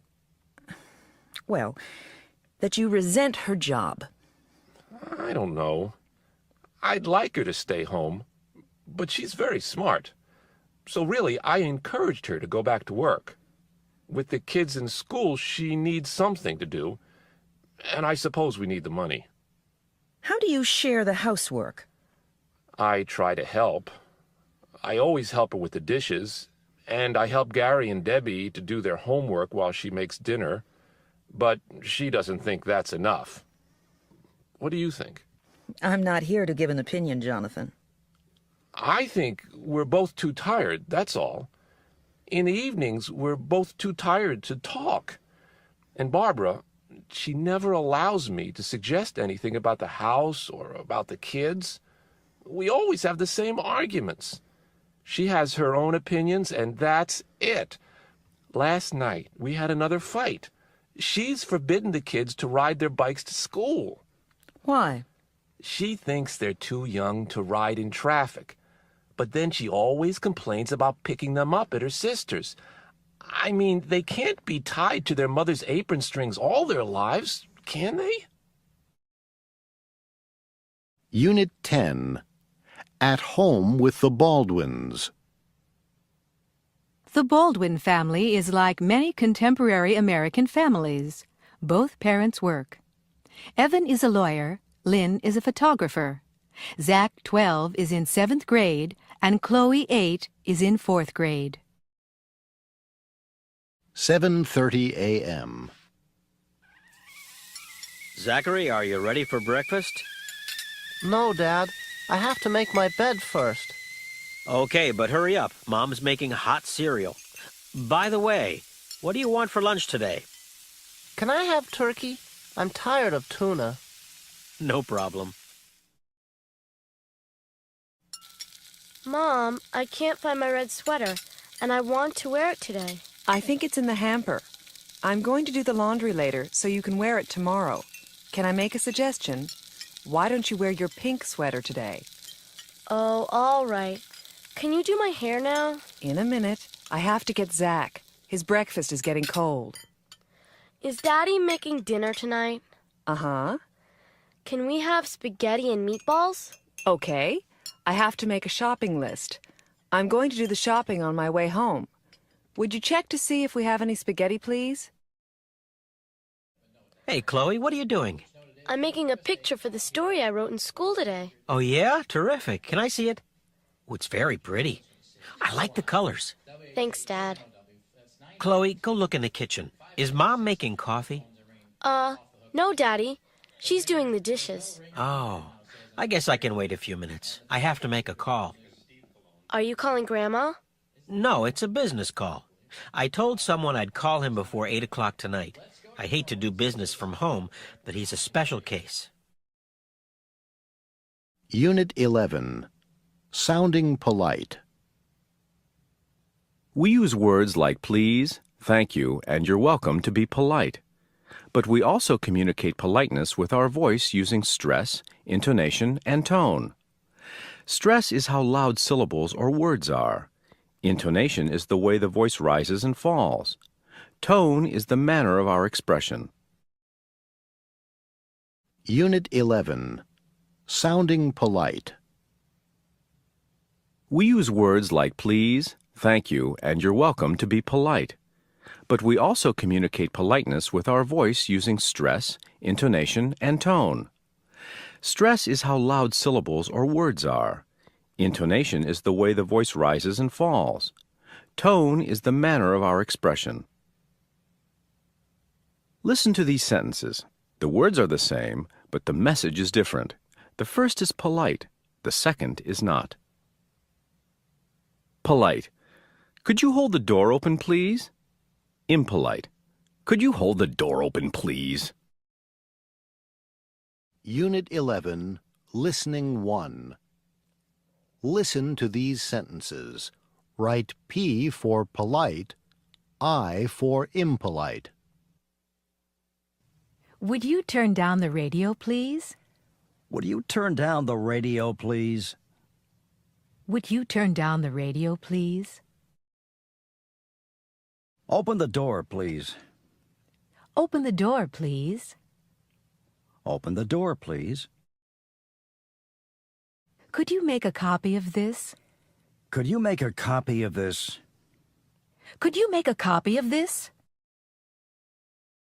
Can I use your stapler? Can I use your stapler? Can I use your stapler? Would you please take our picture? Would you please take our picture? Would you please take our picture? Can I get change for $1? Can I get change for $1? Can I get change for $1? Unit 11. Listening 2. Listen to the conversations. The sentence below each picture is what the speaker will say next. Predict how the speaker will say the sentence. Hurry up. We're going to be late. The train leaves in half an hour. Really? I thought we had plenty of time.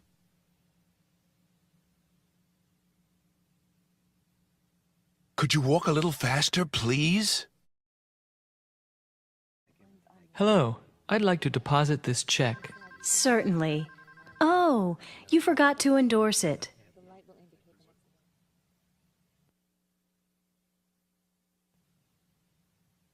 Can I use that pen? Kevin! Oh, hi, Dad. What's up?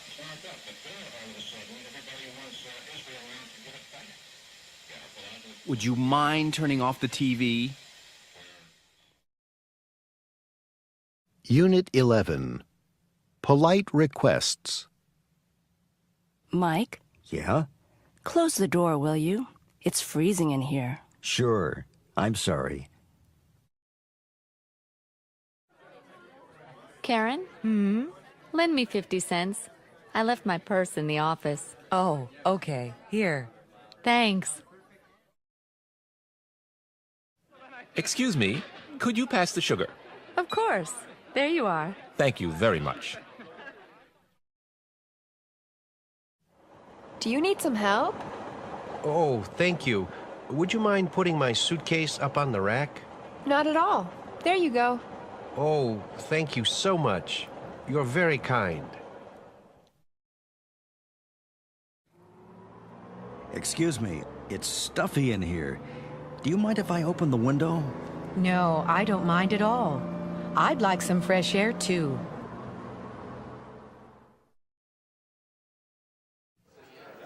Excuse me, Lorraine. Could I ask you something? Sure, Wendy, what is it? Can I have the day off next Friday? Well, we're very busy now. Is it important? Yeah, it is, really. It's my cousin's wedding. Oh, well, of course you can. Can I help you, ma'am? I beg your pardon? Can I help you, ma'am? Oh, no, thanks. I'm just looking. Good morning. Good morning. I wonder if you can help me.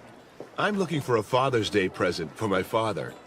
Have you thought about a nice tie? Maybe. Could you show me some of your ties? Excuse me. Yes? I wonder if you'd mind handing me one of those cans of peas on the top shelf. I can't reach it. Oh, sure. There you are. Thank you very much. Unit 12, A Trip to Los Angeles. James Hall has a new job with Lemon Computers in Philadelphia. He's 22 and just out of college. As part of his training, he has to spend 6 weeks at company headquarters near Los Angeles. It's his first business trip, and he's packing his suitcase. He lives with his parents, and his mother is helping him. Jimmy, haven't you finished packing yet? No, Mom, but it's all right. There isn't much to do.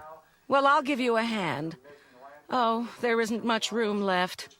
Is there anywhere to put your shaving kit? Yeah, sure. It'll go in here.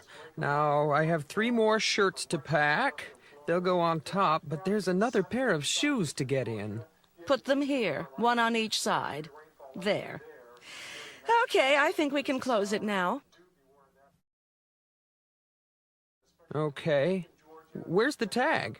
What tag, hon? The name tag that the airline gave me to put on the suitcase. Oh, here it is. Now, do you have the key? What key? The key to lock the suitcase, of course. It's in the lock, Mom. There's nothing to worry about. There's plenty of time. Have you forgotten anything? I hope not. And you have a safe pocket for your traveler's checks? Yes, they're in my inside coat pocket. Do you have a book to read on the plane? Yes, it's in my briefcase. What about small change to make phone calls? Check. I have a pocket full of coins. Is there someone to meet you in Los Angeles? No, Mom. I'll rent a car and go to a hotel near the office. They suggested the Hollywood Inn. Do you have a reservation? I hope so. I asked them to make it. The hotel reservation, I mean. I reserved the car myself. Well, take care of yourself and be good. Call us tonight. Thanks, Mom. I will. Oh, I nearly forgot. Here's some gum to chew on the plane. You know, when it's coming down. Oh, Mom. Don't worry. I'll be all right. I'll see you next month. Unit 13, Flying to Los Angeles. Listening 1, At the Airport. James is at the Air USA terminal at the airport. He's already checked in. He's been through the security check, and he's gone to the gate to wait for his flight. Listen to the announcements. Look at the screen below. Look at the example and complete the chart in the same way. 1. This is the last call for Flight 932 to Syracuse, now boarding at Gate 14. Scheduled departure time is 3:25 p.m. 2. Flight 217 with non-stop service to Caracas is boarding at Gate 34. The flight is 10 minutes behind schedule and will depart at 3:40 p.m. 3.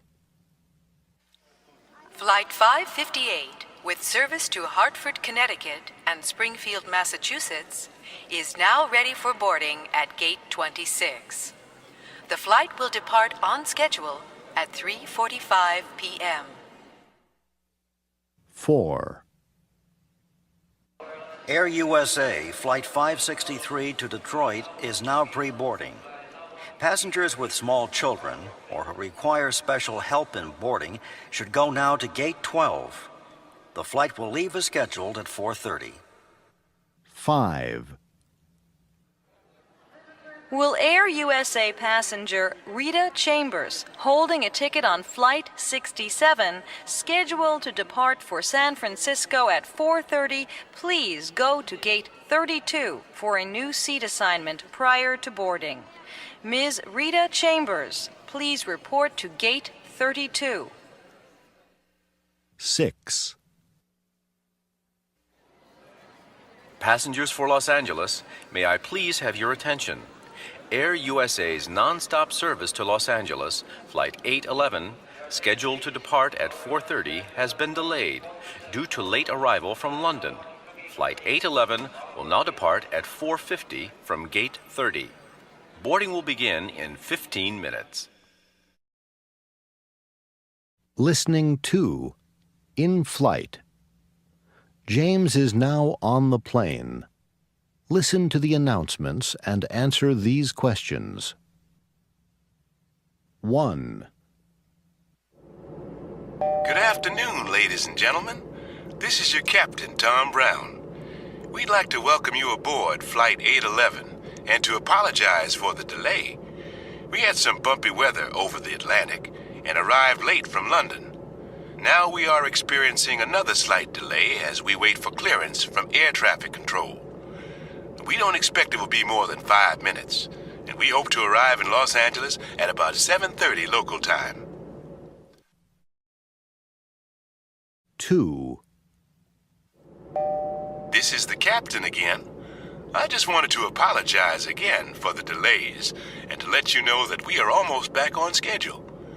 Our Boeing 767 is cruising at an altitude of about 30,000 feet at an airspeed of, around 560 miles per hour. We are above the state of Maryland, and that's Washington, D.C. over to the left of the plane. The temperature in Los Angeles is 79 degrees Fahrenheit, that's 26 degrees centigrade, and it's sunny and clear. Really unusual for Los Angeles. We ask that while you are in your seats, you keep your seat belts fastened, just in case we hit some unexpected turbulence. 3. Ladies and gentlemen, we are beginning our approach now to Los Angeles International Airport. Please make sure your seatbelt is securely fastened and return your seat and tray to their original upright positions. 4. We hope you have had a pleasant and enjoyable flight, and we'd like to thank you for flying Air USA today.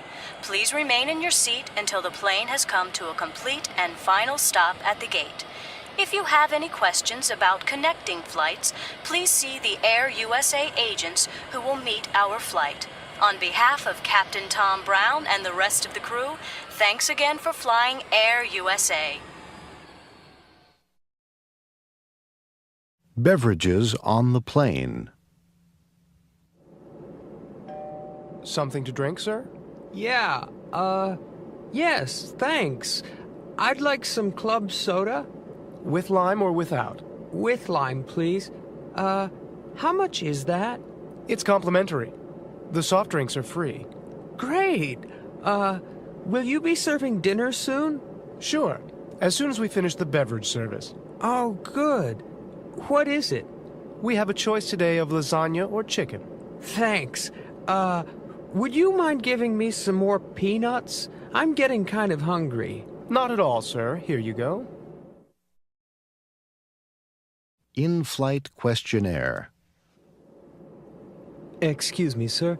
Would you mind filling out this questionnaire? What's it about? It's a survey. Okay, I'll fill it out. Auto rental. May I help you? Yes, I have a reservation. My name is James Hall. My confirmation number is 750-88821. 750-88821. Just a moment, sir. Ah, yes, I have it. Okay, I just need some information. That's Hall, James. Address? 427 Longwood Avenue, Philadelphia, PA 19119. Are you here for business or for pleasure? Business. I'm supposed to get the corporate discount. Oh, yes, I see it here. And how long will you need the car? 1 week. All right. May I see your driver's license and a major credit card? Just a moment. Oh, no. I left my driver's license in Philadelphia. Unit 14. Money. Listening. Buying with a credit card. Credit cards can be used in millions of locations worldwide. They can be used for buying things by telephone. This is useful if you want to buy things from another country. Listen to the conversation and complete the credit card sales slip on the left.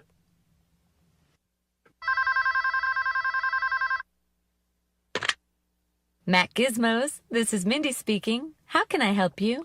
Hi, I'd like to order some software, please. Do you have a catalog number? Yes, I do. It's GKX 371243. Please hold. That's the Death Star Defender game on CD-ROM for Macintosh? That's right. What city? I'm calling from London, in Britain. May I have your name and address? Yes, it's Simon Alton. That's ALTON, 42 Gladstone Terrace, London W6 8BN, England. Simon Alton, 42 Gladstone Terrace, London, W6 8BN, England. And how do you want that sent, Simon? Surface, air, or courier? A courier.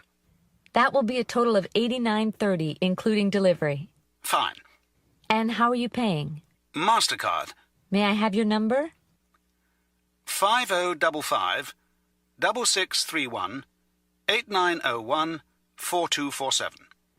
5055 6631 8901 4247. And the expiration date on the card? September next year. And what is the name actually printed on the card? Simon W. Alton. That's great, Simon. Your CD-ROM will be there in a few days. Thank you for calling Mac Gizmos. Unit 15. Money, money, money. Listening. Bargaining. Lynn Bunker is at a flea market in a small Connecticut town. She's just seen a glass bowl at one of the stands. She collects American glass objects made during the 1930s. She's interested in buying the bowl. Listen to her conversation with the owner of the stand and answer these questions. Excuse me, how much do you want for this bowl? Let's see. That's an outstanding piece of depression glass in perfect shape. It's worth $150. $150? Oh, I couldn't possibly pay that much. It's a shame. It really is nice. Hold on, lady. I said it was worth $150. I'm only asking $115. $115? Yeah, it's a real bargain. Oh, I'm sure it is. But I can't afford that. Well, look, tell you what I'll do. I'll make it an even 100. I can't go any lower than that. I'll give you 65. 65? Come on, lady. You've got to be kidding. I paid more than that for it myself. Take it for 90. It's worth every penny. Well, maybe I could give you 75. 85. That's my final price. 80. Make it 83. Okay, 83. Let me wrap it up for you. There you are, lady. A real bargain. Yeah, thanks a lot. Unit 16, Inside Story. ABN Evening News. Young Billy Simpson's ordeal ended abruptly when the two kidnappers returned the boys safely to the Simpson home earlier today. Police Commissioner Ben Hawkins has spoken to the boy and the two kidnappers. We're waiting for the commissioner to arrive to begin his press conference. Ah, here he is now. Just a few questions, please. Good evening. As you know, the Simpson boy was returned safe and sound at 2 o'clock this afternoon. The kidnappers were planning to force Mr. Simpson to pay $10 million in ransom for the boy's safe return. How exactly did they kidnap Billy? Cobb and Ahern managed to tunnel under a security fence and found Billy fishing alone at the pond. They forced Billy to go with them through the tunnel. Then they made him get into their car and lie down on the back seat. They took him to a remote, wooded area. They made the boy believe that there were wild animals in the area and that he should stay with them to be safe. That's how they forced him to stay with them. Did they harm Billy? No. After the first hour at the camp, they let him walk about freely. They were sure that he wouldn't go far. He was too scared. In fact, they made him collect wood for a fire, and he had a great time. That's when he accidentally hit Cobb in the head with a log. Is that why Cobb looks so terrible? Well, in part. Billy also got Ahern to go berry picking with him. Ahern didn't realize he was walking through poison ivy. That's why Ahern's got all those rashes on him. Why didn't Billy get rashes? He's not affected by poison ivy, but Ahern certainly is. What else happened to Cobb and Ahern? Well, this morning, Ahern and Cobb allowed Billy to play near the campsite. Billy wanted to play Tarzan, so he climbed a tree, but he was afraid to climb down. He made Ahern climb up to help him, but Ahern fell off and nearly broke his leg. In his hurry to help his buddy, Cobb tripped over a rock and landed in the campfire. He got burns over 20% of his body. In the meantime, Billy got down from the tree by himself. That's when Ahern and Cobb decided to give up. They drove Billy back to the estate and asked the Simpsons to get them medical attention. Unit 17, Preferences. Hey, Carla, look. They have a fabulous selection of jeans. Oh, yeah. And they have my size. Yeah, but only in BC's and Guest. Yeah. I don't like either one of them very much. I really wanted some rustlers. But they don't have them in your size. Try a pair of BC's. No, I'd rather find some rustlers somewhere else. Well, what movie do you want to see? A Moment of Peace is at the MCM, too. I'd like to see that. I'd rather not. Let's see All's Fair. Oh, no. The reviews were terrible. But it sounds like fun. A Moment of Peace is in French, and I really don't want to read subtitles.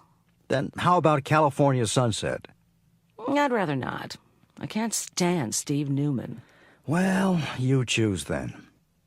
You know, I'd much rather stay home and rent a video. What do you feel like having? I don't know. There isn't much choice, is there? No, not really. What would you rather have? Chicken a la king or spaghetti and meatballs? I can't make up my mind. I just like a tuna fish sandwich. We can look at the regular menu if you'd like. Nah, it's not worth it. I'll have the spaghetti. Unit 18, Earth Day. Today is Earth Day, and we're here in Central Park for the big cleanup and celebration. We asked some of the people who turned out today what they think we ought to do to help the environment.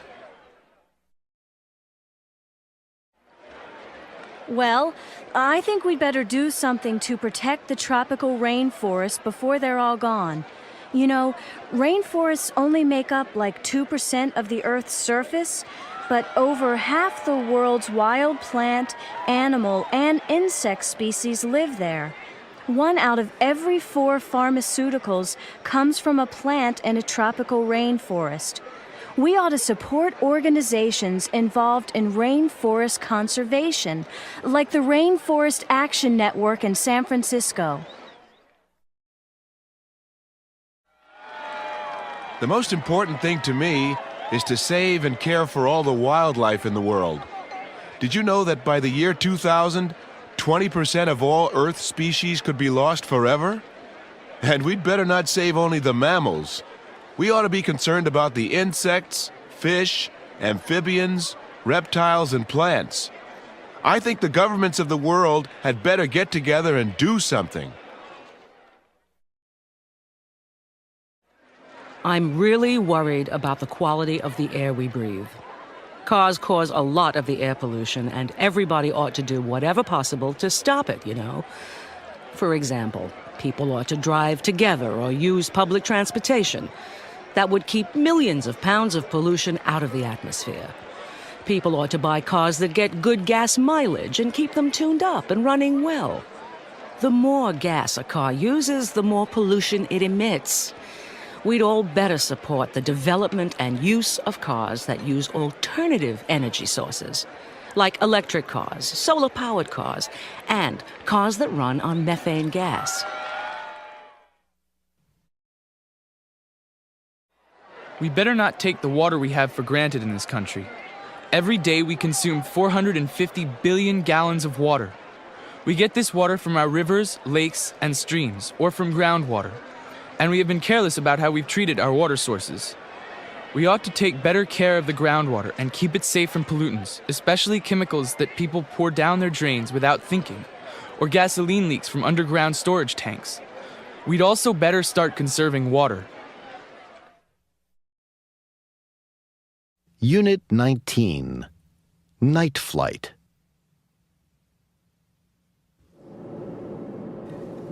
This is your captain, John Cook speaking. We've reached our cruising altitude, and I've just turned off the fasten seatbelt sign. Our estimated time of arrival in Anchorage is 1 a.m., so we've got a long flight ahead of us. I hope you enjoy it. Our flight attendants will be serving dinner shortly. Thank you. It was Christmas Eve, 1959. A lot of the passengers on the nearly full plane were traveling home to spend the holidays with their families. It was a smooth and quiet flight. The flight attendants had just finished picking up the trays and were in the galley putting things away when the first buzzers sounded. One of the flight attendants went down the aisle to check. When she came back, she looked surprised. "It's amazing," she said. "Even on a smooth flight like this, 2 people have gotten sick."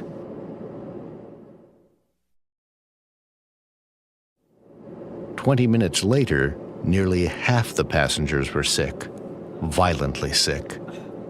Several were moaning and groaning, some were doubled up in pain, and 2 were unconscious. Fortunately, there was a doctor on board, and he was helping the flight attendants.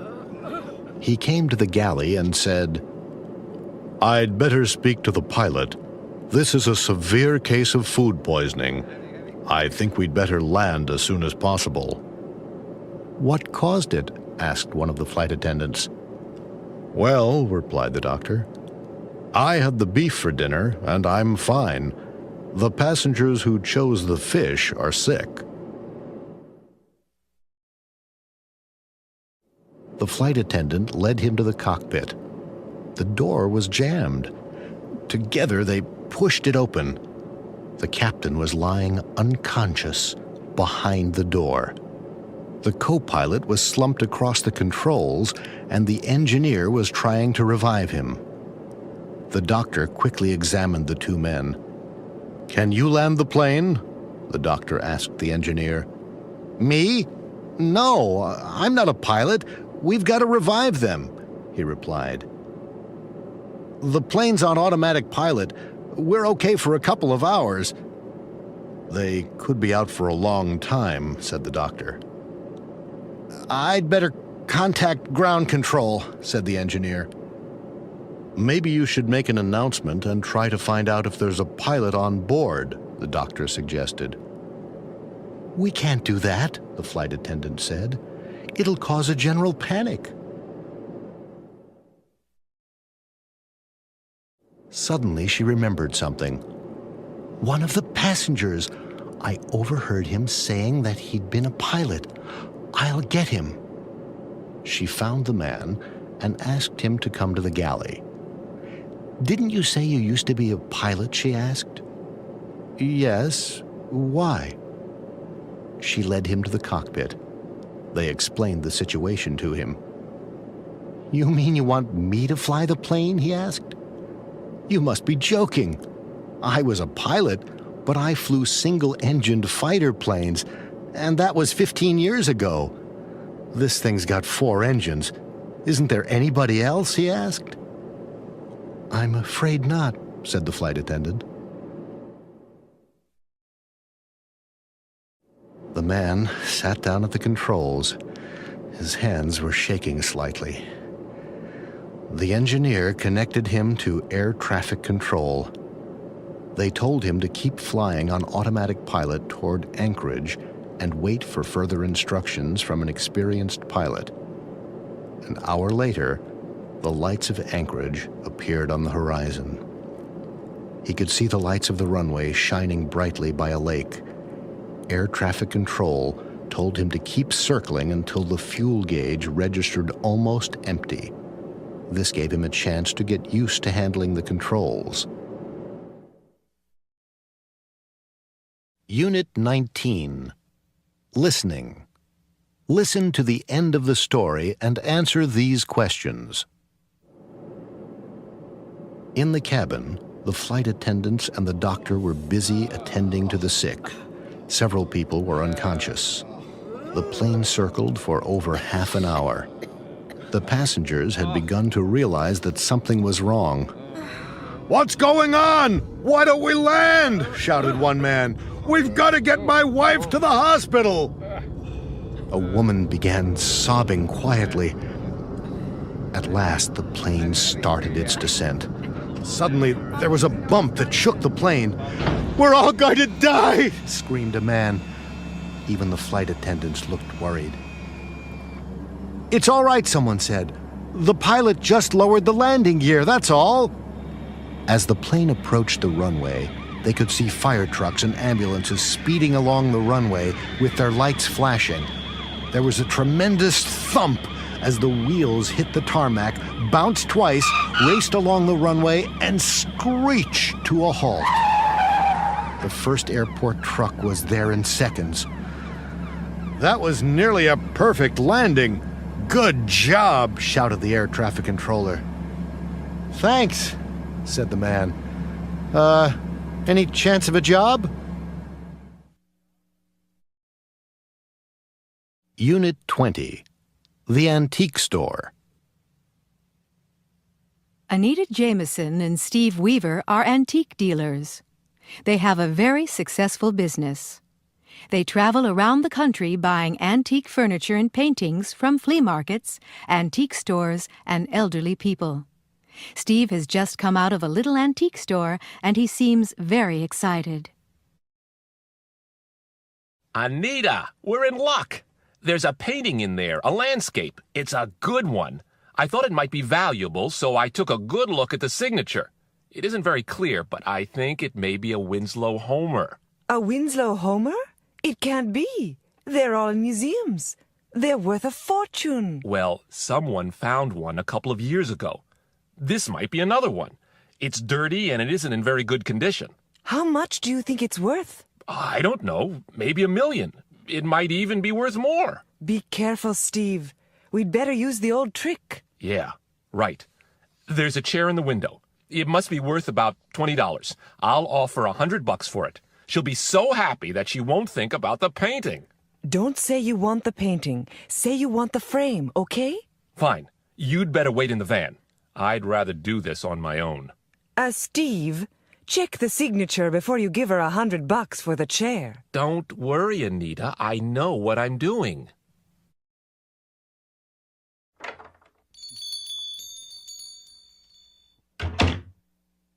I'll be with you in a minute. I'm interested in that chair in the window. What? That old thing? It's been there for years. It has? It's very nice. I think it could be Victorian. Really? Yes, I think I'm right. I've seen one or two other chairs like it. I think I could get a good price for that in New York. I'll offer you $100. $100? You must be out of your mind. No, it's a fair price. Well, then, it's yours. There you are, then. $100. Goodbye. Oh, by the way, that painting's in a nice frame. It's a nice picture, honey. Late 19th century, I've heard. Oh, no, it can't be.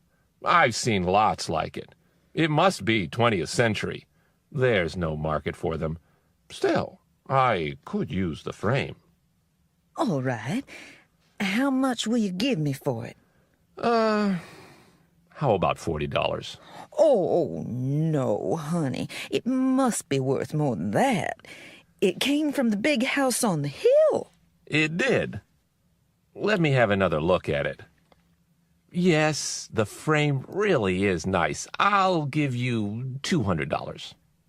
Oh, my. I don't know what to do. You see, I like that painting myself. All right. $250. That's my final offer. Let's say $275. Okay.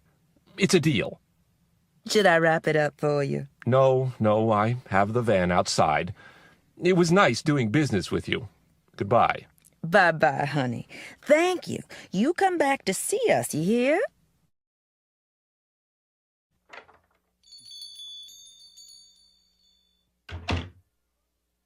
Beauregard? Yes, darling? I've sold another one of your imitation Winslow Holmes. You'd better bring another one downstairs if the paint's dry. The young gentleman who bought it seemed very happy with it. Unit 21. Noisy Neighbors. Ozzy? Yes, dear. What is it now? Listen! They must be leaving. At last. Maybe we'll get some sleep. I hope so. It's nearly 3 o'clock. Good night, dear. Oh, no. Now they're having a fight. That figures. They always have fights after parties. Uh-oh. They must be throwing the dishes again. No. I think that was a vase, dear. Or maybe the TV set. Or both. Ozzy, listen. There's someone in the backyard next door. Huh? It must be a cat. No, it can't be. It's too loud. What time is it? It's 4:45. Who could it be? I'd better take a look. Ooh, it's Howard, and he's carrying a shovel. Really? You don't think he's killed her, do you? Well, we haven't heard her voice for a while. No, she's probably sleeping. But what could he be doing at this time of the morning? If he has killed her, he might be burying the body. What? You don't think so, do you? He couldn't be planting tomatoes, could he? I'm going to ask him what he's doing. Hello there, Howard. You're up bright and early this morning. I haven't been to bed yet. We had a party last night. I hope we didn't keep you awake. Oh, no. We didn't hear a thing. Nothing at all. I slept like a log. Well, it was a pretty noisy party. My wife knocked over the kid's hamster cage while we were cleaning up. The poor hamster died. I'm just burying him before the kids wake up. Unit 22, A Sparkling Camp. It's Friday afternoon in June at the Takabachi Summer Camp. The camp counselors are supposed to be working, but they aren't. The camp has to be ready for the first summer campers. They'll arrive tomorrow. The counselors have had lunch, and they're taking it easy in the counselors' lounge. Their camp director has just opened the door. He's brought the duty roster with him, so he knows exactly what each of them should be doing. Hey! What's going on here? Terry, what are you doing? I'm watching TV. And what are you supposed to be doing?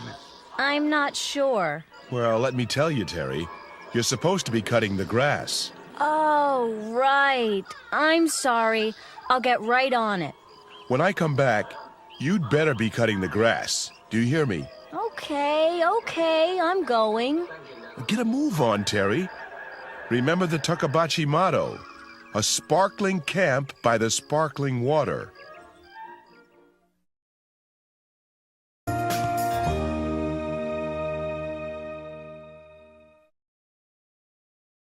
Unit 23, A Funny Thing Happened to Me. A funny thing happened to me last Friday. I'd gone into New York to do some holiday shopping. I wanted to get some presents, and I wanted to see the city all decorated for the holidays. You know, the store windows and the big tree at Rockefeller Center. I had gotten into the city early, so by early afternoon I'd bought everything I wanted. Anyway, I was really tired. All that shopping in crowded stores. And I'd made plans for that night. I just wanted to get home so I could relax before I had to go out again. I went to the Long Island Railroad at Penn Station. It was well before rush hour. I had apparently just missed a train, and the next one wouldn't be leaving for 40 minutes. So I decided I had time for a cup of coffee. I bought a Times and went into a small donut shop and sat at the counter. I ordered a cup of coffee and a box of a half-dozen assorted mini donuts. I figured I would eat a couple and take the rest home for my family. Anyway, they were having a special on the mini donuts, and I can't resist a bargain. I started the crossword puzzle in the paper. A few minutes later, a woman sat down next to me on the stool to my left. That surprised me because there were several empty stools. There was nothing strange about her except that she was very tall. In fact, she looked like a typical businesswoman. You know, conservative suit, briefcase. I didn't say anything. I just kept doing the crossword. Suddenly, she reached out, opened the box of donuts, took one out, dunked it in her coffee, and began to eat it. I couldn't believe my eyes. Anyway, I didn't want to make a scene, so I decided to ignore it. I always avoid trouble if I can. I just took a donut myself and went back to my crossword. When the woman took a second donut, I didn't say a word. After all, if I hadn't protested when she took the first one, how could I say anything when she took the second one? I pretended to be very interested in the puzzle. A few minutes later, I casually put out my hand, took another donut, and glanced at the woman. She seemed to be glaring at me. She was making me feel so nervous that I decided to have a third donut.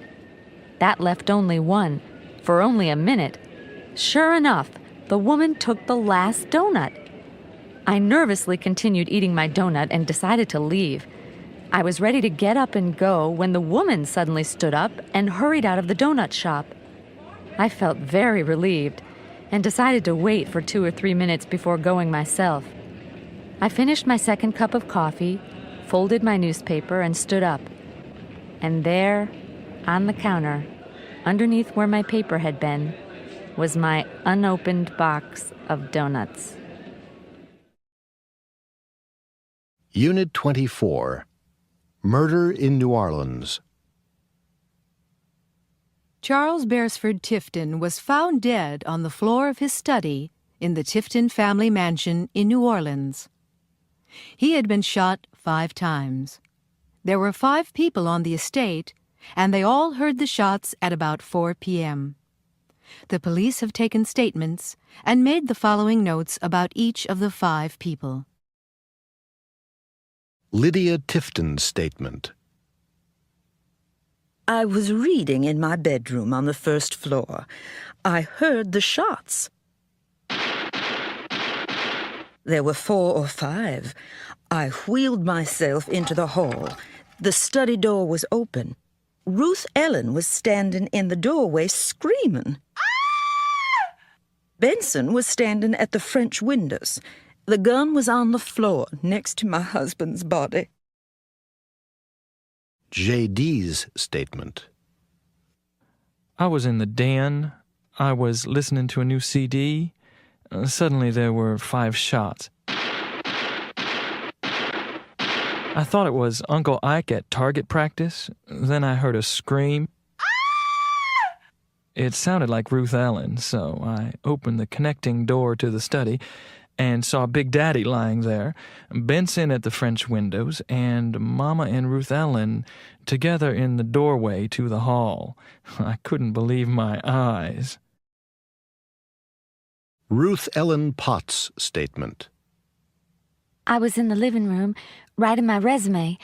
I heard the shots and ran across the hall. The door to the study was open. There was poor dear Charles, Mr. Tifton, lying in a pool of blood. I started screaming. Benson came in through the French windows. They were open. Then Mrs. Tifton arrived. She didn't say a word. She just stared at me. Benson's statement. I was about to take my afternoon walk. The doctor told me to walk twice a day for my heart. Anyway, I had just come out of the back door, and I was walking around the corner of the house when I heard shooting. I ran across the lawn to the French windows.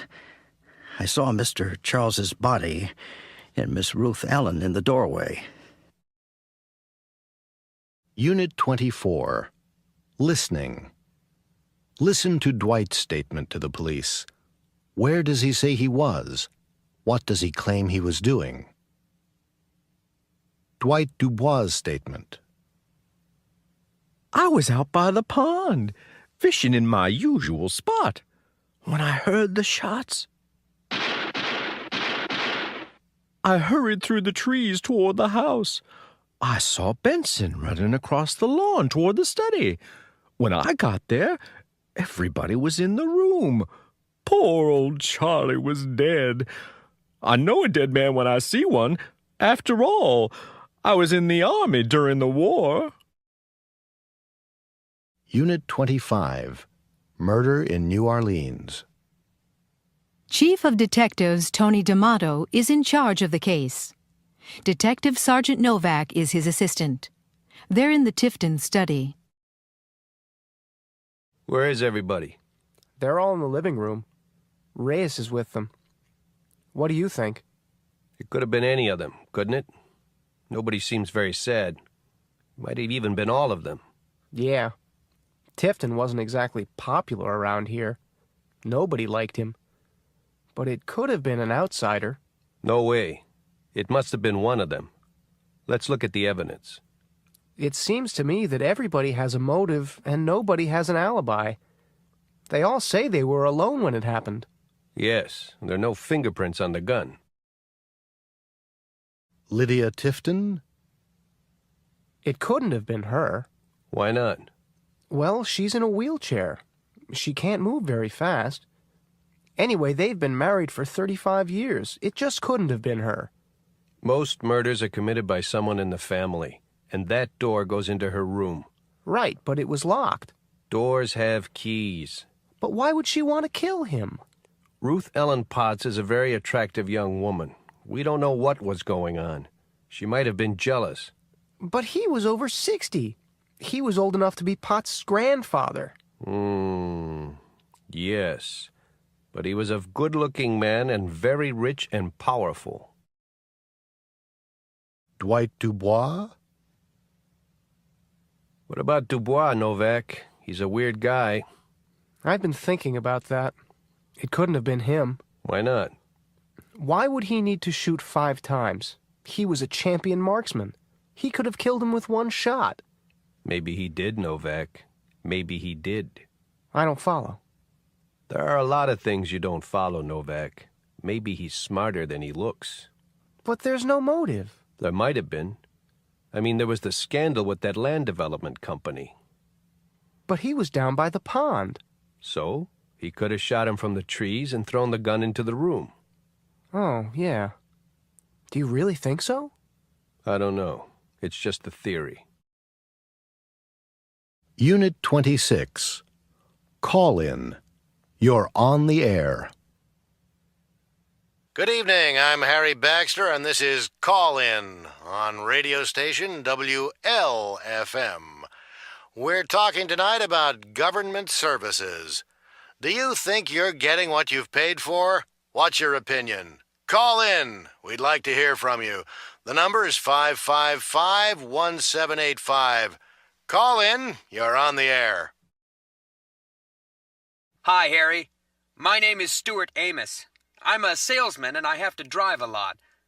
Why is it that there's always construction going on all the alternate routes at exactly the same time?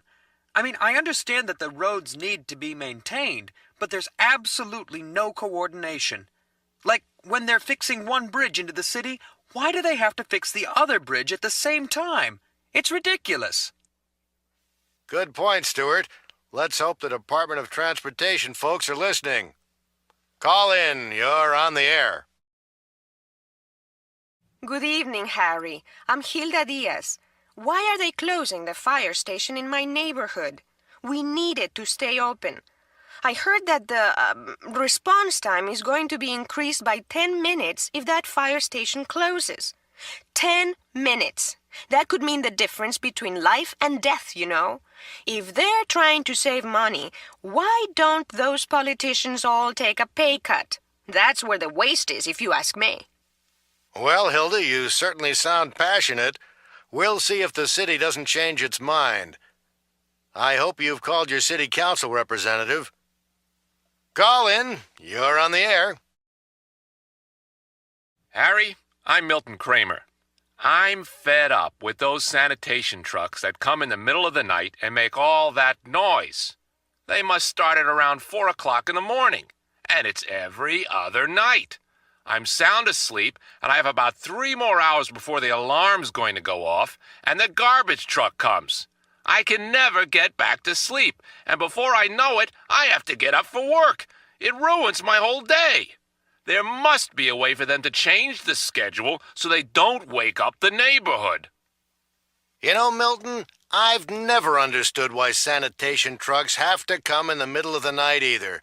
I'm sure the sanitation workers wouldn't mind having different hours, say like 7 o'clock to 4 o'clock. And on that note, it's time to say goodnight. Thank you for listening, and remember to tune in again tomorrow. Unit 27. Making a complaint. Good morning. I'd like to speak to the manager. I am the manager, sir. How can I help you? Well, it's this radio. It doesn't work. Did you buy it here? What? Of course I bought it here. Look, you turn it on and nothing happens. May I see your receipt? Receipt? I don't have one. You must have gotten a receipt when you bought it. I probably did. I must have thrown it away. Uh-huh. Well, do you have any other proof of purchase? The guarantee, for example? No, it must have been in the box. I threw that away, too. That's too bad. You really ought to have kept it. We need to know the exact date of purchase. What? I only bought it yesterday. That young man over there waited on me. Oh, I paid by credit card. I have my copy here. Oh, all right then. Did you test the radio before you left the store? Test it? No, it was in the original box. I expected it to work. It wasn't some cheap radio. It's a good brand. You should have tested it. Come on, stop telling me what I should have done and do something. Either give me my money back or give me another radio. There's no need to get impatient, sir. Let me look at it. You see this little switch in the back? Yes. It's on AC, and it should be on DC. You really should have read the instructions. Oh. Unit 28, The Mary Celeste. In 1867, it ran aground on Cape Breton Island off the Canadian coast and had to be rebuilt. It was then sold, and the name was changed to the Mary Celeste. Sailors are very superstitious and dislike sailing on ships which have been unlucky or which have changed their names. Many sailors refuse to sail on the Mary Celeste. On November 5th, 1872, the Mary Celeste left New York, carrying a cargo of industrial alcohol to Genoa in Italy. There were 11 people on board: Captain Briggs, an experienced captain, his wife and 2-year-old daughter, and a crew of 8. A month later, the Mary Celeste was seen by another ship, the De Gratia, about halfway between the Azores and the Portuguese coast. Captain Morehouse. The Mary Celeste was completely deserted. The only lifeboat was missing. All the sails were up and in good condition. All the cargo was there. The ship had obviously been through storms. The glass cover on the compass was broken. The windows of the deck cabins had been covered with wooden planks. There was 3 feet of water in the cargo hold, which was not enough to be dangerous. The water pumps were working perfectly. There was enough food for 6 months and plenty of fresh water. All the crew's personal possessions, clothes, boots, pipes and tobacco, etc., were on board. There were toys on the captain's bed. There was food and drink on the cabin table. Only the navigation instruments and ship's papers were missing. The last entry in the ship's logbook had been made 11 days earlier, about 600 miles west, but the ship had continued in a straight line from there. The forehatch was found open. There were 2 deep marks on the bow near the waterline. There was a deep cut on the ship's rail, made by an axe. There were old brown bloodstains on the deck and on the captain's sword, which was in the cabin. Captain Morehouse and his crew were given the salvage money for bringing the ship to port. There was a long official investigation, but the story of what had happened on the ship and what had happened to the crew still remains a mystery. Unit 29. What do you think happened? I don't know what happened, but it must have happened suddenly. Why do you think that? Think about it. There were toys on the captain's bed, weren't there? The kid must have been playing, and they must have interrupted her suddenly. Yes, that's true.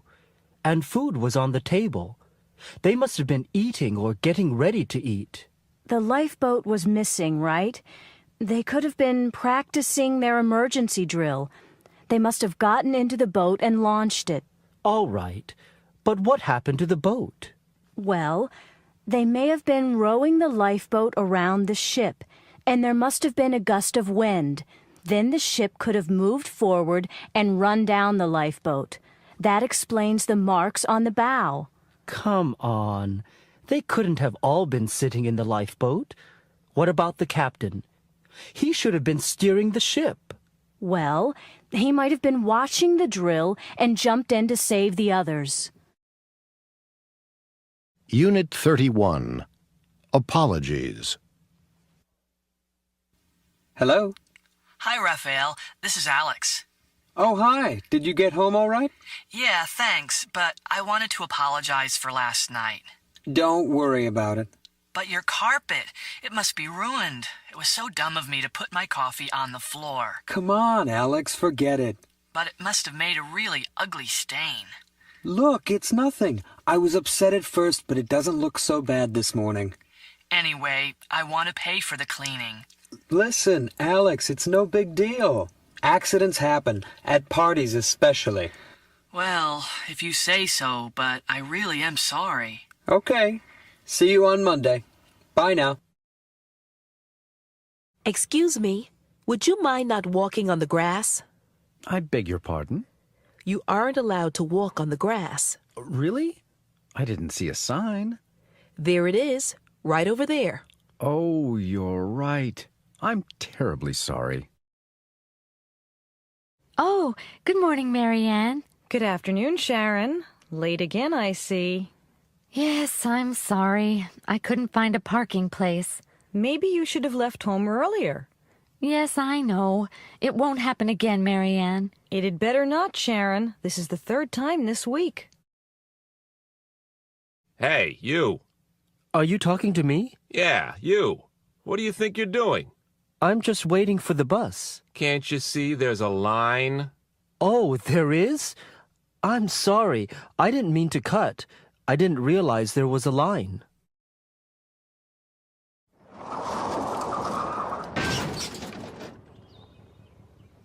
Are you all right?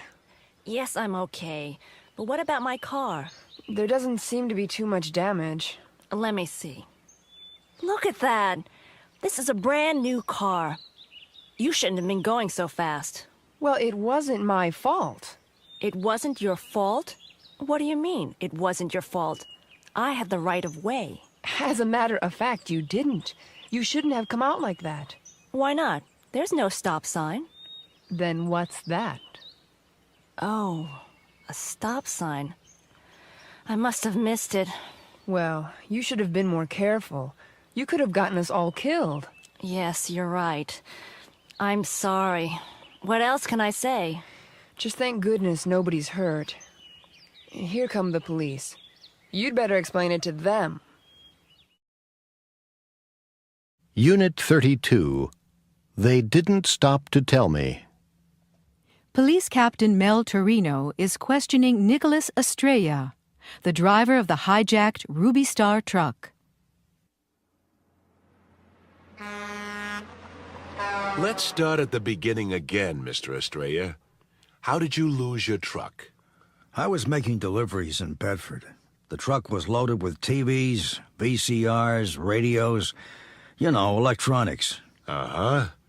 So you drove to Bedford from the Ruby Star warehouse? Right. About 10 o'clock, I made a delivery on Boyle Street.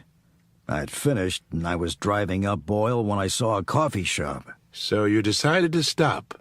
That's right. I stopped to get a sandwich to go. Go on. It didn't take me more than 3 minutes. I started walking back to the truck and... Did you see anybody near the truck? No, nobody. So anyway, I decided to make a phone call. I passed a magazine stand and I stopped to get change. Okay, then what? Well, I was talking to my wife when I saw the truck going down the street. I couldn't believe my eyes. I dropped the phone and ran down the street, but they were moving fast. I couldn't catch up. Did you remember to lock the cab door? Yes, I always remember to lock it. I'm not stupid. Okay, take it easy. Can you actually remember locking it this time? Yes, definitely. I remember putting the key in the lock. The key was all wet and dirty. It was raining, and I dropped it in a puddle. What about the door on the other side? Did you remember to check it? I don't actually remember checking it, but it's always locked, and I never use it. But you don't remember checking it? No, not really. Maybe I forgot to check it. So, it could have been open? Yes, I guess so. But I'd bet anything it wasn't. So what's your theory? They must have had keys. They started the engine, didn't they? How did they get the keys? Don't ask me. I have no idea. They didn't stop to tell me. Unit 33. John Lennon, 1940 to 1980. "Do you know what you just did?" shouted the doorman.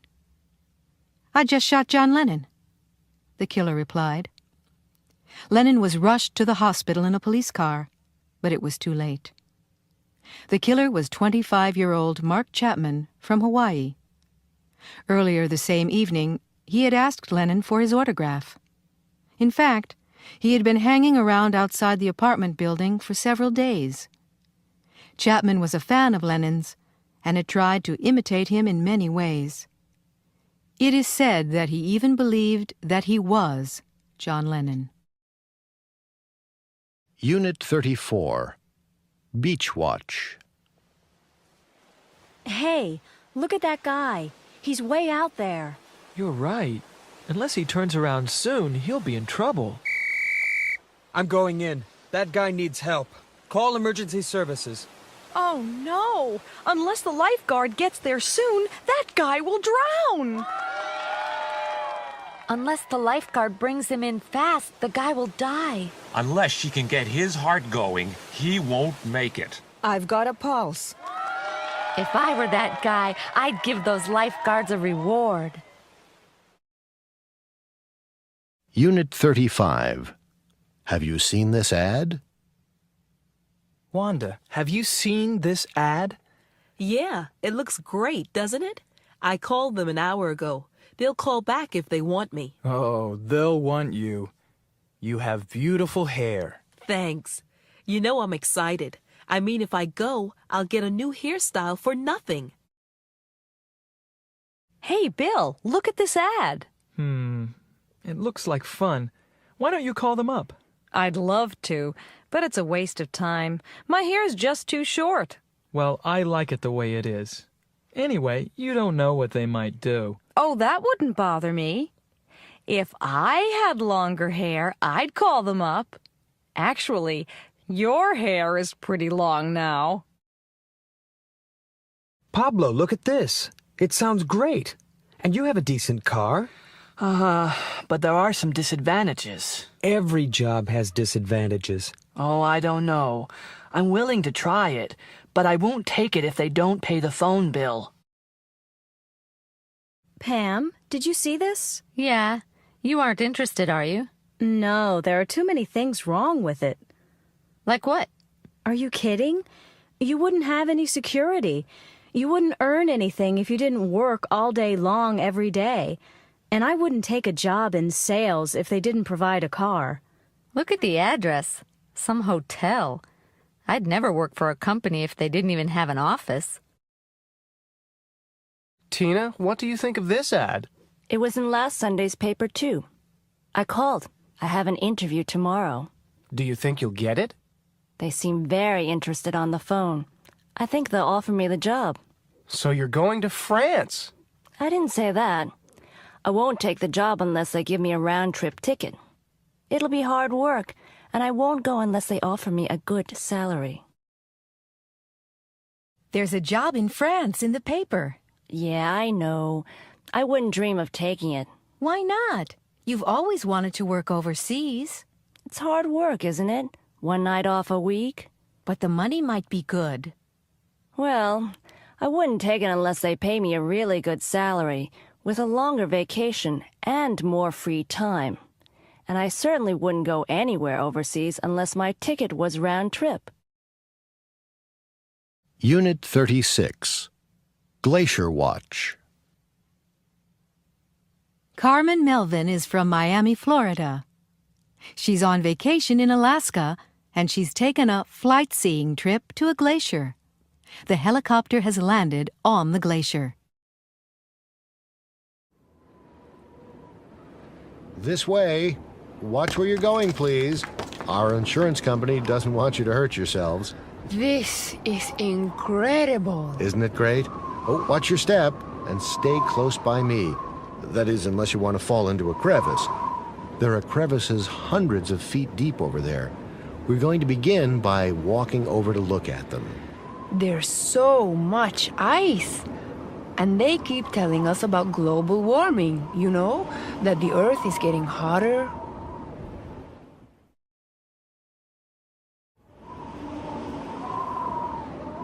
Well, I've been doing this job for 5 years, and the glacier has retreated. It used to be half a mile longer. Oh, really? Sure. Unless it begins snowing more during the winters, it'll be gone in 50 years. What's the reason for that? We can't say. Farther north, some glaciers are still advancing. Maybe it's the local weather here in southeast Alaska, not the world climate. Unless we do more research, we won't know. People say it's the greenhouse gases. You know, if every car carried one more passenger, the United States would use less gasoline. Well, maybe. If everyone planted one tree a year, things would improve. And if we all walked instead of driving, the air would be cleaner. And I guess we'd all be healthier. But you can't measure it, really. So, in 50 years' time, this will all be gone? Right. Unless the winters start getting colder. Colder winters? How do you feel about that here in Alaska? Aren't they cold enough for you? Sure. But I wouldn't live here unless I liked snow and ice. And tourists wouldn't come here unless there were glaciers. And believe me, we need the tourist business. Unit 37. What would you have done? The Reader's Page. What would you have done? Last week, we invited you, the readers, to write and tell us about things that had happened to you or things that you had heard about. We wanted stories where people just didn't know what to do next. Here are the stories that interested us the most. That's my coffee. Or was. I was at a counter in a restaurant in a small western town. I had just been served a cup of coffee.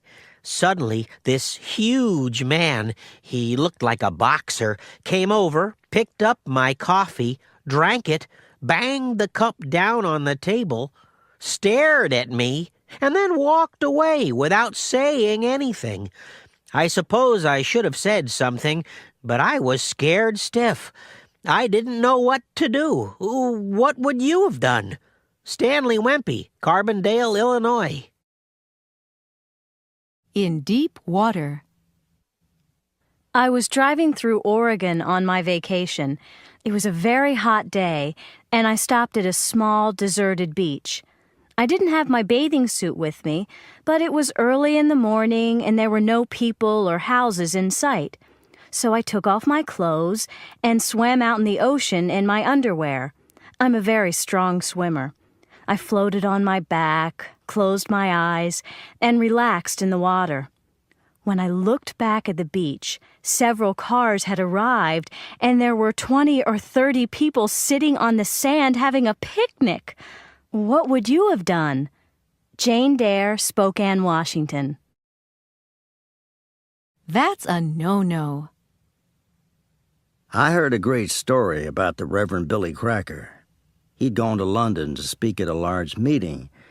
Anyway, when he stepped off the plane, there were a lot of reporters and TV cameras. The first question one of the reporters asked was, "Do you intend to visit any nightclubs in London?" Reverend Cracker smiled at the reporter. "Are there any nightclubs in London?" he answered innocently. The next morning, the headline in one of the London papers was, "Cracker's first question on arrival in London, are there any nightclubs?" How would you have felt? Reverend Oral Richards, Columbia, South Carolina. Strangers in the Night. My story isn't funny at all. It was a very frightening experience. You see, one night I woke up suddenly. I heard the tinkle of broken glass from downstairs, and I heard the window opening. Then I heard two voices. My wife woke up too. She told me to do something. A couple of days before, there had been a report about a burglary in the local paper. The burglars had been interrupted, and they had beaten up the homeowner. They'd nearly killed him. I was trembling with fear. I just didn't know what to do.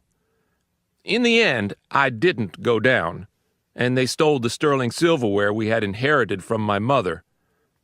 Was I right? What would you have done? Lorenzo Machado, Abilene, Texas. Deep Fried. I had parked my car at a local shopping mall, and I was taking a shortcut through the side door of a restaurant. Halfway across the restaurant, I spotted my father eating a hamburger and French fries. He often eats there. I sneaked up behind him, put my hand over his shoulder, took a French fry off the plate, dipped it in the ketchup, and ate it. Then I realized that the man was not my father. I was so embarrassed. I couldn't say a word. What would you have done? Cheryl Redburn, Minneapolis, Minnesota.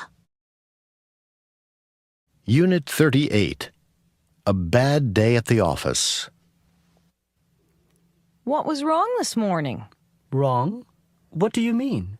You walked straight past me. Really? Where? By that newsstand on First Street. I'm really sorry, Amy. I just didn't see you. Come on, Tim. You must have. I was waving. No, honestly, I didn't see you. If I had seen you, I would have said hello. Tim, have you sent that fax to Japan? No, I haven't. Why haven't you done it yet? It's urgent. Because you didn't ask me to do it. I didn't? No, you didn't. If you had asked me, I'd have sent it. Achoo! What's the matter, Debbie? You don't look well. No, I've had a terrible cold. It's better today, though. I had a bad cold last week. I know, and you gave it to everyone in the office. I wouldn't have come to work if I'd had a cold like that. Tim, did you type this letter or did Akiko? I did. Is there something wrong? Take a look. This should be $400,000. You typed $40,000. Oops. I'm really sorry. And the customer's name should be Snelling, not Smelling. Oh, no. Did I put that? If I hadn't noticed it, we could have lost the order. Hi, Tim. Did you have a good day today? No, not really. I'm glad it's over. Everything went wrong. Really? Yeah. I made a lot of mistakes in typing, then I forgot to send a fax, and Amy got upset because I ignored her on the street. Why was that? If I hadn't gone to bed late, it wouldn't have been such an awful day. Unit 39. A Saturday afternoon. Laura felt slightly uneasy as the guard unlocked the gates and waved her through. The Blitzkopf Clinic was, after all, the most exclusive institution of its type in the country. She parked her car outside the main entrance of the sterile white main building. She paused on the steps to look at the beautiful flower gardens. An old man was watering the flower bed beside the steps. He smiled at her.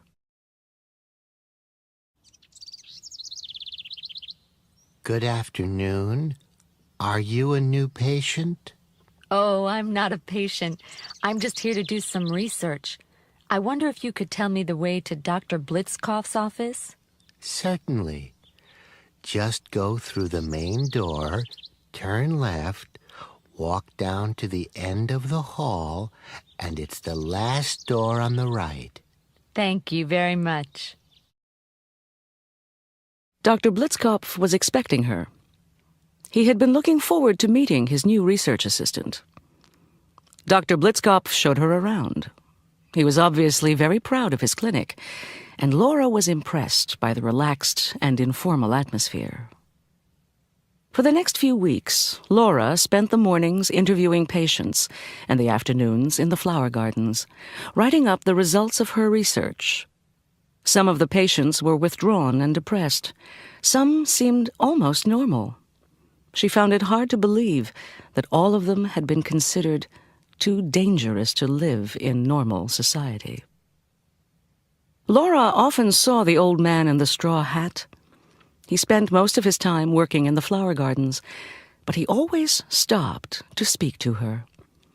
She found out that his name was Edward Beale. He was a gentle and mild-mannered man with clear, blue, honest eyes, white hair, and a pinkish complexion. He always looked pleased with life. She became particularly curious about him. One night, at dinner, she asked about Mr. Beale. Ah, yes, Edward. Nice old guy. He's been here longer than anybody. What's wrong with him? Nothing. His family put him here 40 years ago. They never come to visit him, but the bills are always paid on time. But what had he done? He burned down his school when he was 17. Over the next few years, there were a number of mysterious fires in his neighborhood, but the family did nothing until he tried to set fire to the family mansion. He was in here the next day. Edward never protested. And that was 40 years ago? I'm afraid so. But he couldn't still be dangerous. No. If he wanted to start a fire, he could have done it at any time. Laura was shocked by the story. She wrote letters to Edward's family, but never received a reply. He had never been officially certified as insane, so he could leave at any time. Dr. Blitzkopf let her talk to Edward. Edward, have you ever thought about leaving this place? No, this is my home. And anyway, I have nowhere else to go. But wouldn't you like to go into town sometimes? I suppose it would be nice, but I wouldn't want to stay away for long. I've spent 40 years working on this garden. What would happen to it if I weren't here? Laura realized that it would be unkind to make him leave. But when she found out that the next Saturday was his birthday, she arranged with the staff to give him a party. They wanted it to be a surprise, and Dr. Blitzkopf agreed to let him go out for the afternoon. Edward left at 2 o'clock. He seemed quite excited. They expected him to return about 4 o'clock. The cook had made a birthday cake. Laura was standing in the window when she saw him. He was walking up the drive toward the house, whistling cheerfully. Behind him, above the trees, thick, black columns of smoke were beginning to rise slowly into the clear blue sky. Unit 40, Vacation USA. Marisol is Colombian and married to George Merrick, an American teaching in Colombia. They've just returned to Colombia, and George is telling his friends at work about their trip. We had a great time, but it was pretty tiring. We went on most of the tours because Marisol didn't want to miss anything. I really felt we needed more time. If we went again, we'd stay longer. We would have spent more time in San Francisco and less time in Los Angeles if we'd had a choice.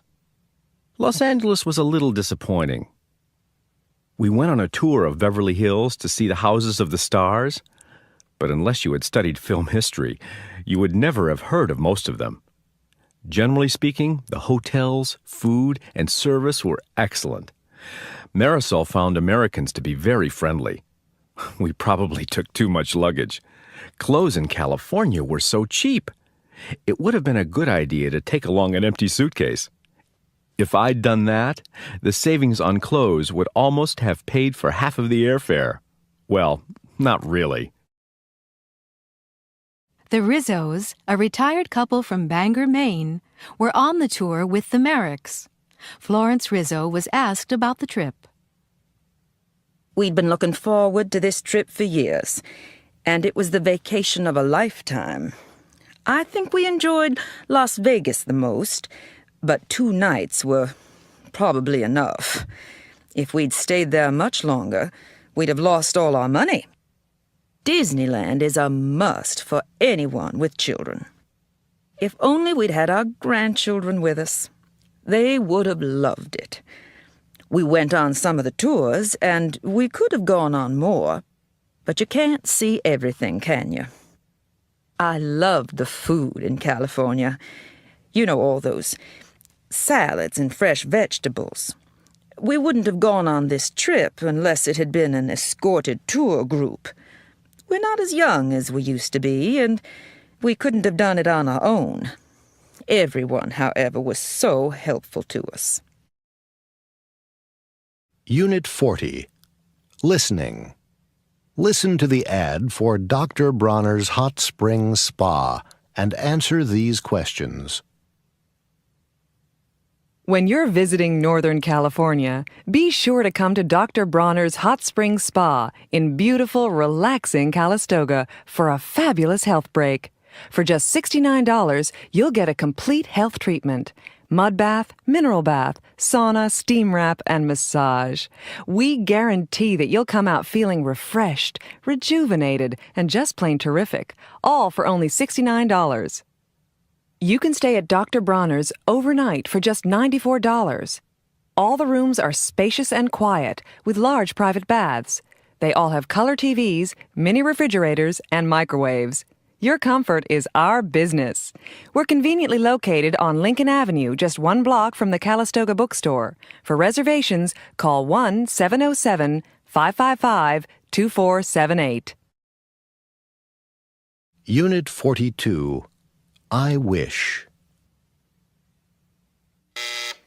Yes? Your call from New York's on line 1. Paris has just come through on line 2.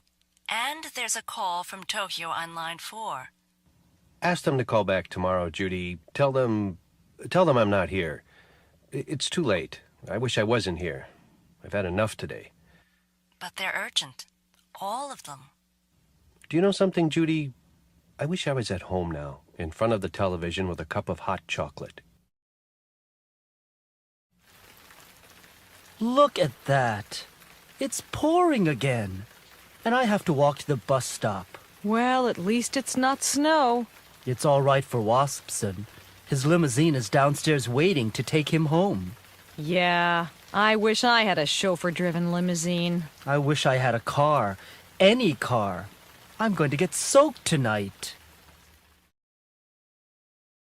Hi, Jane. Still here? Yes, I'm waiting to see Waspson. You don't usually work late. I wish I wasn't working this evening. There's a good game on TV. Oh, well, maybe he'll call you in soon. I hope he does. Haven't you left yet? No, I wish I had. I can't go until I've finished this report. Can't you do it tomorrow? I wish I could, but Waspson wants it tonight. How are you doing, Joe? Oh, hi, Shirley. I don't feel like working tonight. Neither do I. I hate this kind of work. Why do you do it then? I wish I didn't have to, but we need the money. My husband's out of work again. I know what you mean. I wish I'd learned how to type or something like that. We can all wish. I dropped out of school at 16. I wish I hadn't. But I never got good grades and I hated it.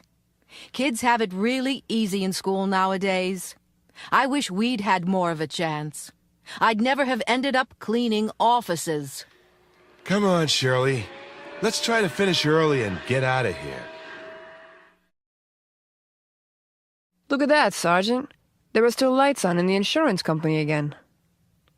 Yes, it looks nice and warm, doesn't it? I sometimes wish I worked there. You do? Really? Uh-huh. Sometimes. A nice office, a desk, lots of people around. It can't be bad. And the boss's limo outside. Still, you know what they say. The grass is always greener on the other side. I suppose you're right, Sarge. Hey, that limousine is in front of a fire hydrant. Oh, yeah. Give him a parking ticket, Lucy. He can afford it. Unit 43, The Happiest Days of Your Life? Some people say that your days in school are the happiest days of your life. Here are 5 people talking about their experiences. Wade Hamlin is a successful self-employed builder. School? It's a waste of time mostly. At least it was for me. I quit after my sophomore year in college because I stopped hoping that I would ever learn anything. I wanted to start earning a living in the real world. The biggest problem with school is the teachers. If I'd listened to my teachers, I would know all about Shakespeare and what day the Civil War started and how to conjugate Spanish verbs and how to prove the Pythagorean theorem and all that junk. But I wouldn't know anything about how to make a business deal or raise my kids or anything that's really important. I'm sorry I went to school at all. Anne Marie Johnson is the personnel manager of a department store. I loved school. I was a straight-A student almost every year, but I didn't spend all my time studying. I participated in a lot of extracurricular activities and sports too. I was in student government both in high school and in college. I was always sorry when summer vacation started. 3 months with no school? Most kids like vacations more than school, but not me. Some of my friends in high school didn't go to college, but they regret it now. Some of them would have done well if they had been encouraged to go. I only regret not going to graduate school after I got my bachelor's degree. I've started an MBA at night, but it's not the same. Work is all right, but I miss the friends and the fun that went along with the studying. Craig Phillips is a Wall Street stockbroker. I went to prep school, and then I went to Harvard. I guess you could say I had the best education money could buy, but it wasn't easy. We had to study very hard, and a lot was expected of us. The thing I remember most is the friendship. The friends I made then are still my friends today. Most of us were together in prep school, and then at Harvard, too. Sports were very important for me. I believe that team sports teach people to work together, and competition with another team brings out the best in people. Anyway, discipline was stricter then. It's too bad that it's changed. Maybe young people would be better behaved nowadays if there was more discipline in the schools. My biggest regret is that I didn't have the family life other boys had. After age 12, I only saw my family at Christmas and in the summer. Colleen McGrath is a factory worker. School was just another part of neighborhood life. My brothers and sisters and I went to a parochial elementary school 3 blocks from home. Later, we had to take a bus to the public high school, but it was only a 10-minute ride. And then we all went to the local community college. I wish my kids could do that. I have to take the youngest in the car to the big elementary school across the river. A school bus picks up the other 2 who are in junior high school, and it takes them almost an hour each way. I wish things hadn't changed so much. Unit 43, Listening. Listen to Kay Wilson talk about her school days and answer these questions. I went to a big high school in the Midwest. We lived in a well-to-do suburb, so the school was pretty good academically. I wish my parents had let me take more science and math courses. No, I wish I had insisted on taking what I wanted to. For college, they sent me east to a fancy girls' school. For them, girls went to college only to meet the right boy. And, as a second thought, to have something to fall back on, in case your husband died and you had to go to work. I thought they were right, and I was wrong. So I majored in literature. I never met the right boy. Instead of falling back on teaching literature, I'm in advertising. In fact, I'm the vice president of my agency. It's okay. But if I had taken the subjects I wanted, I would be an engineer or an astronaut. I wish my teachers had given me better advice. I'm really sorry my parents didn't let me do what I wanted. Unit 44, New Year's Eve. It's 10 minutes before midnight, and we're going over live to Times Square in New York City. There are 250,000 people out there, and they're all waiting to celebrate the new year. Adam Vasquez is going to talk to just a few of them. How are you doing, Adam? Great, Naomi, just great. As you can see, there's a real party atmosphere down here. I'm going to move through the crowd and talk to some of the people who have come here. Excuse me, can I speak to you for a moment, please? Sure. What are your names and where are you from? I'm Robin, and this is my boyfriend, Phil. We're from New Jersey. New Jersey, just across the river. Are you having a good time? Great time. No problems. We watched the ball drop on TV ever since we were kids. This is the first time we've actually come in person. It's great, really great. Do you work in New Jersey? Yeah, I'm a nurse. Okay, Robin, I want to ask you one question, just one.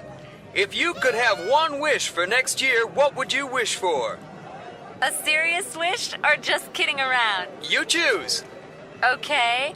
If I could have one wish, I'd wish for 3 more wishes. That's against the rules, Robin. Well, seriously, I'd wish for an end to famine and starvation everywhere. Great.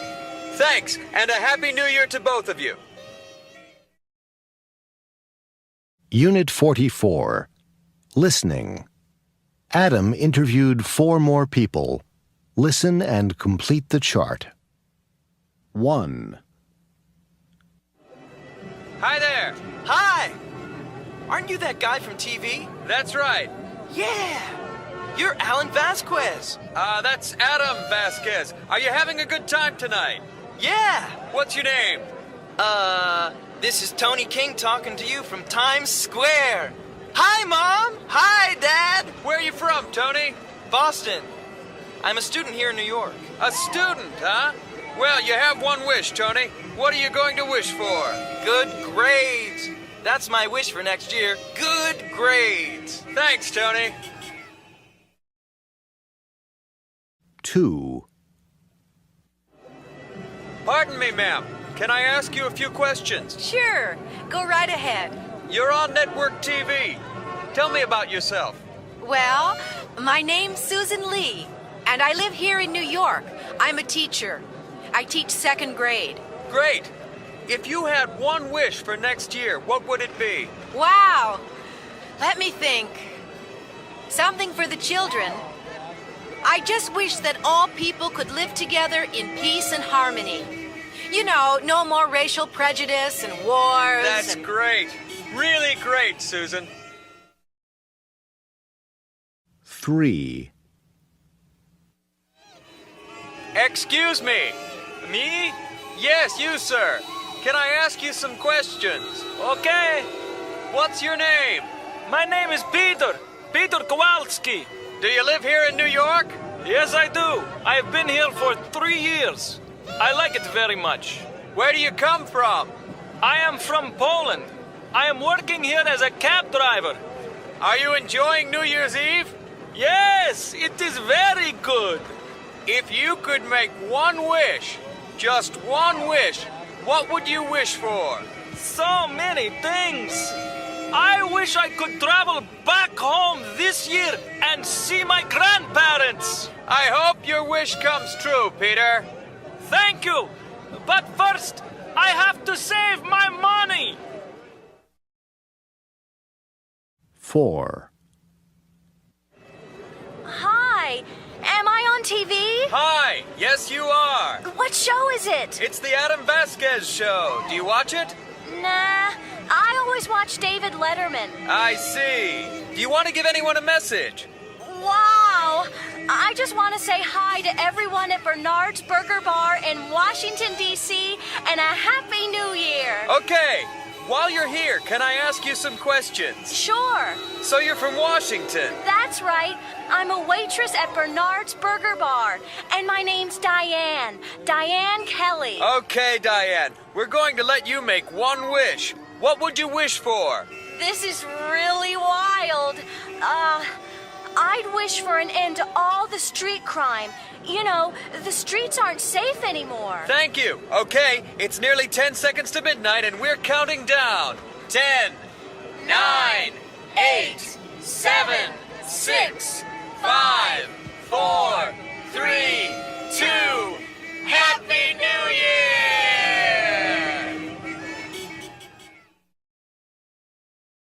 Unit 45. Operation Impossible. He's the one we've bbeen after for years. Who is he? We think he's the one that controls Smash. He's certainly the one that ordered the murder of 003, the one that planned the hijacking of the airplane full of world leaders, and the one that organized the biggest drug smuggling operation in the world. Do we know his name? Otto Krugerrand. Otto Krugerrand? And who's that standing behind him? Slow Job. He's the bodyguard who travels everywhere with Krugerrand, and the only person he trusts. He's an expert assassin. He's the one who fed 004 to the alligators. How charming. What about the woman? Don't you recognize her? Marla Powers. She's the one who arranged the pipeline explosion and then vanished into thin air. She's also Krugerrand's wife and the only pilot he allows to fly his private plane. Who's the little guy wearing thick glasses? That's Professor Peratov, the mad scientist who defected from Moldania. He's an expert on laser technology and the first man who's been able to perfect a space laser weapon.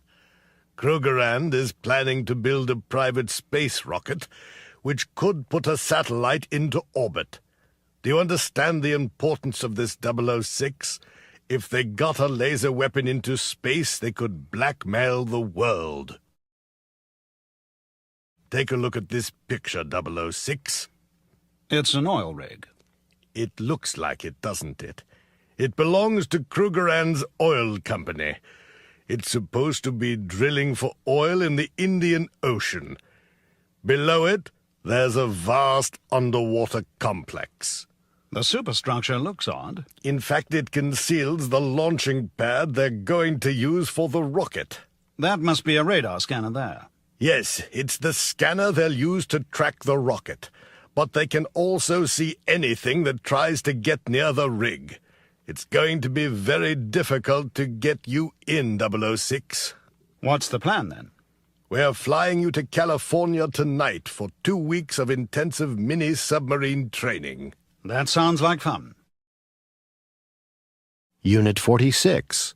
Operation Accomplished. 006 woke up with his hands tied behind his back. His head was throbbing. He was apparently in some kind of control room.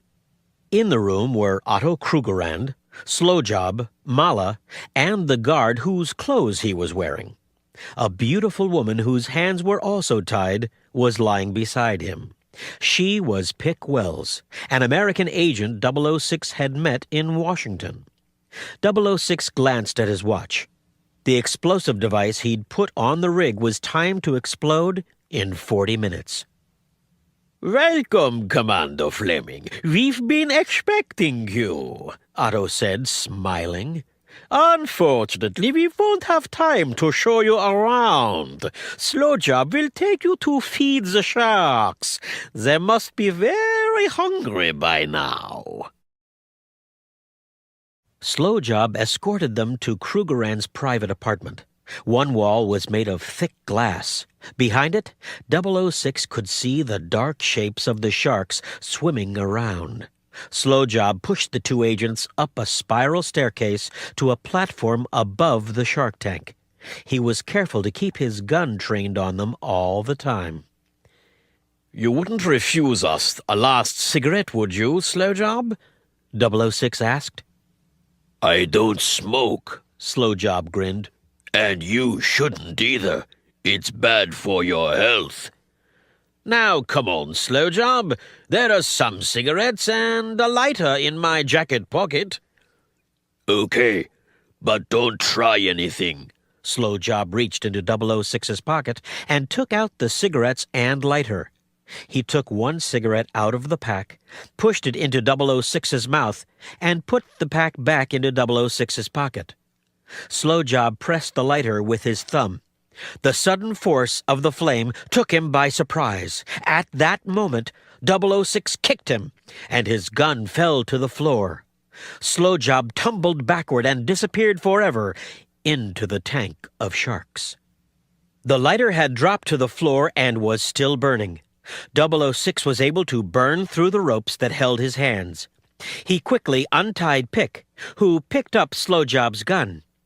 "We don't have much time," he said. "Can you fly a helicopter?" "With my eyes closed," she replied. "Good. Let's go." 006 and Pick tiptoed into the control room where Otto and Mala still were. Paratov had joined them. 006 fired the lighter at the control panel, which exploded and burst into flames. Otto tackled 006, and the lighter flew out of his hand. Mala and Paratov desperately tried to put out the flames. Pick pointed the gun at Mala, Otto, and Paratov, and ordered them to lie on the floor. Then she and 006 ran out of the room, locking it behind them. They ran up to the helicopter pad and quickly climbed into the helicopter. The helicopter soared into the sky. A few seconds later, there was a massive explosion as the rig blew up.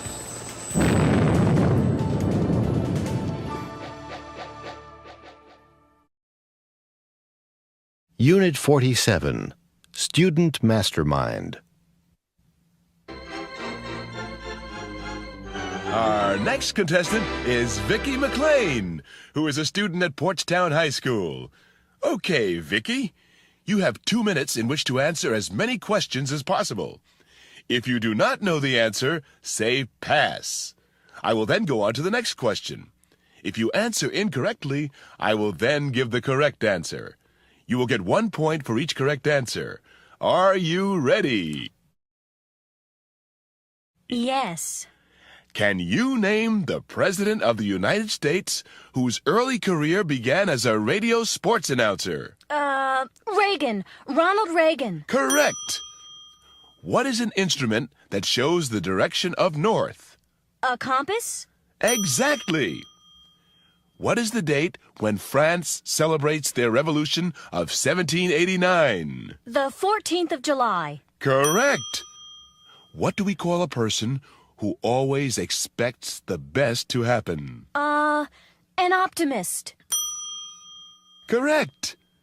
Can you tell me the language that was spoken in the Roman Empire? Italian? No, wrong. The correct answer is Latin.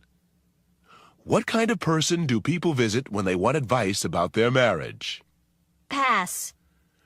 Who was the Egyptian queen whose beauty was famous throughout the world? Cleopatra. That's correct. What's the kind of school where very rich people send their children before college? Private school? Can you be more exact? No, I can't think of it. I'm afraid I can't give you that.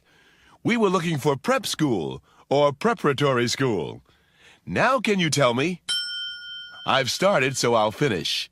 Can you tell me the name of the French emperor whose final battle was at Waterloo? Napoleon Bonaparte. Correct. And at the end of that round, Vicky McLean has scored 6 points. You passed on 1. The kind of person people visit when they want advice about their marriage is a marriage counselor. Thank you. Can we have our next contestant, please? Unit 48, The Middleburg Herald. Listening 1. Listen to the news item and answer these questions. Caroline Newton, who was kidnapped last Monday, has been found safe and sound. The 14-year-old, whose parents are well-known and wealthy doctors, was found by police in a house in Bayside, only 20 miles from her home. The alleged kidnappers, who were arrested and charged by police last night, rented the house under the name Mr. and Mrs. Harry Gilmore. Neighbors, who were suspicious of the new renters, called police. The suspects, whose real names are Jill and Andrew Rowland, confessed to the crime. They had sent a note to the girls' parents demanding $1 million. Unit 48, Listening 2. Listen to the news item and answer these questions. The so-called wonder drug cure-all, which some doctors have been recommending as a painkiller, has been banned by the Federal Food and Drug Administration. After extensive clinical tests, which were first demanded by Ralph Rader, the drug has been found to produce alarming side effects in laboratory mice. The ban stated that while cure-all is certainly an effective painkiller, the drug speeds up the aging process, which leads to premature hair loss, stiffening of the joints, and loss of memory. Unit 50. Relatives. Marjorie and Felix Hernandez have just come back from a vacation in San Francisco. They are showing photographs of their trip to their friends and neighbors, the Winters. These are our friends. They picked us up at the airport. And that's the cable car. It runs on California Street. This is Marjorie's friend. We visited her. This is the car. We rented it for 2 weeks. The tour guide was very knowledgeable. She spoke 5 languages. And this is Bart. Bart connects San Francisco to Oakland. It's Oakland subway. You remember my Aunt Molly, don't you, Joe? You haven't seen her since you were about 10. Well, she's 86 this year. We visited her at her apartment in San Francisco. And this is our tour group. The tour was fun. The hotel booked it for us. We bought a beautiful bowl from a potter. His store was in the Japan Center, and we met a lot of nice people. We met 2 sisters from Detroit. Their parents live in San Francisco. And this was taken at the restaurant in the hotel. Kevin Costley was sitting at a table next to ours.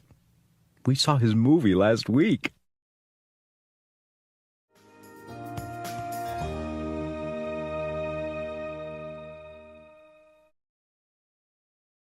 Unit 51. Describing things. Stolen car. Police Department, Sergeant Wong speaking. My car's been stolen. It's gone. Okay, now calm down. Let me have your name and address. Richard Lockwood, 4512 Eisenhower Boulevard, apartment 18J. All right. Now give me a description of the missing vehicle. Well, it's a 95 Ford Escort, a light gray 4-door model. Oh, it has a thin dark blue stripe along the sides and a dent in the left front fender. What's the license plate number? RJG1224. Hold on just a minute. Hello? I have some good news and some bad news. The good news is that your car wasn't stolen. It was towed for illegal parking. The bad news is that it will cost you $150 to get it back. The real estate agent. Hello, Donna Wu speaking. Hi, Donna. This is Joyce Fine at Ivy Realty. I think I found a house you'll be interested in. Oh, terrific. What's it like? Tell me about it. Well, it's in Arrowhead, the section you wanted. It's a split-level, 3-bedroom, red brick house with white trim. It's only 6 years old and has a large country-style kitchen. How big a yard does it have? It's a 1-acre lot with some nice-sized trees and a very pretty flower garden in back. When do you want to see it? Could we meet there tomorrow afternoon? It sounds perfect. Sure thing. Let's make it at 2 o'clock. Here's the address. Lost and found. Union Station Lost and Found Department. Can I help you? Hello. Yes, I hope so. I left my briefcase on the train this morning. I wonder if it has been turned in. Which train? Oh, the 840 from Concord. And what does your briefcase look like? Well, it's, an average-size rectangular brown leather attaché case with brass locks. We have quite a few that fit that description. Did it have your name on it? No, not my name, but it has my initials by the handle, JFA. Hold on just a minute. Let me take a look. Unit 52. Describing people. Listening. Listen to these people talking about their friends. Look at the example. Complete the other columns. Donna. Well, she's really talkative and funny. She's about, well, in her late teens. She's pretty tall, with a really good figure. She has a kind of oval-shaped face and a turned-up nose. Very pretty in a way. She has long, wavy black hair and blue eyes with very long eyelashes. Her complexion is, well, she's olive-skinned. Her lips are very full, and she has dimples, the cutest little dimples in her cheeks. Oh, and she always wears jeans. Tony. He's a really big guy, you know, well-built with very broad shoulders. Not fat at all, but solid. He's in his early 30s. He's dark-skinned, and he has a long face with thin lips. Oh, and a scar on his chin. He has dark curly hair, almost black, and wears it short but with long sideburns and a mustache. His eyes, I haven't really noticed the color. He wears glasses. Brown, I guess. He has thick eyebrows and kind of a long, straight nose. He's pretty reserved and quiet, sometimes even moody. Janet. She's very sophisticated, well-dressed, one of those expensive haircuts, you know. I'd say she was in her late 30s or early 40s, but she looks younger. She's about average height and very slim. Her hair's very blonde, dyed, I think, but I'm not sure. It's always very neat, not long. She has light gray eyes with thin eyebrows. Her face is always suntanned and very well made up. It's an attractive face. Not really beautiful, but attractive, handsome, if you know what I mean. High cheekbones, small chin. Oh, and there's a beauty mark on her left cheek. She's a very confident and reliable sort of person, very sociable, and always very, very polite. Bob. Bob's a terrific person. He's elderly, but not really old, cheerful and friendly and funny. He's probably in his early 70s. He has white hair, receding a little, and a small white beard. He's of medium build, a little bit overweight maybe. He has nice big brown eyes, and he always seems to be smiling. Lots of wrinkles around the eyes, but they're smile lines, not frown lines. He has a very high lined forehead that makes him look very intelligent, which he is, of course. Unit 53, Presidential Debate. A few minutes before the presidential debate. Come on, Gary. Hurry up. The debate is about to start. How come you're so late? The battery was dead. I had to call Al from the garage to give me a jump start. Then I went back to the garage to get some gas and to get the battery recharged. Oh, no. Do we need a new battery? Probably. Not another expense. If it's not one thing, it's another. Oh, the debate's starting. We'll talk later. We interrupt our regular television schedule in order to bring you the following presidential debate. Good evening. I'm Carol Moore. As you know, 3 people are running for President of the United States. I will introduce them in a moment. In order to be fair, we will allow all 3 candidates to answer each question. Each candidate will be allowed a 1-minute response to make sure everyone gets to express his or her opinion. And now it gives me great pleasure to introduce our 3 candidates. Mrs. Victoria Cranston, Mr. Ron Parrow, and Mr. Bob Noel. The first area I'd like to ask about is the economy.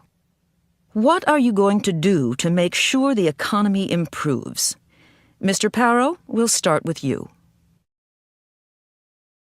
You know, I'm a successful businessman, and I know how to make a lot of money. To get this economy back on its feet, we need to repeal the income tax increases of the last few years. In order to make up for the loss of revenue, I'll put a tax on gasoline. The gas tax would be just 10 cents per gallon per year for the next 4 years. And I do a bunch of things to help small business owners. We need to help small businesses in order to increase the number of good jobs. For the purpose of getting the economy moving again, I'll give tax credits to manufacturers. We have to sell things, folks, if we're going to make money. Oh, am I out of time already? Unit 54. Do It Yourself. Do It Yourself magazine sponsors a contest every summer to find the winner of the annual Do It Yourself Award. This year, a married couple, Rudy and Irene Cipriani, won. A writer from Do It Yourself is interviewing them at their house. Well, I'm very impressed by all the work you've done on your house. How long have you been working on it? We became interested in do-it-yourself several years ago. Our son Paul was in an accident and lost the use of his legs. He's in a wheelchair. We had to make changes so that he could move around the house. There was no way we could afford to pay to have it done. We had to learn to do it ourselves. How did you go about learning? I decided to go to a vocational school at night so that I could learn cabinet making and electrical wiring. Later, Irene went so that she could study plumbing and general carpentry, too. Tell me about the kind of changes you made to the house. You know, you never realize the problems disabled people have until it affects your own family. Nowadays, most public buildings have ramps so that people in wheelchairs can get in, and buses have lifts so that people with disabilities can get on and off. But just imagine the problems Paul would have in your house. We needed wide halls so that he could move from one room to another, and we needed a big bathroom so that he could be as independent as possible. We had to change a lot. Where did you start? The electrical system. Rudy completely rewired the house so that Paul could turn on and off the lights and plug in appliances. We had to redo the whole house so that Paul could reach things and do what he wanted. What are you working on now? We've just finished redoing the kitchen so that Paul can do a little cooking. Now we're converting the garage into a workshop so that he can make some money fixing appliances. How do you plan to spend the $50,000 prize? We're hoping to start our own construction business so that we can do conversions for people with disabilities. Unit 56. A New Way of Life. Tonight on TV Close-Up, our correspondent Diana Romero will talk to some rat race dropouts, some very happy people who've given up regular jobs and high salaries to start a new way of life. I'm here in northern Vermont, where the nearest town is more than 25 miles away. Dan and Michelle Gallagher were born and lived most of their lives in Boston. Dan was vice president of marketing for a publishing company, and Michelle was an advertising executive. They gave up their jobs and moved to this remote area of Vermont 4 years ago. Michelle, what made you give up everything for this?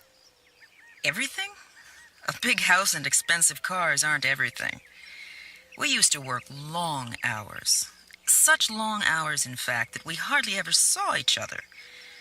We wanted to do this years ago, but we were making so much money that we were afraid to quit our jobs. Even the time we spent at home was so hectic that we never had time to just be together. So 4 years ago, we traveled around New England on vacation. We saw this place. It was for sale, and we liked it so much we decided to buy it.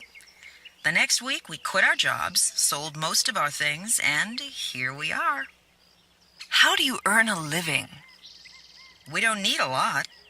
We have 2 milk cows and a few chickens. We grow all our own vegetables. It's a simple life. We're still so busy that we work from dawn to dark, but we're together. And now we have Kimberly, who's 3. We're happier than we've ever been.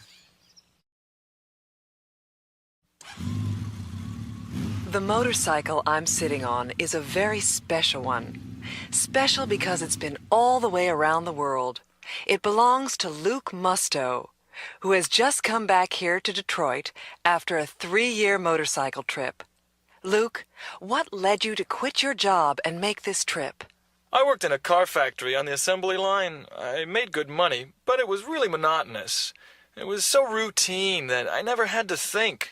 My job is done by a robot now. Big surprise. Anyway, I bought this bike secondhand, put 2 packs on the back, and got myself on a freighter to Europe. What did you do for money? I had a little money saved up, but of course it didn't last long. I had to find work where I could. I did a lot of different things. Picked fruit, washed dishes, worked as a mechanic. How did people react to you? Everywhere I went, people were so friendly that I always felt right at home. There was such a tremendous amount of interest in the bike that it was easy to start a conversation. Usually you can communicate without knowing the language. Did you ever feel like giving up and coming home? Only once, in Bangladesh. I got so sick from something I ate that I had to go to a hospital. But it didn't last long. You've had such an exciting time that you'll find it hard to settle down in Detroit, won't you? I'm not going to. Next week I'm leaving again, but this time I'm heading south, to Tierra del Fuego. See you when I get back. Unit 57. Last of the Airships? At 7:20 p.m. on May 6, 1937, the world's largest airship, the Hindenburg, floated majestically over Lakehurst Airport, New Jersey, after an uneventful crossing from Frankfurt, Germany.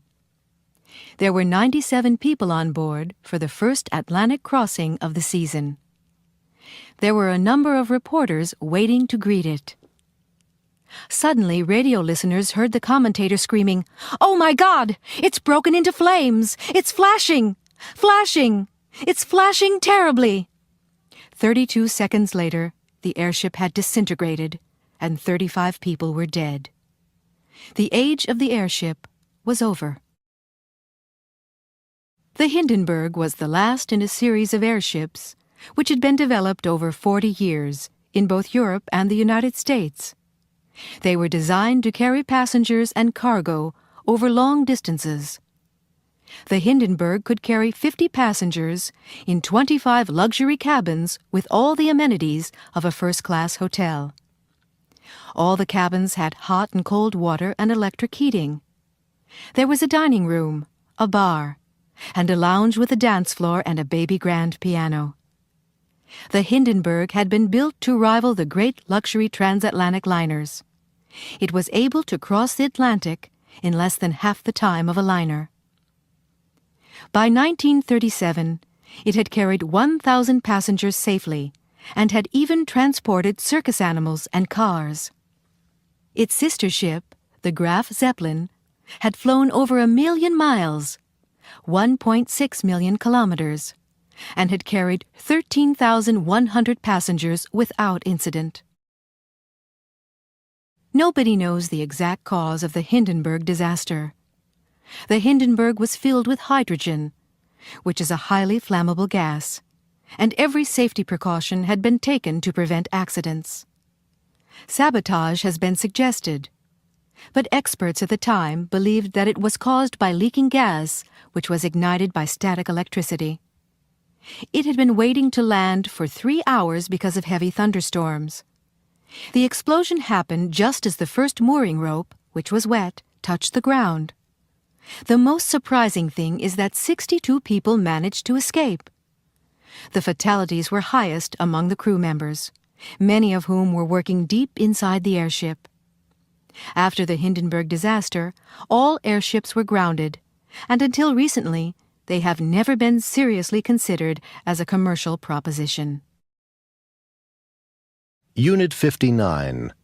The Washington, D.C. Metro. Traveling on the Washington Metro presents few difficulties for visitors because of the clear, color-coded map. At the bottom of the map, you will find fare and travel time information. You buy your fare card at one of the yellow vending machines. You can use nickels, dimes, quarters, $1, $5, $10, and $20 bills, and the machine will give you change. You have to use your fare card to enter the metro system by inserting it into the slot at the gate.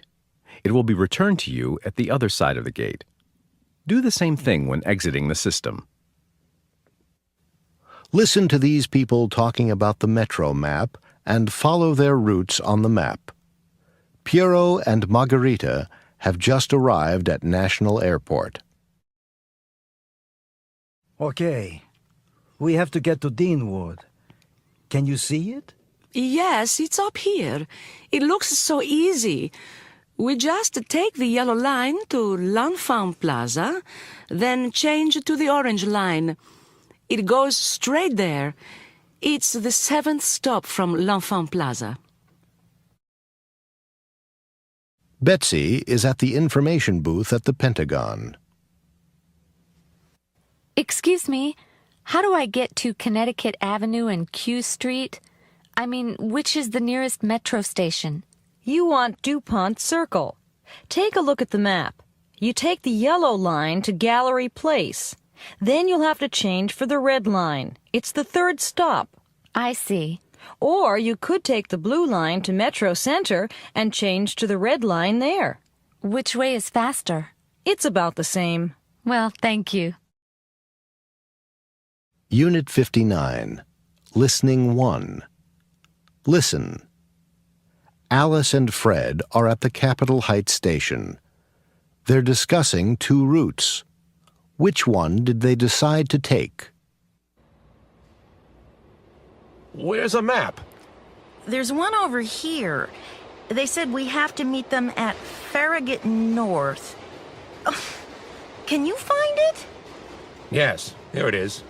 I guess we take the blue line to L'Enfant Plaza, then change to the yellow line and go to Gallery Place. Then we go 2 stops to Farragut North on the red line. I'm not sure that's the quickest way. We could take the blue line all the way to Metro Center and get the red line there. Then it's only 1 stop. We might as well do it your way. It's only 1 change. My way has 2 changes. Unit 59. Listening 2. Listen. Alice and Fred are going to visit the Washington Monument. What station are they going to? Where are we going now? The Washington Monument. Here's the map I picked up. Okay, let's see. Here we are at Union Station. I think the best way to go is to take the red line 3 stops to Metro Center. Right. And then we switch to either the blue line or the orange line. It doesn't seem to matter. So we take the blue or the orange line south to the 2nd stop. Great. It shouldn't take long. Unit 60. The 6 o'clock news. And now, the 6 o'clock report with Jack Dennehy. Good evening. Thousands of Portstown residents marched on City Hall today to protest plans to build a state prison near the city. Although a light rain was falling, an estimated 5,000 people marched over a mile from Portstown High School to City Hall, where Governor Brown and Mayor Henry Flores were meeting to discuss the project. A new prison is needed because the other state prisons are overcrowded. Several sites for the new prison were considered, but Portstown was chosen because, in the governor's words, all areas in the state must share the problems of our prison system. Although the protesters asked to meet with the governor, he refused and returned to the capital. After the governor's departure, however, the mayor met with the organizers of the march and explained his position. 4 entire city blocks were evacuated this afternoon in Oceanside because of a gas explosion. The explosion occurred at 1:20 p.m. in a deserted building on 2nd Street. Fire department officials believe that the explosion was due to leaking gas. The building had been empty for several months, and they suspect that a gas main had cracked because of vibrations from work being carried out by the city on the street. Coast Guard helicopters went into action today after a yacht capsized in Coolidge Sound. Despite rain and high seas, the helicopters were able to rescue all but one of those aboard. 2 men and 2 women were pulled to safety, but one of the men was pronounced dead on arrival despite the rescue team's efforts. The other 3 are in satisfactory condition. The 5th passenger, a woman, was not found. Although the Coast Guard continues its search, she is presumed drowned. The Coast Guard had issued a small craft warning this morning, but the yacht set out from the Newgate Marina in spite of the warnings. Incomplete reports have reached this station about a 100-mile-an-hour car chase on Portstown streets. Only minutes ago, according to these reports, Portstown police were alerted by an anonymous phone call and rushed to catch a gang that was breaking into a local discount clothing store. However, the gang of young males escaped in a late-model car that allegedly had been stolen 2 days ago in Harbor City. The gang was armed and fired several times at the police cars behind them. Nevertheless, the police were able to run the gang's car off the road and arrest all the members with no injuries on either side. Now to sports. Portstown High School Stadium was filled last night when the Portstown Pirates played their traditional rivals, the Harbor City Raiders. Pirate quarterback Tony Rizzuto scored 2 touchdowns in the first half. Although the Raiders didn't score at all in the first half, they went on to win with 2 touchdowns and a field goal in the second half. In spite of the Pirates' good showing in the first half, they couldn't seem to do anything right in the second. The final score? Raiders 17, Pirates 14. Unit 62, The Company Picnic. Every year, the Austin, Texas operation of Lemon Computers gives a 4th of July picnic for all its employees and their families. The picnic is held at a lake near town, and everyone enjoys swimming, water skiing, boating, playing games, and especially eating the big barbecue lunch. Leslie Carbone works in the accounting department. She's talking to Diane Romberg, the personnel director. Hi, Diane. Was that your son David you were just talking to? Oh, hi, Leslie. Yeah, that was David. I don't know what to do with him. He never wants to play with the other kids. He certainly has grown since last year.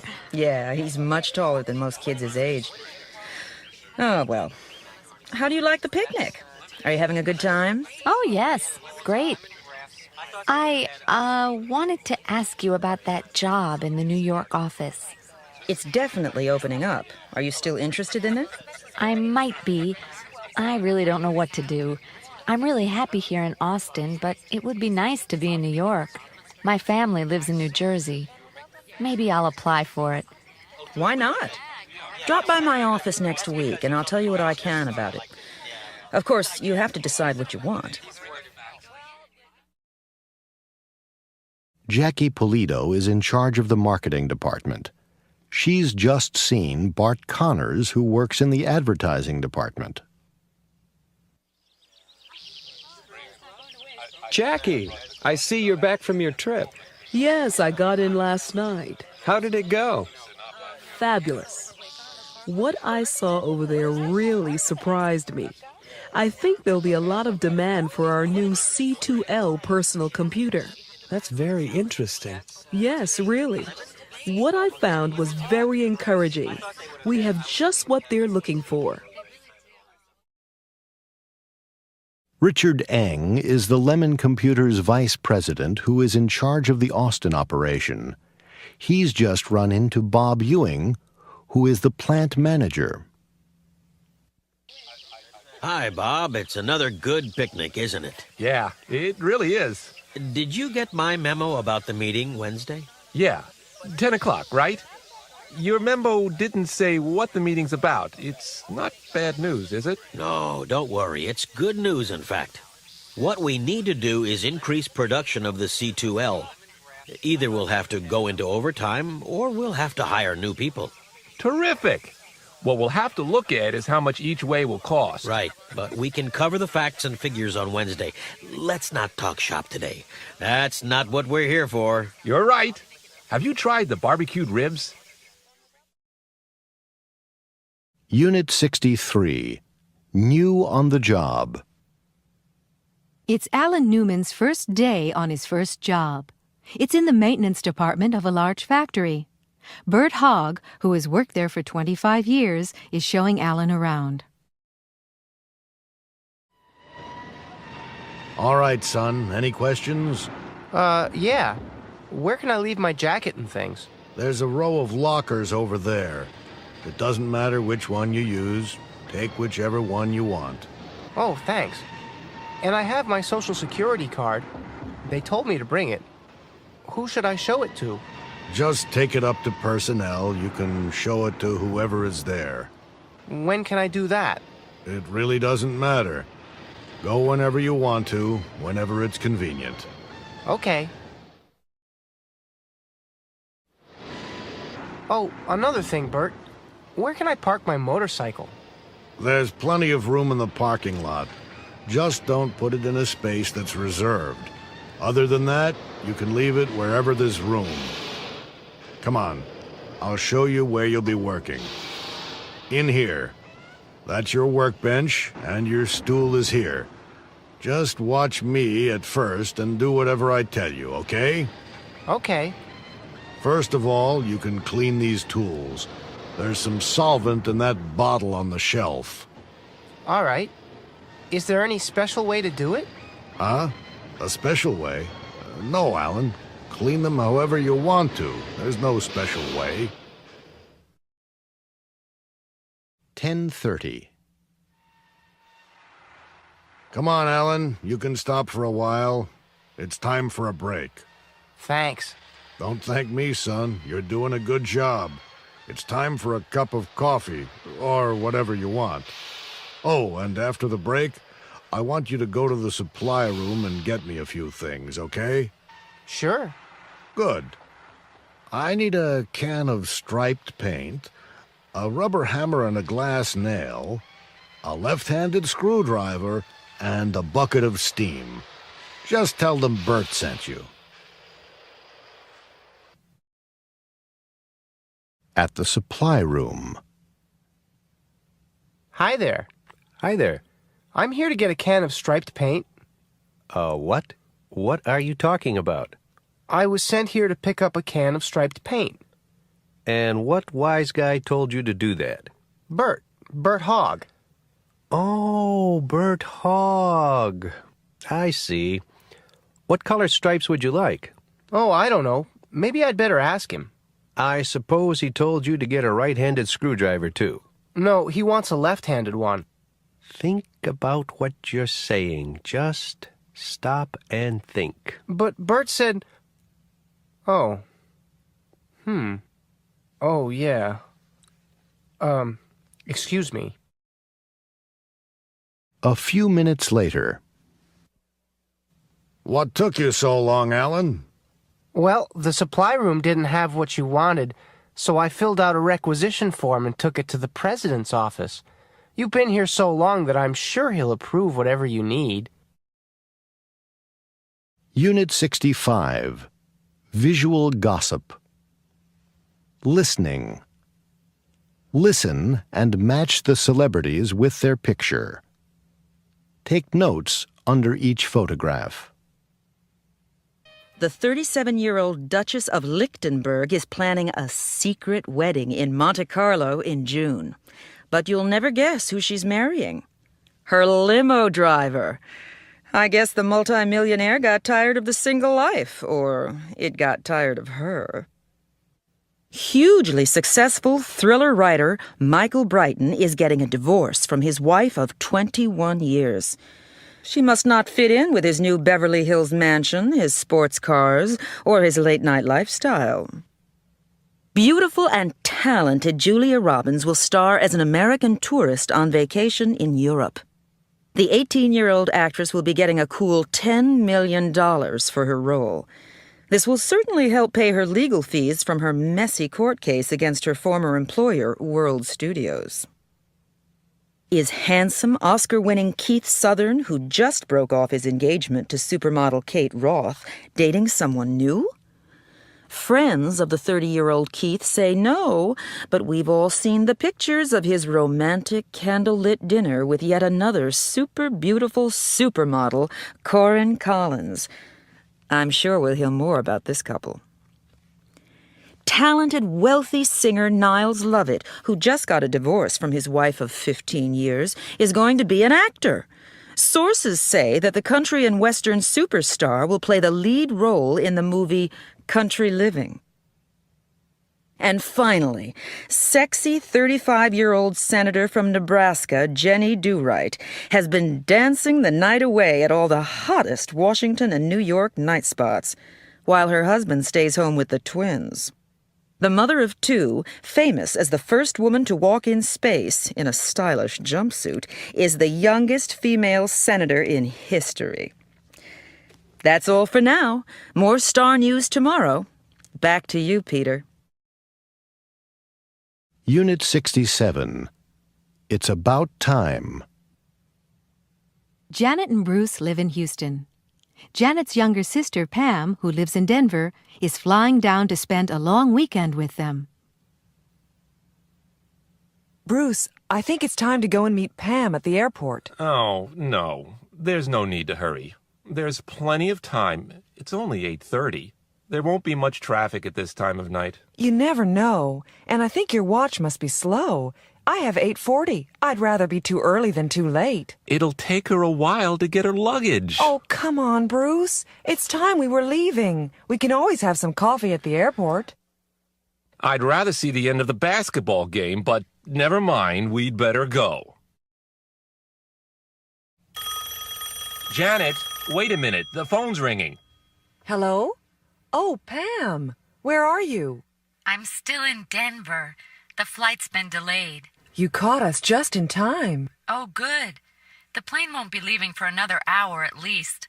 Look, don't bother to come out to the airport. It's no trouble. We'll meet you. No, I'd really rather you didn't. Honestly. Now, don't be silly, Pam. We'll pick you up. No, Janet, I'd rather get a taxi. We'll be there, Pam. See you later.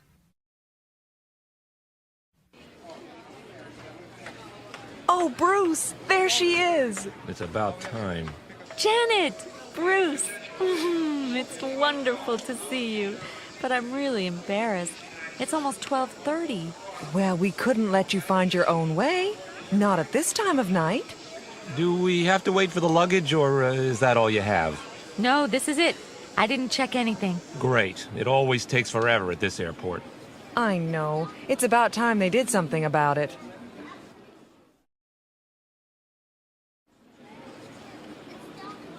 I'll go and get the car. I won't be long. Well, Pam, what would you rather do tomorrow morning? Sleep in or go shopping? You mean this morning? I'd rather go shopping, but there's no need for you to come with me. I'd rather you slept in. You must be exhausted. Besides, it isn't as if this were my first visit to Houston. Unit 68. The New York Police Force. Thanks for inviting me to speak at your career assembly. You've asked me to talk about what it's like being a police officer. Well, I'm going to be honest with you. It's no picnic being a police officer in New York, and you have to be sure it's what you really want to do. When people need your help, they're only too happy to see you. But show up when they don't want you, and what you can get called isn't fit to print. You arrive for work and have no idea what the day will bring. A traffic accident or a murder, an armed robbery or a false alarm, a request for directions or a drug overdose. I get asked about treatment for sick canaries, Social Security payments, politics, and prison visits. I have to deal with family conflicts.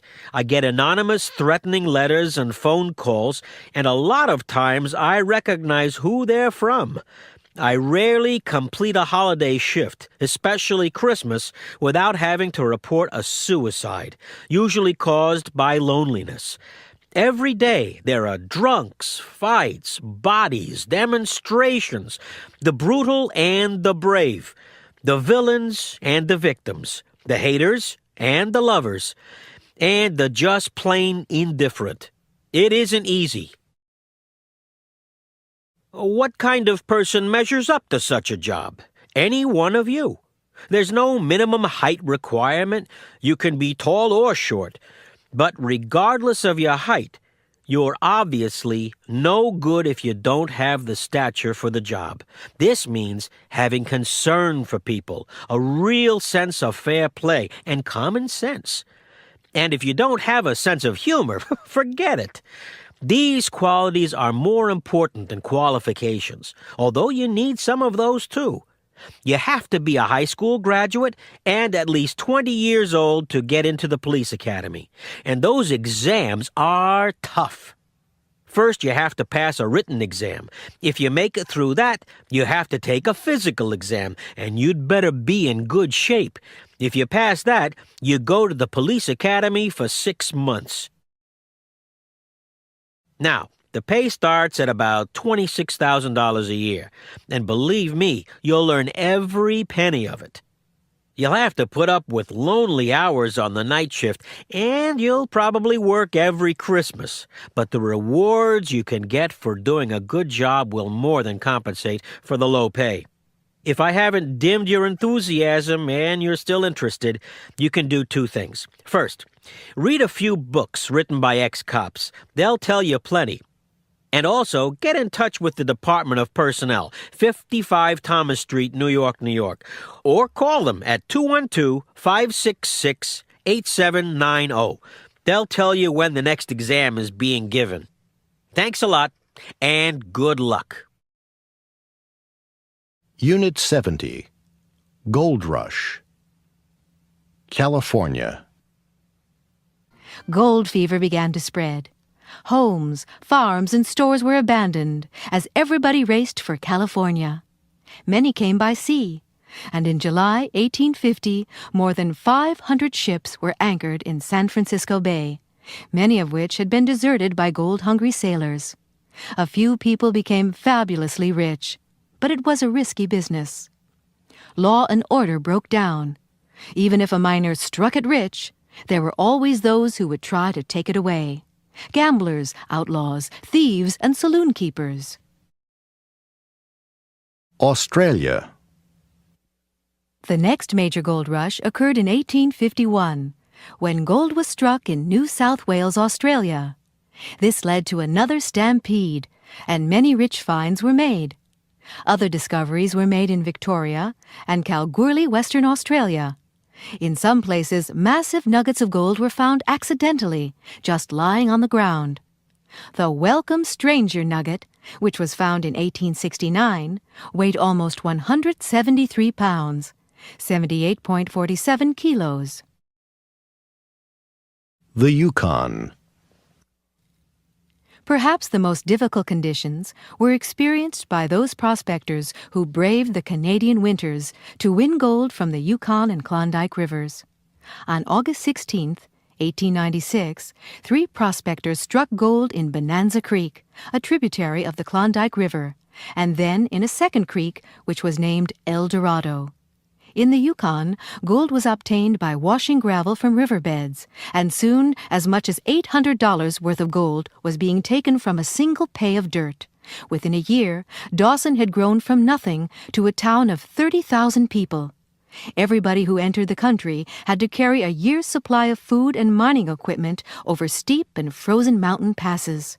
Horses and donkeys died in the ice and snow, but the people kept on going. It is estimated that of the 100,000 people who set out for the Klondike, fewer than 40,000 actually arrived. Only 4,000 ever found gold, and very few of these became rich. South Africa. By the turn of the century, gold had been found in South Africa, and this laid the foundation for the world's largest gold mining industry. Today, South Africa accounts for 70% of world gold production. Vast sums of money are being invested, and modern mining technology is being used to squeeze gold from the rock. 20th century gold rush. New finds are being made in the former Soviet Union, Saudi Arabia, and the United States. The largest single mine in the world was discovered in Uzbekistan, then a Soviet republic, in 1958. However, in spite of recent finds, modern-day gold rushes are usually confined to speculation on the gold markets of Zurich, London, and New York. At times of economic uncertainty, investors rush hysterically to buy gold and the price soars, often only to fall back again. Gold fever is in many ways irrational, but historically, gold has always held its value, and it is likely that in an uncertain world, it will continue to do so. Unit 71. The circus is coming. Has the circus arrived yet, Sandy? No, not yet. It's on the road somewhere between New Jersey and here. I suppose there's a lot to be done between now and the first show. Yes, I've already been here for 3 days. There were all the advance arrangements to be made. It's like preparing for a small invasion, I guess you could say. What do you mean? Well, there are so many things to be done, you know. There are posters to be put up, newspaper ads to be arranged, local workers to be hired. It goes on and on. When will the circus actually arrive? In the next hour or two. The first truck should be arriving any minute now, and then the hard work really begins. Most people love the circus, but not many realize how much work there is, do they? That's right. We'll be working all day and most of the night. It's a lot like moving a small army, but I'm keeping my fingers crossed. By tomorrow morning, everything will have been set up in time for the afternoon performance. But first, there's the big parade down Main Street at 11:30. Don't forget to come out and see us. Thank you, Sandy, for coming in to talk to us. Now, don't forget, folks, the big circus parade will start from the pier at 11:30, go along Main Street past the high school, and end in Lincoln Park. Farnham Circus will be in town for 2 weeks, until August 28th. Now, for our next guest, we have a most... Unit 72. Getting Things Done. Tim, that bathroom faucet is still dripping. It's driving me crazy. I thought you said you were going to fix it. Oh, yeah. The washer needs replacing. Why don't you replace it then? That's easier said than done. I think you'd better call a plumber and get it done. I'm not really sure how to do it. Sorry, Mom. Mark and Tina are going on vacation next week. They're driving to Las Vegas. Mark always gives Tina a lift to work. He's dropping her off outside her office. Tina, I won't be able to pick you up from work tonight. I'm having the car tuned up. I thought we'd better have it done before we go. Good idea. When are you picking it up? At 5:45. Why? Well, I want to have my hair done before we leave. I'll try to make an appointment to get it done after work. Then you can pick me up at the hairdresser's. Okay. Call me at work and let me know what time, okay? All right. I'll call you later. Bye. Unit 72. Listening to. When Robin and Jean are talking about the house, they mention some things that they could do themselves and some things they would have to have done. Look at the chart below and the example. They would have to have new cabinets and major appliances put in. Listen to the conversation again and complete the chart. Unit 74. Don't panic. Don't forget to fasten your seat belts. Please do not leave your seat while the seatbelt light is on. Please look at the monitors for information about safety procedures. For further information, please consult the card in the seat pocket in front of you. May we remind passengers that smoking is prohibited on this flight. Smoking in the lavatories or tampering with the smoke detectors is a federal offense. Would you like to see the cockpit? I'll bring you a blanket in a minute. I'm afraid that we've run out of chicken dinners. Here's the headset. Let me help you. We're going through some turbulence. Please keep your seatbelts fastened. We're going to make an emergency landing. Follow instructions. Don't panic. Leave your things and proceed directly to the emergency exits. Come on, you can make it. Just slide down the chute.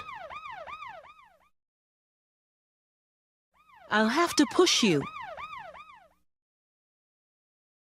Unit 75.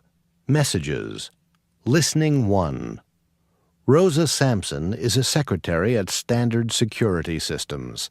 Her boss, Peter Daniels, was away on business on Monday. She took several messages for him. Listen to the conversations and look at the messages. 9 o'clock.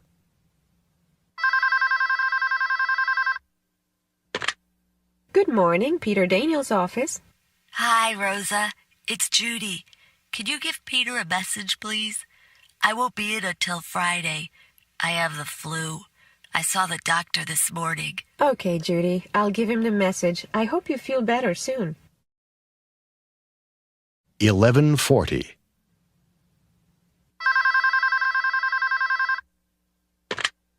Good morning, Peter Daniels' office. Hi, Rosa. Hi, George. What can I do for you? Peter isn't there, is he? No, he won't be in until tomorrow. Well, it's just that I need Wednesday off. You see, my grandmother died yesterday, and I'll have to go to the funeral. Oh, I'm sorry. How old was she? 92. 3:20.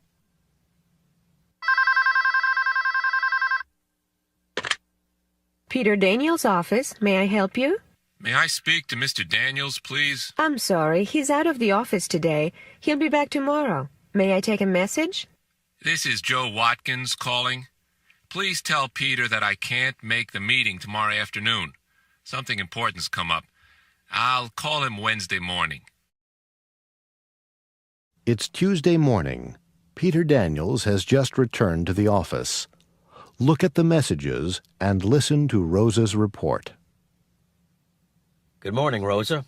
Could you come in for a minute, please? Good morning, Peter. Did you have a good trip? Yes, thanks. It went very well. You had a few messages yesterday. Should I run through them? Yes, go ahead. Okay. Judy called. She said she wouldn't be in until Friday. Oh? Why is that? She said she had the flu. Okay, what else? George came in looking for you. He said he wanted tomorrow off. Did he say why? Yes, he told me his grandmother had died and he'd have to go to the funeral. Oh, I'm sorry to hear that. I'd better talk to him later on. Then Joe Watkins called.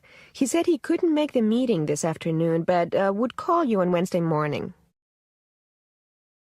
Unit 75, Listening 2. Imagine that you are the administrative assistant to Chris Matthews, who is out of the office for the day. Listen to the conversations and take messages. 9:15.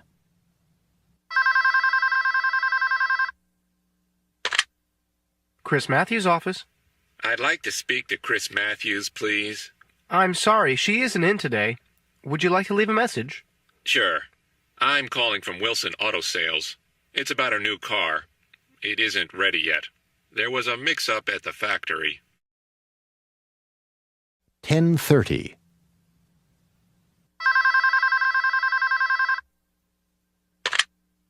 Good morning.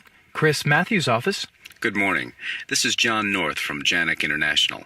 May I speak to Ms. Matthews, please? Ms. Matthews is out of the office today. Would you like to leave a message? Just tell her I called. I'll be out of my office tomorrow, but I'll try to reach her from where I'll be. Okay, Mr. North. And what company did you say you were from? Janik International. That's Jannick International.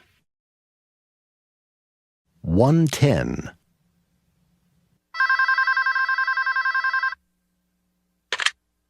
Good afternoon, Chris Matthews' office. Good afternoon. This is Anne Morey from Western Video Systems. Chris is at the trade show in Chicago, isn't she?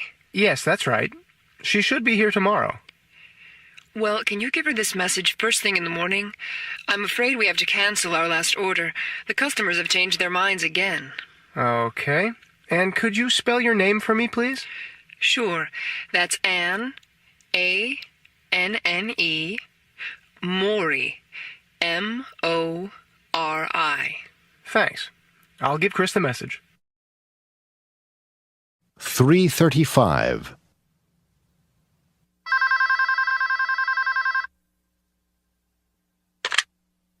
Chris Matthews' office? Hello.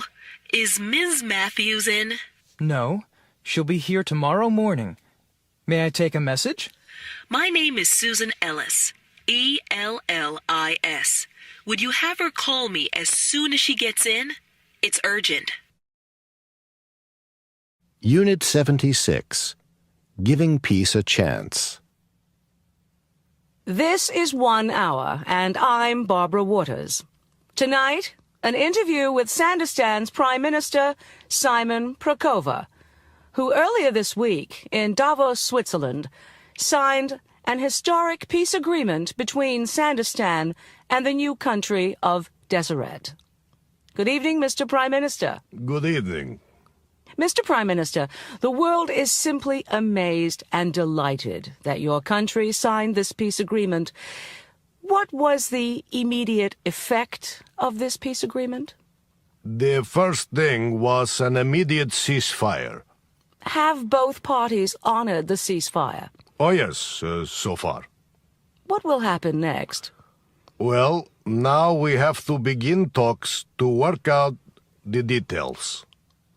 Are you going to relocate your citizens who live in the new country of Deseret? That is one of the many things we have to work out. But will they want to be relocated? After all, they have built homes there. If they don't want to be relocated, can they continue to live there after our troops are no longer there to protect them? Will the other people who live there be able to govern themselves? That's a good question. I'm sure they want to govern themselves, but I'm not sure that that will be economically possible. Do you think they can get help from other nations? Absolutely. I'm sure Deseret's leaders would never have entered into these agreements without assurances of some economic aid. Will you cooperate with the new government? After all, you once considered them rebels. Well, we will have to move slowly, of course. But I'm sure that with time, relations will become normal. Are your people happy about the prospect of peace? Those who believe that we will really have peace are happy. But some people are having trouble trusting our old enemies. They don't believe we are free from war and terrorism yet. When do you think all the details will be settled? It's hard to say. We are all willing to work very hard in the next few weeks. I would like to say that it will take 1 or 2 months, but I really don't know. It depends on how smoothly things go. Where are you going to hold the first negotiations? First, we are going to Oslo, Norway. Then we are going to Paris. Maybe we won't have to go anywhere else after that. Well, the whole world will be hoping for your success. Thank you for being with us here tonight, Mr. Prime Minister. Peace. Unit 77. Trust the Heart. Melissa sat alone by the empty swimming pool, watching the sun begin to set behind the palm trees into the ocean beyond. She sat as she had done so many times, thinking of that last fight 2 weeks before. She remembered how Don had at first denied being with Teresa, but then, when she had forced him to admit it, how he had apologized and begged her for forgiveness. She frowned a little as she thought of her harsh words and how Don, the only man she had ever really loved, had broken down and cried like a baby when she had refused to see him again. That was 2 weeks ago, and she had heard nothing from him since. She hadn't wanted to call him. She might want to admit that she had been unfair, or to tell him how much she regretted calling him a liar. She might even say that she hadn't meant to hurt him. Then she would be a liar too. She had meant every word. Suddenly, the sound of footsteps startled her. She turned, and through the gloom, she thought she could make out Don's familiar figure. Was it him? Could it possibly be? The approaching figure stepped into the last patch of sunlight, and the last rays of the setting sun illuminated his dark, curly hair. He stopped, unsure of himself. "Oh, Don," she said softly, trying to control her voice. "What are you doing here?" "Melissa," he cried, "don't send me away." She sighed deeply as he ran to where she sat. He took her hands tightly in his. "My darling," he whispered, "can you ever forgive me?" She started but checked herself. "I guess I'm partly to blame, but—" He interrupted her. "That's all in the past. Let's not ever talk about it again, not ever." "Darling, promise me something." "What?" she asked cautiously. "Here, this is for you. Please, please accept it and wear it forever." He drew a small leather box from his pocket and leaned forward to give it to her. Suddenly the box fell from his grasp. He bent to pick it up, and at that moment his glasses slipped from his nose. "Damn! Now where have they gone? I can't see a thing without them," he explained. Melissa leaned over the arm of her chair to help him. There was a crunch as his foot crushed the glasses. "Oh, no. Now I've stepped on them," he exclaimed. "Why can't I do anything right? Why do I always ruin everything?" Her laughter pealed around the pool. "Oh, Don, you are incredible. Who could hate somebody like you? I might even love you. Come here." Unit 78, and they lived happily ever after. Listening. Simon Rose and Rachel Peterson were married recently at Walt Disney World. Listen to them talking about their wedding. What was traditional and what was non-traditional about it? Compare their wedding with weddings in your country, state, region, city. Simon and Rachel were married recently at Walt Disney World in Florida. Their wedding was a Disney fairy tale wedding. When we had gotten to know each other really well, I told him about it, so he started calling me Cinderella. Right after we decided to get married, we heard that we could get married at Disney World. Well, not in the park itself, but at the hotels that are part of Disney World. We couldn't resist. Rachel looked beautiful. She was wearing a long white satin gown, and she rode to the reception in a glass carriage drawn by 6 magnificent white horses. I was waiting for her outside the hotel, along with 100 guests. The ceremony was lovely. We had decided to write our own vows, but apart from that, we had the usual traditional service. We brought along our own minister from Cincinnati, and my maid of honor was my sister. Simon's best man was his best friend, and the ushers and bridesmaids were friends and cousins. All the men wore tuxedos, and all the women wore long gowns. I walked down the aisle to the traditional "Here Comes the Bride." But after the ceremony, Simon and I walked out to the theme of Beauty and the Beast. The reception was amazing. It all took place in front of a 60-foot-tall replica of Cinderella's castle, complete with twinkling lights. Actors playing the roles of the fairy godmother and Cinderella's stepsisters mingled with the guests. Between eating and dancing, you know, the normal things that people do at weddings, there were 3 stage shows. For the finale, the cast performed "When You Wish Upon a Star," and fireworks erupted from the roof. The food was wonderful, by the way, and fit into the whole Cinderella theme. For dessert, each guest got a chocolate slipper filled with mousse. When it was time for us to leave, we got back into the glass carriage and rode away. It was a beautiful day, a real fairy tale come true, and now we get to live happily ever after.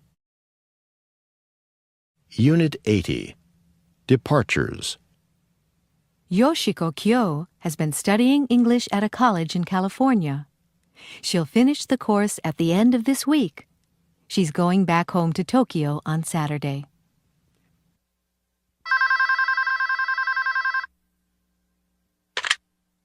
Streamline taxi.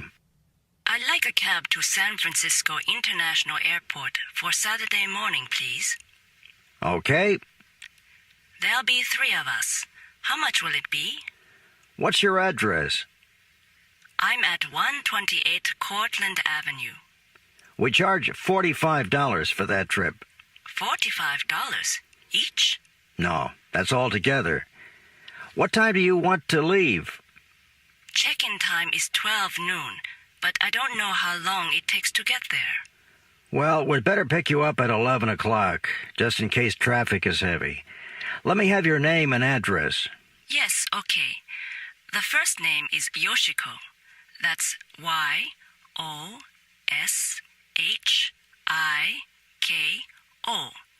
And the last name's Kyo.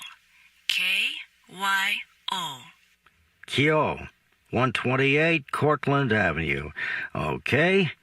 11 o'clock Saturday morning. Thank you. Come in. Hi, Mr. Berman. Do you have a minute? I just stopped in to say goodbye. Oh, going back to Japan. When do you leave? Tomorrow. My flight is at 2 o'clock. Well, have a good trip back. It's been nice having you here, Yoshiko. Thank you, Mr. Berman.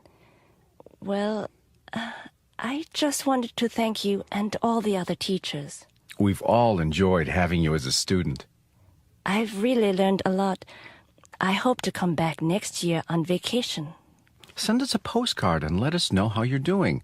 And come see us if you do get back. I'll do that. Oh, there's the bell. Bye, Yoshiko. Have a good trip. Bye, Mr. Berman, and thanks again for everything. Carlos, I'm glad I didn't miss you. Hi, Yoshiko. When are you leaving? Tomorrow around 11 o'clock. I guess I won't see you again, so goodbye. It's been great knowing you. That sounds so final. Let's keep in touch, okay? Oh, sure. You have my address, don't you? Yeah. And remember, if you're ever in Caracas, look me up. I'd love to see you again. Oh, I will. You can count on that. And you do the same if you're ever in Tokyo. Sure. Well, goodbye. Bye, Carlos. Take care.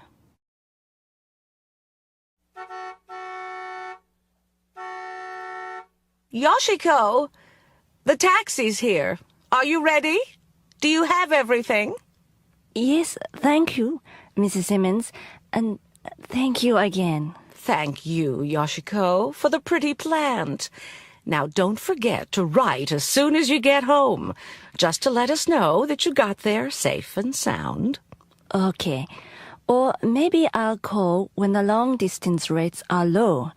The time difference is a mess, but I'll make sure I don't call in the middle of the night. You're so sweet, Yoshiko. Goodbye now. You'd better not keep the taxi waiting. Travel safely. Bye. Bye. Take care. Say goodbye to Mr. Simmons for me. Bye.